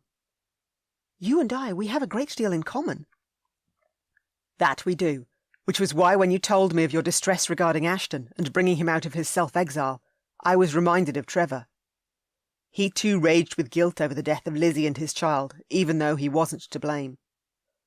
My brother closed his door and wouldn't allow any of my family entry, not even my mother, not for a full 12 months. That's when I decided to sneak in and haul him out of his enforced isolation and back into the world. As I did with Ashton? Yes, and now you've shown the Duke the light at the end of the tunnel, and he's sought the sunshine again. He's not only accepted there was naught he could do to save the lady who perished, but he's also left his self-exile behind. His decision to join Winterly and I in our next business venture is proof of that. In the future, there will never be anything more than friendship between him and I can assure you of that. A promise she'd forever keep. I give you my word. I believe you, but more than that, I trust you. Now she needed to uphold that trust in every way. She wouldn't disappoint him. Chapter 19. Ashton rode like the blazes, Gorman racing behind him. Ellie could have chosen 2 or 3 different routes to reach Gretna Green, but he expected she'd chosen the fastest, a familiar route too, since his duchy lay on the other side of these thick woods, Winterly Manor rising just beyond that. "There's another carriage up ahead," Gorman bellowed as he galloped beside him. "This is an invigorating ride, Your Grace." "It certainly blows the cobwebs out." He couldn't tell if the carriage was Harry's, not with the dark of the night closing in, and drat it all, But Ellie had been alone with Tidmore in Harry's coach for 18 hours, a blasted long length of time, in which they might have even consummated their upcoming marriage vows. That thought had his gut twisting. Up ahead, the rattling of the carriage's wheels over the dirt and stone road rumbled louder with each horse length he gained on the coach. So close! He dug his knees into his horse's flanks and spurred the beast on. Atop the conveyance, the driver's shadowy figure became clearer, as did the 4 horses drawing the carriage. Misty air billowed as the beast snorted, although the animals would be tiring, a rest needed for certain, and the King's Inn, which sat within his duchy, was close. As the coach broke free of the woods and the rolling fields lay spread before them, he finally drew even with the coach door. The familiar crest of Harry's personal insignia gleamed in the rising moonlight, a coiled rope circling the initials of Harry's name. To Gorman he yelled, "I'm going to join Lady Ellie and Tidmore, so watch my horse for me while I do, then have the driver pull over at the inn up ahead." "Of course," a salute from his man. Ashton hauled the door open, and without any hesitation, jumped. He landed heavily on his bad leg, then rolled across the floor between the bench seats. Ellie screamed, and Tidmore dived on top of him, gripped his shoulders, then shook his head as he got a better look at him. "Is that you, Ashton?" "Yes, and I do apologise for the way I've bounded in, but I've heard there's to be an elopement, one I completely and wholeheartedly disagree with." "Thomas, let him up!" Ellie, her face ashen, fluttered a hand over her heart, her lacy wrap slipping from her shoulders. "What are you doing here?" "Are you hurt at all?" Her pale pink day dress held a streak of dust across the front. "No, but I've never seen you act so recklessly. Are you hurt?" She straightened her silk bonnet. "Why didn't you just ask our driver to pull over? Smithy would have recognised you and done so." "It was a matter of urgency, and I was out of my mind with worry." He had no other excuse. Mad he most certainly was. "Here, up you get." Tidmore pushed to his feet and held out his hand. "If I manage to throw myself in here, I'll manage to get back on my feet." "As you wish." Tidmore eased back onto his seat across from Ellie and frowned at him. "I intend on speaking vows with Lady Ellie as soon as we reach Gretna Green, and no one is going to halt that from happening." "You must at least allow me another attempt at changing her mind." "The lady will always have the right to choose who she wishes to wed, but I won't have her mage to feel uncomfortable with any possible tongue-lashing." Tidmore waved him to continue, which grated on Ashton. Perhaps the man was certain he'd never be able to change Ellie's mind, thus why he was happy for him to speak his piece. He heaved to his feet, dusted off his buff breeches, and sat on the bench next to Ellie. He took one deep, stabilising breath. "I've had Watts keeping an eye on you, and after you left your home and collected Tidmore, he informed me of what was afoot." "Nothing new is afoot. I already told you of my intention to elope." "Yes, but not until the night of the masquerade, which is in full swing right now, I might add. I've been forced to race across half of England to catch up to you." "I didn't ask you to follow me." "Listen to me, Ellie." He caught her arm, such pain washing through him. "No!" She glared and wrenched her arm free. "I'm well aware of your thoughts, and that—" "You are a cheat and a coward. That's what you are." I... She gasped, shock and outrage flaring across her face. "How could you say such a thing to me?" "We kissed, and you ran." "You chose to pursue Lady Ashley over me." "I didn't realise the depth of my feelings for you until now."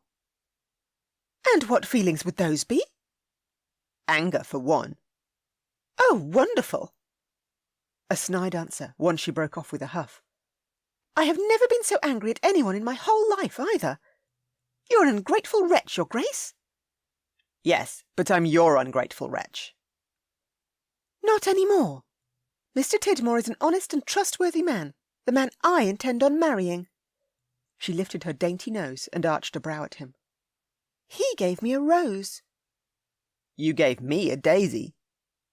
"You declined it, said you had no need for a daisy right now, and I've taken you at your word." "You were well aware that I intended on returning to speak to Winterly, that I intended on asking for your hand, and you ran away instead." "I would never force your hand." "I wanted to be forced." "Oh, please." The carriage slowed, and rolled into the front drive of the King's Inn. Smoke puffed from the chimney of the quaint stone building, ringed with night-shrouded trees. Tidmore cleared his throat and stood. "Well, now that you've both gotten your feelings out, how about we alight from this carriage, stretch our legs, and enjoy some hearty food? The horses need to be changed, and then we can continue on our way." "A superb idea, Thomas." Ellie smiled broadly at the man who Ashton wished he could hate, except Tidmore was far too nice, and an immensely honourable man as well. "Allow me to escort you inside." Tidmore opened the door, stepped down onto the gravel driveway, and extended a hand to Ellie. "I'll secure a room for you, so you can refresh yourself. Does that sound suitable?" "It certainly does. Thank you for thinking of my welfare, Thomas." Ellie shot Ashton a narrow-eyed look over her shoulder, one that silently stated, "And that's what I expect of a gentleman." "You are an absolute dear, Thomas," she murmured to Tidmore as she stepped onto the gravelly ground beside him. "A superb idea, Thomas. Thank you for thinking of my welfare, Thomas. You are an absolute dear, Thomas." Thomas flipping this, Thomas flipping that. Ellie was going to send him insane, as well as into a reckless and thoughtless idiot before this day was done. Perhaps he was already halfway there. He certainly had been too forthright with her since he'd bounded into her carriage, but that was due to the fact that time was running out, and he needed to change her mind. The possibility of losing her had scrambled his usually well-ordered thoughts. Perhaps he simply needed to lay out the facts one by one and see if she could argue against each of them. He'd bring her around to his way of thinking, that she was meant for him and no one else. Certainly not Thomas Tidmore, Captain Poole, or even the blasted town crier if he came calling. He stepped down from the coach, closed the door, and searched for Gorman. 2 lively children darted out from under an apple tree at the side of the inn, and tore toward the stables with an apple in each hand, twin girls with identical braids and flushed cheeks. Around the coach he limped. A stable lad of no more than 14 aided Ellie's driver in tending the carriage's horses, and his butler emerged from the dark atop his horse, the reins of his own steed in hand. He crossed to his man, his leg aching terribly. "Do you have need of your cane?" Gorman bounded from his mount, unstrapped his cane from the saddlebag strapped to his horse, and handed it to him, clear worry flaring across his face. "Cease worrying about me, and only worry about the fact that I've yet to convince Lady Ellie to halt this nonsense of hers. She still intends to travel to Gretna Green and speak vows with Tidmore." "What do you need me to do?" "The lady will be taking a room to refresh herself, and that's the only time I can possibly speak to her alone. Can you distract Tidmore for me? Keep him busy, and I'll do whatever must be done with Lady Ellie." "At once." Gorman handed the reins of their horses to another lad who dashed forward from the stables. Then he thanked the lad and hurried toward the front door of the inn. Gorman opened the door, stepped aside, and gestured for Ashton to enter first. He marched inside, stomped the dirt from his boots on the mat inside the entrance, and searched the main room. Tidmore and Ellie stood to one side near the fireplace warming their hands before the fire, while Thompson, the innkeeper, turned the coals with a fire-poker. Across to the crinkly-eyed proprietor Ashton walked, his resolve firm and his cane tapping over the stony floor. "Good evening, Thompson." "Your Grace, welcome home." Thompson slotted the poker into the iron holder and brushed his hands against his trouser-covered legs. "The wife has mutton stew cooking, and the fire is blazing a real treat. Choose a table and I'll have you served." "My thanks, Thompson. First, though, Lady Ellie is after a room to refresh herself." "One moment. Maggie!" Thompson yelled over his shoulder. A flush-faced woman with long strands of brown hair trickling free of her topknot tottered out of the kitchens, the swinging door swaying behind her as she wiped her hands on the brown apron tied around her ample waist. A stricken look crossed her face as she caught sight of Ellie. "Oh, my lady, you look exhausted, and your face is so pale." "I'd adore a room to freshen up within." Ellie smiled at her wide. "That you do, for certain. The chamber you usually freshen up in when you're passing through is all yours. The first door on the 2nd floor. I'll dish you up some stew and hot bread, and bring it to the corner table." Maggie slapped Thompson on the arm. "Yea, my husband must cease bellowing my name too. How many times must I tell you that?" "Once more should do nicely." A cheeky grin from Thompson. "Thank you, Maggie. The room would be greatly appreciated." Ellie stepped back and bumped into Ashton. "I'll escort the lady to her room." Ashton caught Ellie's hand and threaded it through his bent arm. Ellie's eyebrows pulled together in a fierce scowl, but thankfully she didn't argue with him, but instead allowed him to steer her up the side stairs leading to the second-floor landing. Doors led off either side of the passageway, and Ellie released his arm with a huff and marched inside the chamber Maggie had said was hers. He ached for her, all of him, and if he could, he'd bundle her up in his arms and simply hold her close. She was his world. She always had been, and he wished he'd recognised it sooner. "Pierce Luke Blackgale." She tossed her wrap and reticule on the large bed, planted her hands on her hips, and doubled the intensity of her scowl. "Explain your abominable behaviour right now." Chapter 20. Never had such anger and frustration pummelled through Ellie as it had done since Ashton had thrown himself into Harry's coach. If he'd lost his footing and tumbled under a carriage wheel rather than fallen inside, he could have been killed by his brash actions. "Tell me the truth. Why did you call me a cheat and a coward?" "Because you cheated me out of the chance of keeping you from this elopement, and all by your cowardly decision to take off to Gretna Green almost a full day before you'd planned to." He closed the door and glared at her with eyes of a blue so hungry in colour she had to take a step back. "I haven't been able to think correctly," he continued. "Not since Watts informed me that you'd stepped into Harry's coach, collected Tidmore from his home, then left your maid behind. You're running away from me, and you shouldn't be." "Do I need to remind you of what my family will have to endure if I don't follow through with this elopement?" "I understand the rumours will be rife." Raking one hand through his dark hair, he paced the room before her. "If you wed Tidmore, he'll take you far away from England." "Tidmore has promised me that we'll live here half the year." "And your heart truly tells you to choose him?" She shoved one finger into his chest, her frustration exploding. "You've never held the same feelings for me that I've always held for you, and up until this day, you've stated unequivocally that you'll never take me to wife. I won't force your hand." "I fear losing you." He searched her gaze. "As I already appear to be doing." "I've now made my bed, so to speak, and must sleep in it." She strode past him to the side table, shakily lifted the jug, and poured water into the basin. She plucked a washcloth from the pile and dipped it into the water, then dabbed her face and neck, her skin flushed with heat from their argument. She tidied her hair as best as she could with the brush, retied her silk bonnet with the aid of the small hand mirror, and faced her nemesis once more, the man still standing firm and tall in front of her. "Do you love me?" Gruff words from the only man she'd ever loved. "No, I hate you right now." "Don't say that." He closed in on her, slowly lowered to one knee, and groaned as he rubbed his bad leg. "Pierce, what are you doing?" "I'm proposing to you." He scrunched his face, his scowl fierce as he laid his cane on the floor beside him. "Which I'm apparently stuffing right up." "No, I won't allow you to propose to me simply because you feel obliged to." She couldn't bear it if she'd forced him to offer for her. Their marriage would be off to a terrible start, possibly so bad she might never be able to repair it. "And I can't allow you to wed Tidmore." He thumped one hand on his chest. "Marry me, Ellie, not him. You wouldn't have to leave your family if you chose me. Our town and country properties are close, not separated by a wide ocean. When Harry returns on leave, you'll be here and not in the Americas.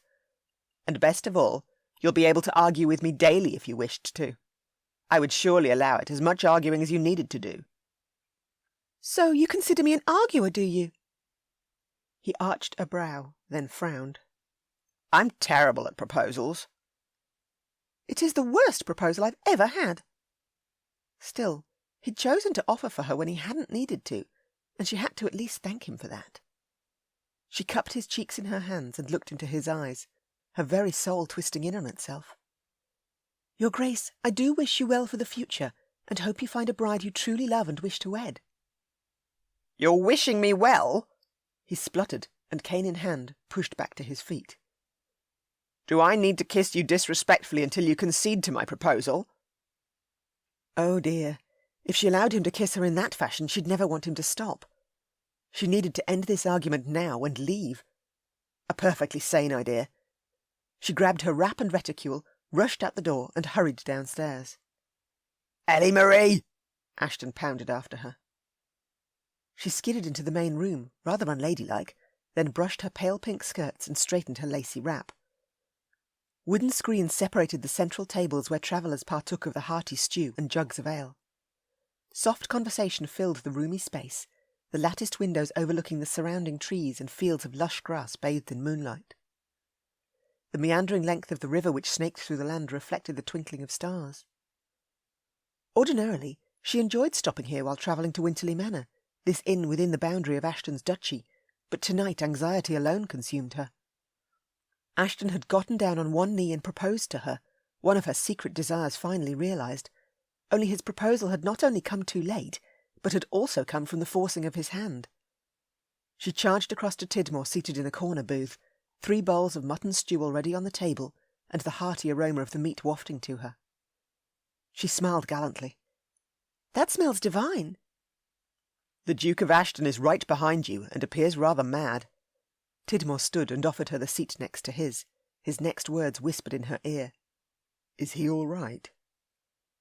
"No, he's still quite angry about my decision to elope with you, but pay no heed to him. I simply frustrate him, immensely, and I likely always will." She sat as Ashton clomped toward them. "Our discussion is not over," Ashton blasted, as he flipped the tails of his deep blue jacket and dropped into the seat across from her. "How about we all put our frustrations aside and simply enjoy this meal?" Tidmore offered, as he too returned to his seat. "The only concession I will make right now is to have your agreement that I accompany you both to Gretna Green." Ashton continued to glare at Tidmore. "Surely you can't deny that Lady Ellie requires a chaperone for the remainder of her trip, and I am her brother's dearest friend, and have known her since the day she was born. I can act as a suitable chaperone." "Ashton!" She wasn't having that. He wasn't suitable, not in the least. "We've already ridden this far without a chaperone, and I don't—" "Good. It's settled, then. I'll ride with you and your betrothed. Gorman and I will be your witnesses when you speak vows. You do need 2 witnesses, in case you weren't aware." He shoved the basket of bread in the centre of the table under her nose. "Care for some bread, my wee daisy?" "No, thank you, and I am not your wee daisy." Yet she snatched the bread, tore a hunk off, and jabbed it into her stew.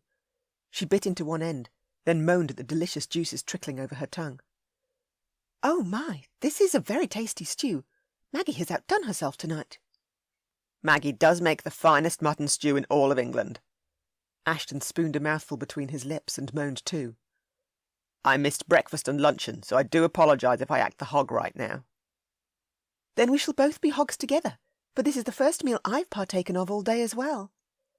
Ellie couldn't suppress her giggle, her anger at Ashton sliding swiftly away, as it always had in the past after he'd riled her. He could charm her with one single word, and this time it had been hog. She truly did adore him.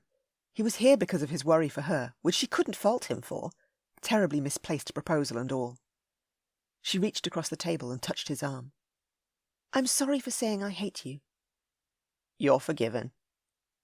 "You're supposed to apologise too." She kicked him under the table, and he grunted. "I apologise, and I believe I'll leave it at that. I've no wish to get myself into any more trouble tonight." Tidmore chuckled as he glanced between the two of them.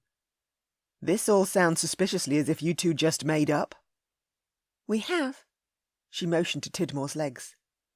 "Which leg do you favour for future kicks?" "None, my dear lady. I never intend to get your gander up as Ashton has done."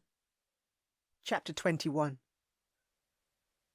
In the early hours of the following morning, the dawn sun having just arisen, Ellie tried to block out the sliver of annoying sunshine streaming through the gap in the curtains over the coach window she sat beside. Tidmore and Gorman slept across from her, their heads propped against the backrest of the coach, their eyes closed and chests rising slowly but surely. Beside her, Ashton sat with his eyes open, staring straight ahead, just as he'd done each time she'd peeked at him during the night. Slowly he turned his gaze on her, then said not a word as long minutes passed. Such sorrow fisted her heart and wouldn't abate.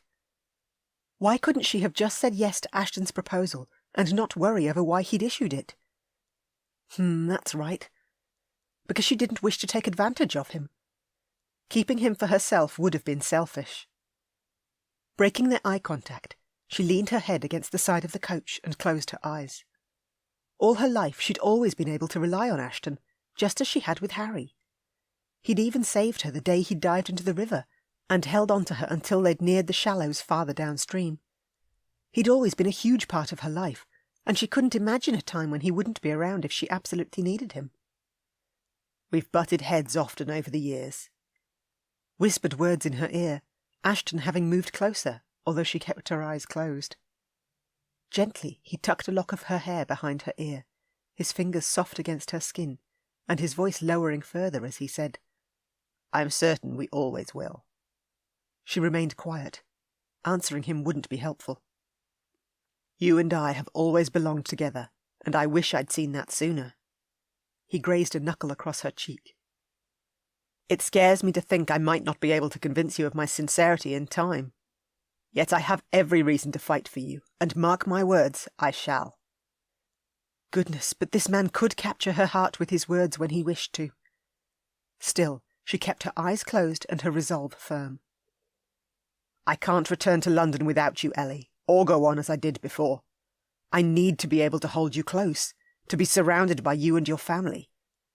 I never wish to let you go, and it's beyond time that I finally followed my heart and accepted the truth between us." Oh, he was laying on the charm now. She also knew the truth, and it wasn't what he'd just said. Clearly he'd dug in his heels, his determination to change her mind intense. "I wish to seek out adventures with you, to always be at your side, and for you to be at mine, for every day that's to come. I wish to raise a family with you, to give you children and your mamma grandchildren." She needed to remain strong and not allow him to sway her mind. She had her family to think about, Thomas Tidmore too, and she'd given her word to Thomas that she'd speak vows with him. Never had she gone against her word before, and she didn't intend on starting now. Yes, because to do anything else would be to place her family in a terrible position. She drifted towards sleep, Ashton's soft lips brushing the top of her head, his touch soothing her as nothing else ever would. Blast the man. Chapter 22. The snorting of horses echoed within Ellie's head first. Then, as she stirred, she sensed the absolute quiet and cessation of movement. The coach had come to a complete stop at some point, and she stretched and pushed her eyes open. Her slippered feet, now tucked under a blue and white patchwork blanket, were propped on the bench seat, and she lay sprawled across it with no one else about. Gritty-eyed, she balled her fists and rubbed them until she'd worked the crusted sleep free. The warmth of the late afternoon sunshine seeped in through the open coach door, along with the delightful pine freshness of the forest. The twittering of birds drew her outside, and she searched either side of the dusty road lined with a thick copse of trees. "Lady Ellie!" Smithy waved at her from atop the driver's seat, his shirt-sleeves rolled to his elbows, and his thick grey coat folded beside him. "It's a lovely afternoon." "Yes, it is, Smithy. Where is His Grace?" She adjusted her lacy wrap. "Check with Gorman." He hoisted one thumb over his shoulder. "Other side of the coach." "Thank you, I shall." With her pale pink skirts in hand, she trekked around the tail end of the coach and walked across the lush grass within a small meadow. Gorman sloshed a pail of water between the horses tethered to a tree.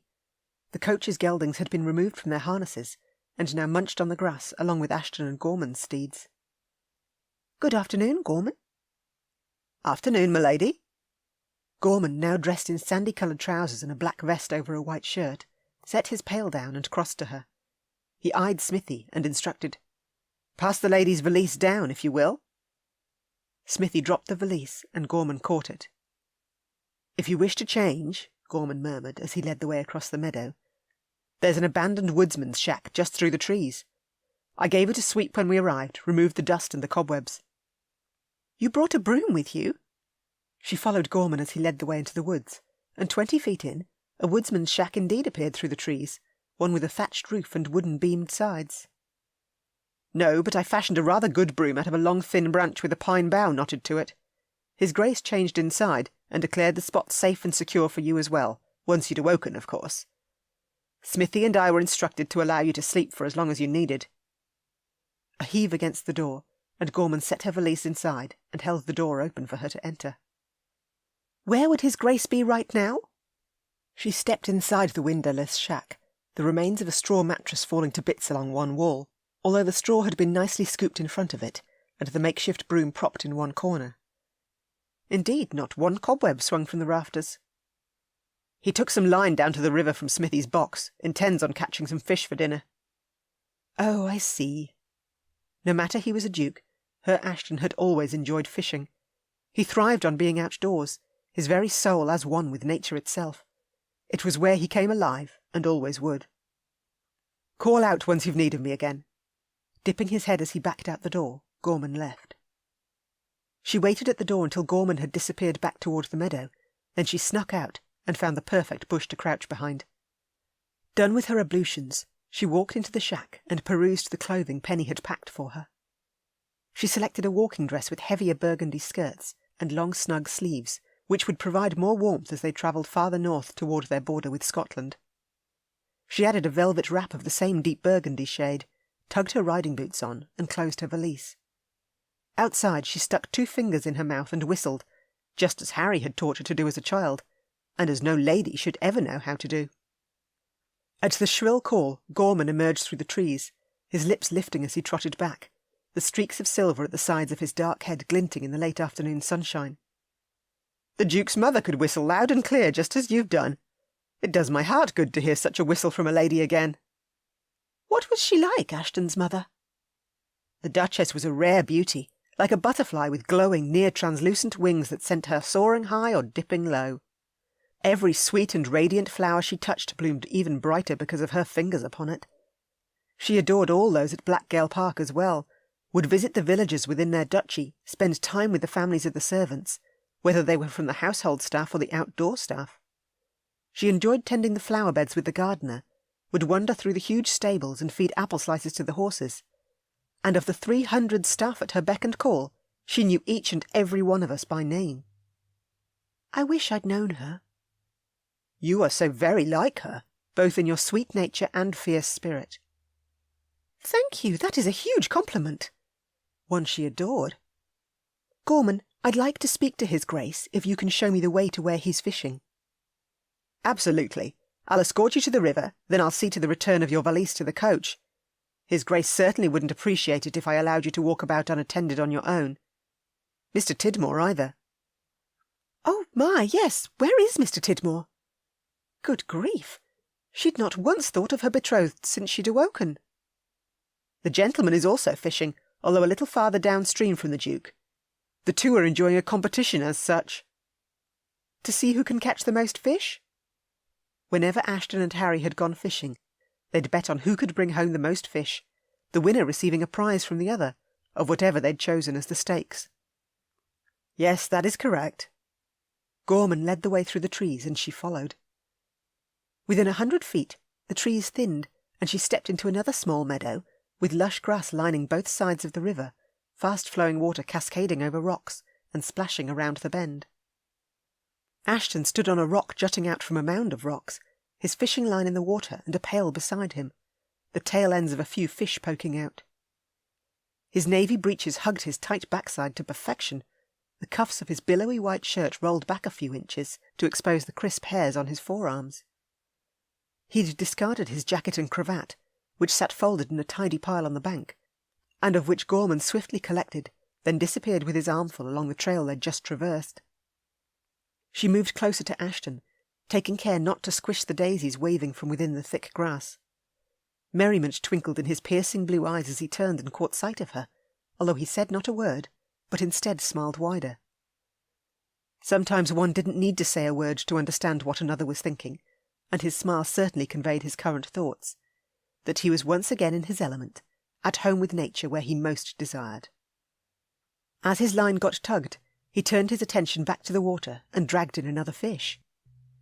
It bounced from the end of his line as he brought it up onto the rocks. He crouched, tugged the hook free, and dropped the fish into his pail, his leg not appearing to be bothering him at all as he strode back across the rocks with barely a limp. He set his pail down at the water's edge, scooped a handful of sand, and scrubbed his hands clean before dunking them again and washing the sand away. Over the tops of the trees the sun dipped lower, the afternoon almost at an end, but not yet. She wished to collect some of these sweet daisies waving their heads within the grass. She fashioned a makeshift bowl in her skirts by pinning together the velvet at the front, then plucked as many daisies as she could, and wandered back to Ashton, who had remained watching her with a slightly silly grin on his handsome face. "Are you going to make me a daisy chain?"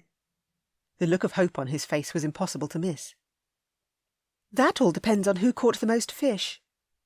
"Hopefully me. I just hooked my 5th fish. Don't let go of your skirts." Gently he cupped her cheeks in his hands, his smile smouldering as he pressed his body so close to hers.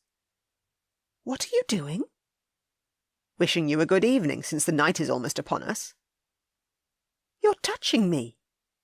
"Yes, and if Gorman weren't within shouting distance and Tidmore fishing just a little farther down the river, I would instead be toppling you onto the ground and kissing you as disrespectfully as I possibly could." "Then I should go and see how my betrothed is." "It's interesting that you've come to see me first." One wicked smirk. "I'm simply taking the chance to say a fond farewell to my brother's dearest friend while I can."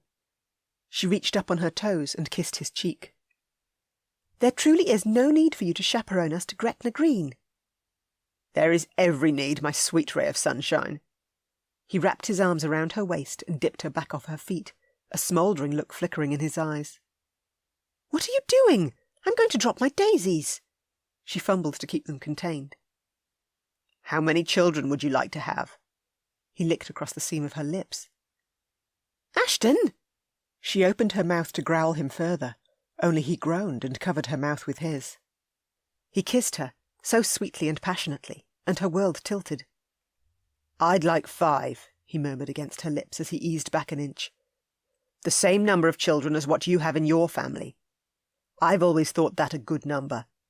There aren't too many siblings as to get under one's feet, yet also not too few that one can't have at least one brother or sister close at hand if needed." "You told me you have a remote third cousin who shall inherit your title and lands upon your death, that he will do fine enough as your heir." "I've changed my mind on that front." "No, you are still attempting to change mine, and your ploy won't work." "Ellie!" A shout echoed through the trees, Tidmore's shout. "Oh, goodness!" She wriggled out of Ashton's arms, thankfully without dropping her daisies. She breathed deep and tried to compose herself, just as Tidmore strode through the thick foliage with a welcoming smile. "There you are." He waved with one hand, his other gripping his pail. "Did you have a good sleep?" "Yes, and thank you for allowing me to continue resting after we stopped to water the horses." She pecked his cheek. "How many fish did you catch?" 4. He tucked a loose lock of her hair behind her ear, then arched a brow at Ashton. "What about you, eh, Duke?" 5. A rumbling growl, Ashton's jovial mood now at a clear end. Thank heavens for that. An angry Ashton was far easier to deal with than a determined Ashton. Chapter 23.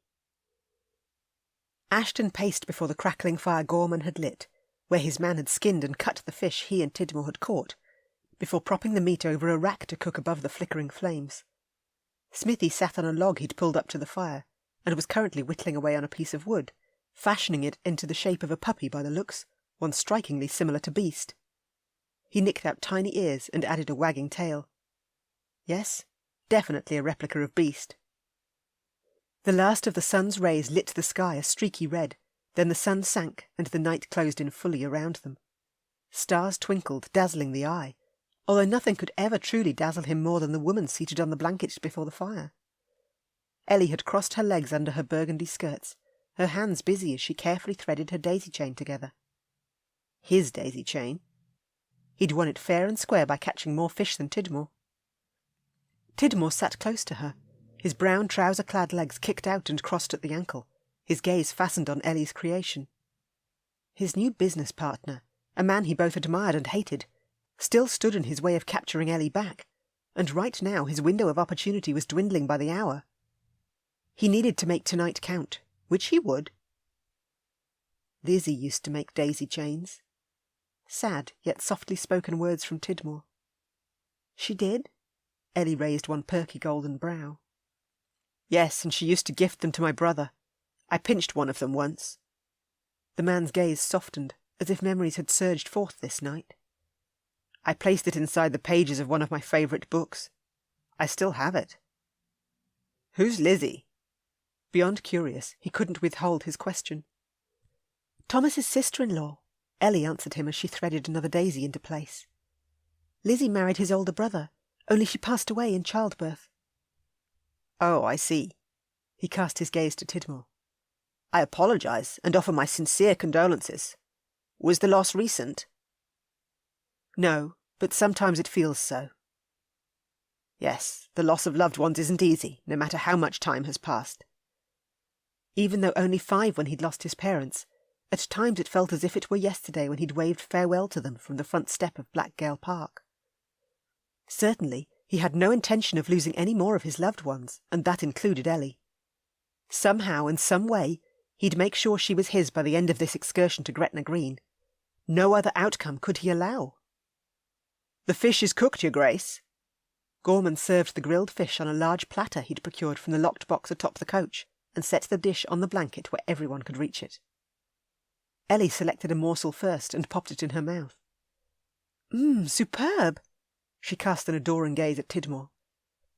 That piece must have been from one of the 4 fish you caught. After that compliment, I certainly hope it was. She giggled, and Ashton settled himself on the blanket, his thoughts tumbling into a terrible mess. He ate and filled his belly while the moon rose higher and glimmered brighter. If only his ability to secure Ellie to his side remained as equally as bright. Unfortunately, with each minute that passed, she drew farther and farther away from him, as if his advances frightened her. Not over his dead body would he ever allow his Ellie to give another man what was his, which included all of her, heart, body and soul. Things needed to change, this very night. He'd begin by speaking with Tidmore, since his attempt at changing Ellie's mind hadn't altered their current position. He pushed to his feet, collected his cane, and eyed his new business partner. I'd like a word with you in private, if I may. Of course. I wouldn't mind stretching my legs one last time before we set out. Gretna Green awaits. Yes, it does. He clasped Smithy's shoulder as he passed the driver. Harness the horses and ready them for leaving. To Gorman, he muttered. Ensure Lady Ellie is settled in the coach. Tidmore and I won't be long, and will leave as soon as we return. Done dispersing his orders, he scooped up the daisy chain Ellie had completed, and looped it around his neck, and with his treasure, walked into the trees toward the river with Tidmore at his side, the moon lighting their way. Once he reached the water's edge where he and Ellie had kissed, he turned to the man who currently called Ellie his bride-to-be, and drew in a deep breath. I'm not sure how to say this, Tidmore. You love her? Tidmore crossed his arms, his legs planted wide. It's clear to see, old chap. I do, deeply, but she'll never change her mind about marrying you unless you step down. I understand what it's like to lose the one you love. Tidmore's jaw tensed, yet compassion shimmered in his eyes. I can also see the love you hold for her, and which she holds for you in return. She'll continue to set that love aside, particularly since she's given you her word that she'll speak vows with you once we reach Gretna Green. Ellie is loyal, and you currently hold her loyalty. He thumped one hand against his heart. I can't live without her. I'm aware that you've followed us for that very reason, even though she hasn't yet come to that conclusion. Tidmore stared up at the night sky, then eyed him again. I'd also be a fool to steal her away from you, to try to recreate the love you two hold and claim it for myself. I'd be doing none of us a favour if I did. Then I have your agreement that you'll step down?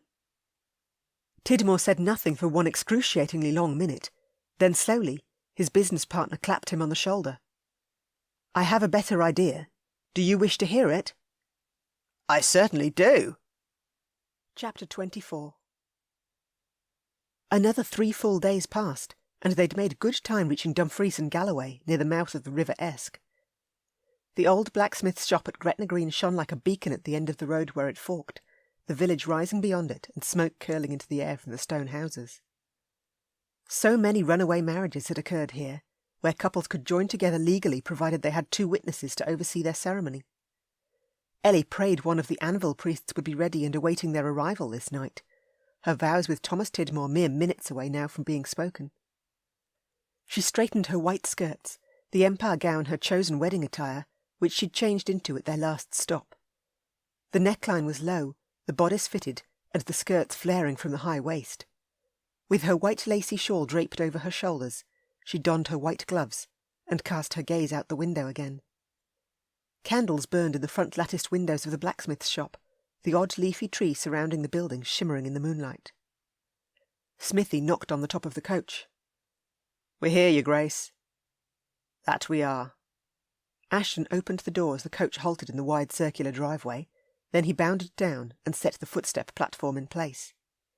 He looked so smart in his tailed black jacket and fine black trousers, his white cravat knotted, and her daisy chain still looped around his neck, the tiny yellow flowers having dried, their petals curled inward. He held his cane in one hand and extended his other hand to her. "You look beautiful." "Thank you." Gently, she placed her hand in his, alighted from the carriage, and accepted Tidmore's arm as he alighted down too. Her future husband led her up the front steps after Ashton, who knocked on the front door for them. "Not much longer now before we're wed," Tidmore whispered in her ear. "How are you feeling?" "My heart is pounding so fast." A little woozy again, she rested a hand on Ashton's back where he stood in front of her, and the moment she did, her head cleared a touch. His warmth penetrated through to her. Then as the door swung open, she fisted his jacket to halt him from stepping inside. "Welcome to ye all. Come in, come in. Ye be the third couple who've arrived this night." A beaming blacksmith dressed in buckskin breeches and a black tunic, with a dusty leather apron tied around his waist, motioned them inside, his shoulders as wide as the doorway itself and his legs like tree trunks. Ashton offered her his arm as well, and she grasped a hold of his forearm like a lifeline. "Everything will be all right." Ashton kissed her cheek, then spoke to the anvil priest. "I'm Pierce Luke Blackgale, the Duke of Ashton, and with me is Lady Ellie Trentbury." He motioned to Tidmore and Gorman. "Mr. Thomas Tidmore and Mr. William Gorman." Ellie surveyed the main room while Ashton spoke in the blacksmith's ear. It was cosy and warm, a fire burning in the corner, and various tools hanging on the walls and from hooks over a wide workbench. The anvil, a heavy steel block with a flat top, concave sides, and one end pointed, took pride of place in the centre of the room, that particular tool being the one which the blacksmith used to hammer his metal into shape, and which she'd soon be speaking her vows with Thomas before. "I see you've got 2 witnesses, your Grace." The blacksmith placed a Bible beside his anvil and metal hammer, then set out a piece of parchment and wrote on it, a document she and Thomas would need on their return, as proof that their wedding had taken place. "Do you both come here of your own free will?" "We do," all 3 men answered him, rather than just Thomas himself. Strange, but fine. It was good for her witnesses to have stated their acceptance of being here too. "Good, good." The blacksmith eyed her. "And ye, my lady, do ye come here of your own free will?" "I do." Her hands shook and her knees wobbled, so she tightened her grip on Ashton and Thomas's arms as they stood either side of her. "You're doing fine, Ellie." Tidmore gave her hand a reassuring squeeze. "Do ye take this man to be your lawfully wedded husband?" the blacksmith asked her. "I will. Although wasn't he supposed to ask Thomas that question first?" "Oh, well, provided they were asked the same question, that's all that mattered." "Do you take this woman to be your lawfully wedded wife?" the blacksmith asked Ashton. "I will." "Wait, Pierce, no!" She shook her head at the blacksmith. "I'm supposed to be marrying Mr. Thomas Tidmore, not the Duke of Ashton." She pointed at Thomas to make her point clear. "Him." "That's not what the Duke just told me." The blacksmith blinked, eyed Ashton, and at Ashton's wide grin the blacksmith broke into a beaming smile. "Very well, your Grace." "Very well what?" she screeched, and she never, ever screeched. "I see I'm right, and you, sweet lass, are wrong." The blacksmith picked up his hammer, and with a merry voice bellowed, "I hereby declare that Lady Ellie Trentbury and Pierce Luke Blackgale, the Duke of Ashton, are hereby man and wife. In the name of the Father, the Son, and the Holy Ghost it shall be. I wish ye both a wonderful life together."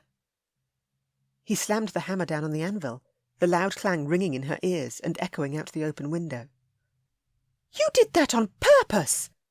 She shoved one finger into Ashton's chest, all anxiety gone, and only anger thrumming in its place. You... Wait! She turned on Thomas and jabbed his chest too. Did you know that was going to happen? You're just like my Lizzie, loyal and generous, and loving everyone around you and needing to be there for them. I understand your feelings for me are far different to the feelings you hold for Ashton, and I could never take those feelings away, particularly when the Duke holds you in such great esteem. Thomas grasped her hands. No matter how long we have on this great earth, we must take a hold of love when it comes our way and keep it close. Ashton loves you, and I won't stand in the way of that kind of true love. He motioned to Ashton, who stood with an excited grin on his face. You may kiss your bride, Your Grace. Don't you dare! She wanted to take a swing at both men and lay them down flat. I should have been consulted over this change in wedding plans. Then let me consult you now. Pierce caught her around the waist and whispered against her lips. I love you, more than any man could ever love a woman, and now I get to call you my wife. Consider yourself shackled to a man who intends on loving you ruthlessly for the rest of your life. Release me now! No, I'm never releasing you again, my sweet ray of sunshine. He covered her mouth with his and kissed her, so fiercely and so passionately that she had no hope but to respond. Pierce had stolen her heart as a child, had never returned it in all these years. And yes, she loved him more than her next breath. She kissed him back, while Tidmore and Gorman raised the roof with their cheers. Are you still angry with me? Pierce asked her, his mouth a whisper from hers. Yes. Why didn't you tell me you loved me before now? I thought it was obvious. No, it wasn't. She slapped his chest. Wait, my love. He caught her hand before she could slap his chest a second time. Are we having our first argument as man and wife? I'd say this is our second argument, and a great deal of grovelling will be required if you wish to mend both of those arguments. That I can do, along with a great deal of disrespectful kisses, too. A twinkle in his beautiful blue eyes. Do you agree? Yes, that I most definitely agree with. She grasped his lapels and drew his mouth back to hers. He was hers, forever, and never would she let him go again. Chapter 25. I can barely believe that happened. Ellie walked out of the blacksmith's front door and breathed deep of the blessedly beautiful night air.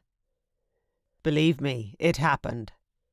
Ashton accepted the reins of his mount, which Smithy brought him, boosted her into his saddle, then slid in behind her. He strapped his cane to his saddlebags, and with his arms around her waist, grasped the leads and nudged his horse to follow the rest of their party, who'd already stepped into the carriage. Why aren't we riding with the others? Not that she wished to complain about having him all to herself. I don't want to let you get too far from me. You should have told me what you intended on doing. I might have even gone along with your nefarious plan. I couldn't take that risk. Husky words in her ear. Did you worry at all that things wouldn't go your way? She relaxed back against him as they galloped along the road meandering through the fields and into the wooded forest. Stars twinkled high above them. I feared it more than I've ever feared anything in my life. He nipped her earlobe. 5 children. Don't forget that's what I'd like. She laughed. We might need to negotiate on that number. I want you in my bedchamber right now. Another nip of her ear. Is it time for bed, Your Grace? Unfortunately, it'll take another 4 days to reach my country estate, but I swear, the moment we ride in, I'm hoisting you over my shoulder and tearing upstairs with you. I intend on locking you inside my rooms and keeping you there forever. He rubbed his chin over the top of her head. That is non-negotiable. Pierce. She half turned and smiled at him. The breeze flapped his dark hair about his shoulders, the longer length adding a rakish look she completely adored. I've always wanted to be your wife. These past few days I've been pushing you away for your own good. Deep in my heart. He stuck one hand in his trouser pocket and pulled out a gold silk ribbon. I've wanted to be your husband for a very long time. Is that the ribbon you pocketed after pulling me from the river? Surely he hadn't kept it all these years. She'd never forget the moment when he'd removed it from her bedraggled locks after saving her life so many years ago. "Yes, and it's always been my good luck charm. Wherever I go, this ribbon goes. I even kept it in my shirt pocket, close to my heart, while in the Hussars." "If you'd told me that before now, I would have known you loved me." A myriad of emotions tumbled through her, love the strongest of them all, and she squeezed her eyes shut, this moment one she'd been waiting her entire life for. "Look at me, Ellie." She opened her eyes and breathed slowly in and out. "Kiss me." A gruff request. She ran her thumbs across his divine lips, which were made for kissing. Then she stroked down his neck and played with the daisy chain she'd made him. She adored all of him, his fierce and domineering nature, as well as his endless love and devotion. Breathless and a whole lot dizzy, she touched her mouth to his and got lost in the wonder of her new husband. "I love you, Pierce," she whispered against his lips. "Thank you for sabotaging my wedding and making me your wife." "I never would have allowed you to wed Tidmore. I love you, and I apologise that it took so long for me to realise the truth and come after you. My heart is yours, will always be yours." He was all she would ever desire in a husband, and she'd be forever grateful to Thomas Tidmore for stepping aside and allowing her to wed the man she'd always loved and adored. Her bond with Ashton was one that had sprouted in their childhood, had bloomed through to adulthood, and which now overflowed her heart. She kissed her new husband again, falling ever more deeply in love with him. He was the man who'd first stolen her heart, and the man who would forever hold it. To sweet love, gold ribbons and daisy chains. May they be present in their lives for all time to come. The End. This has been The Duke Who Stole My Heart by Joanne Wadsworth. Narrated by Catherine Bilson. Copyright 2019. Audiobook production copyright 2020. Coming next in this Sweet Regency Tales series is The Earl I Adore, Book 2. You can find more information about all Joanne's books by visiting her website at joannewadsworth.com.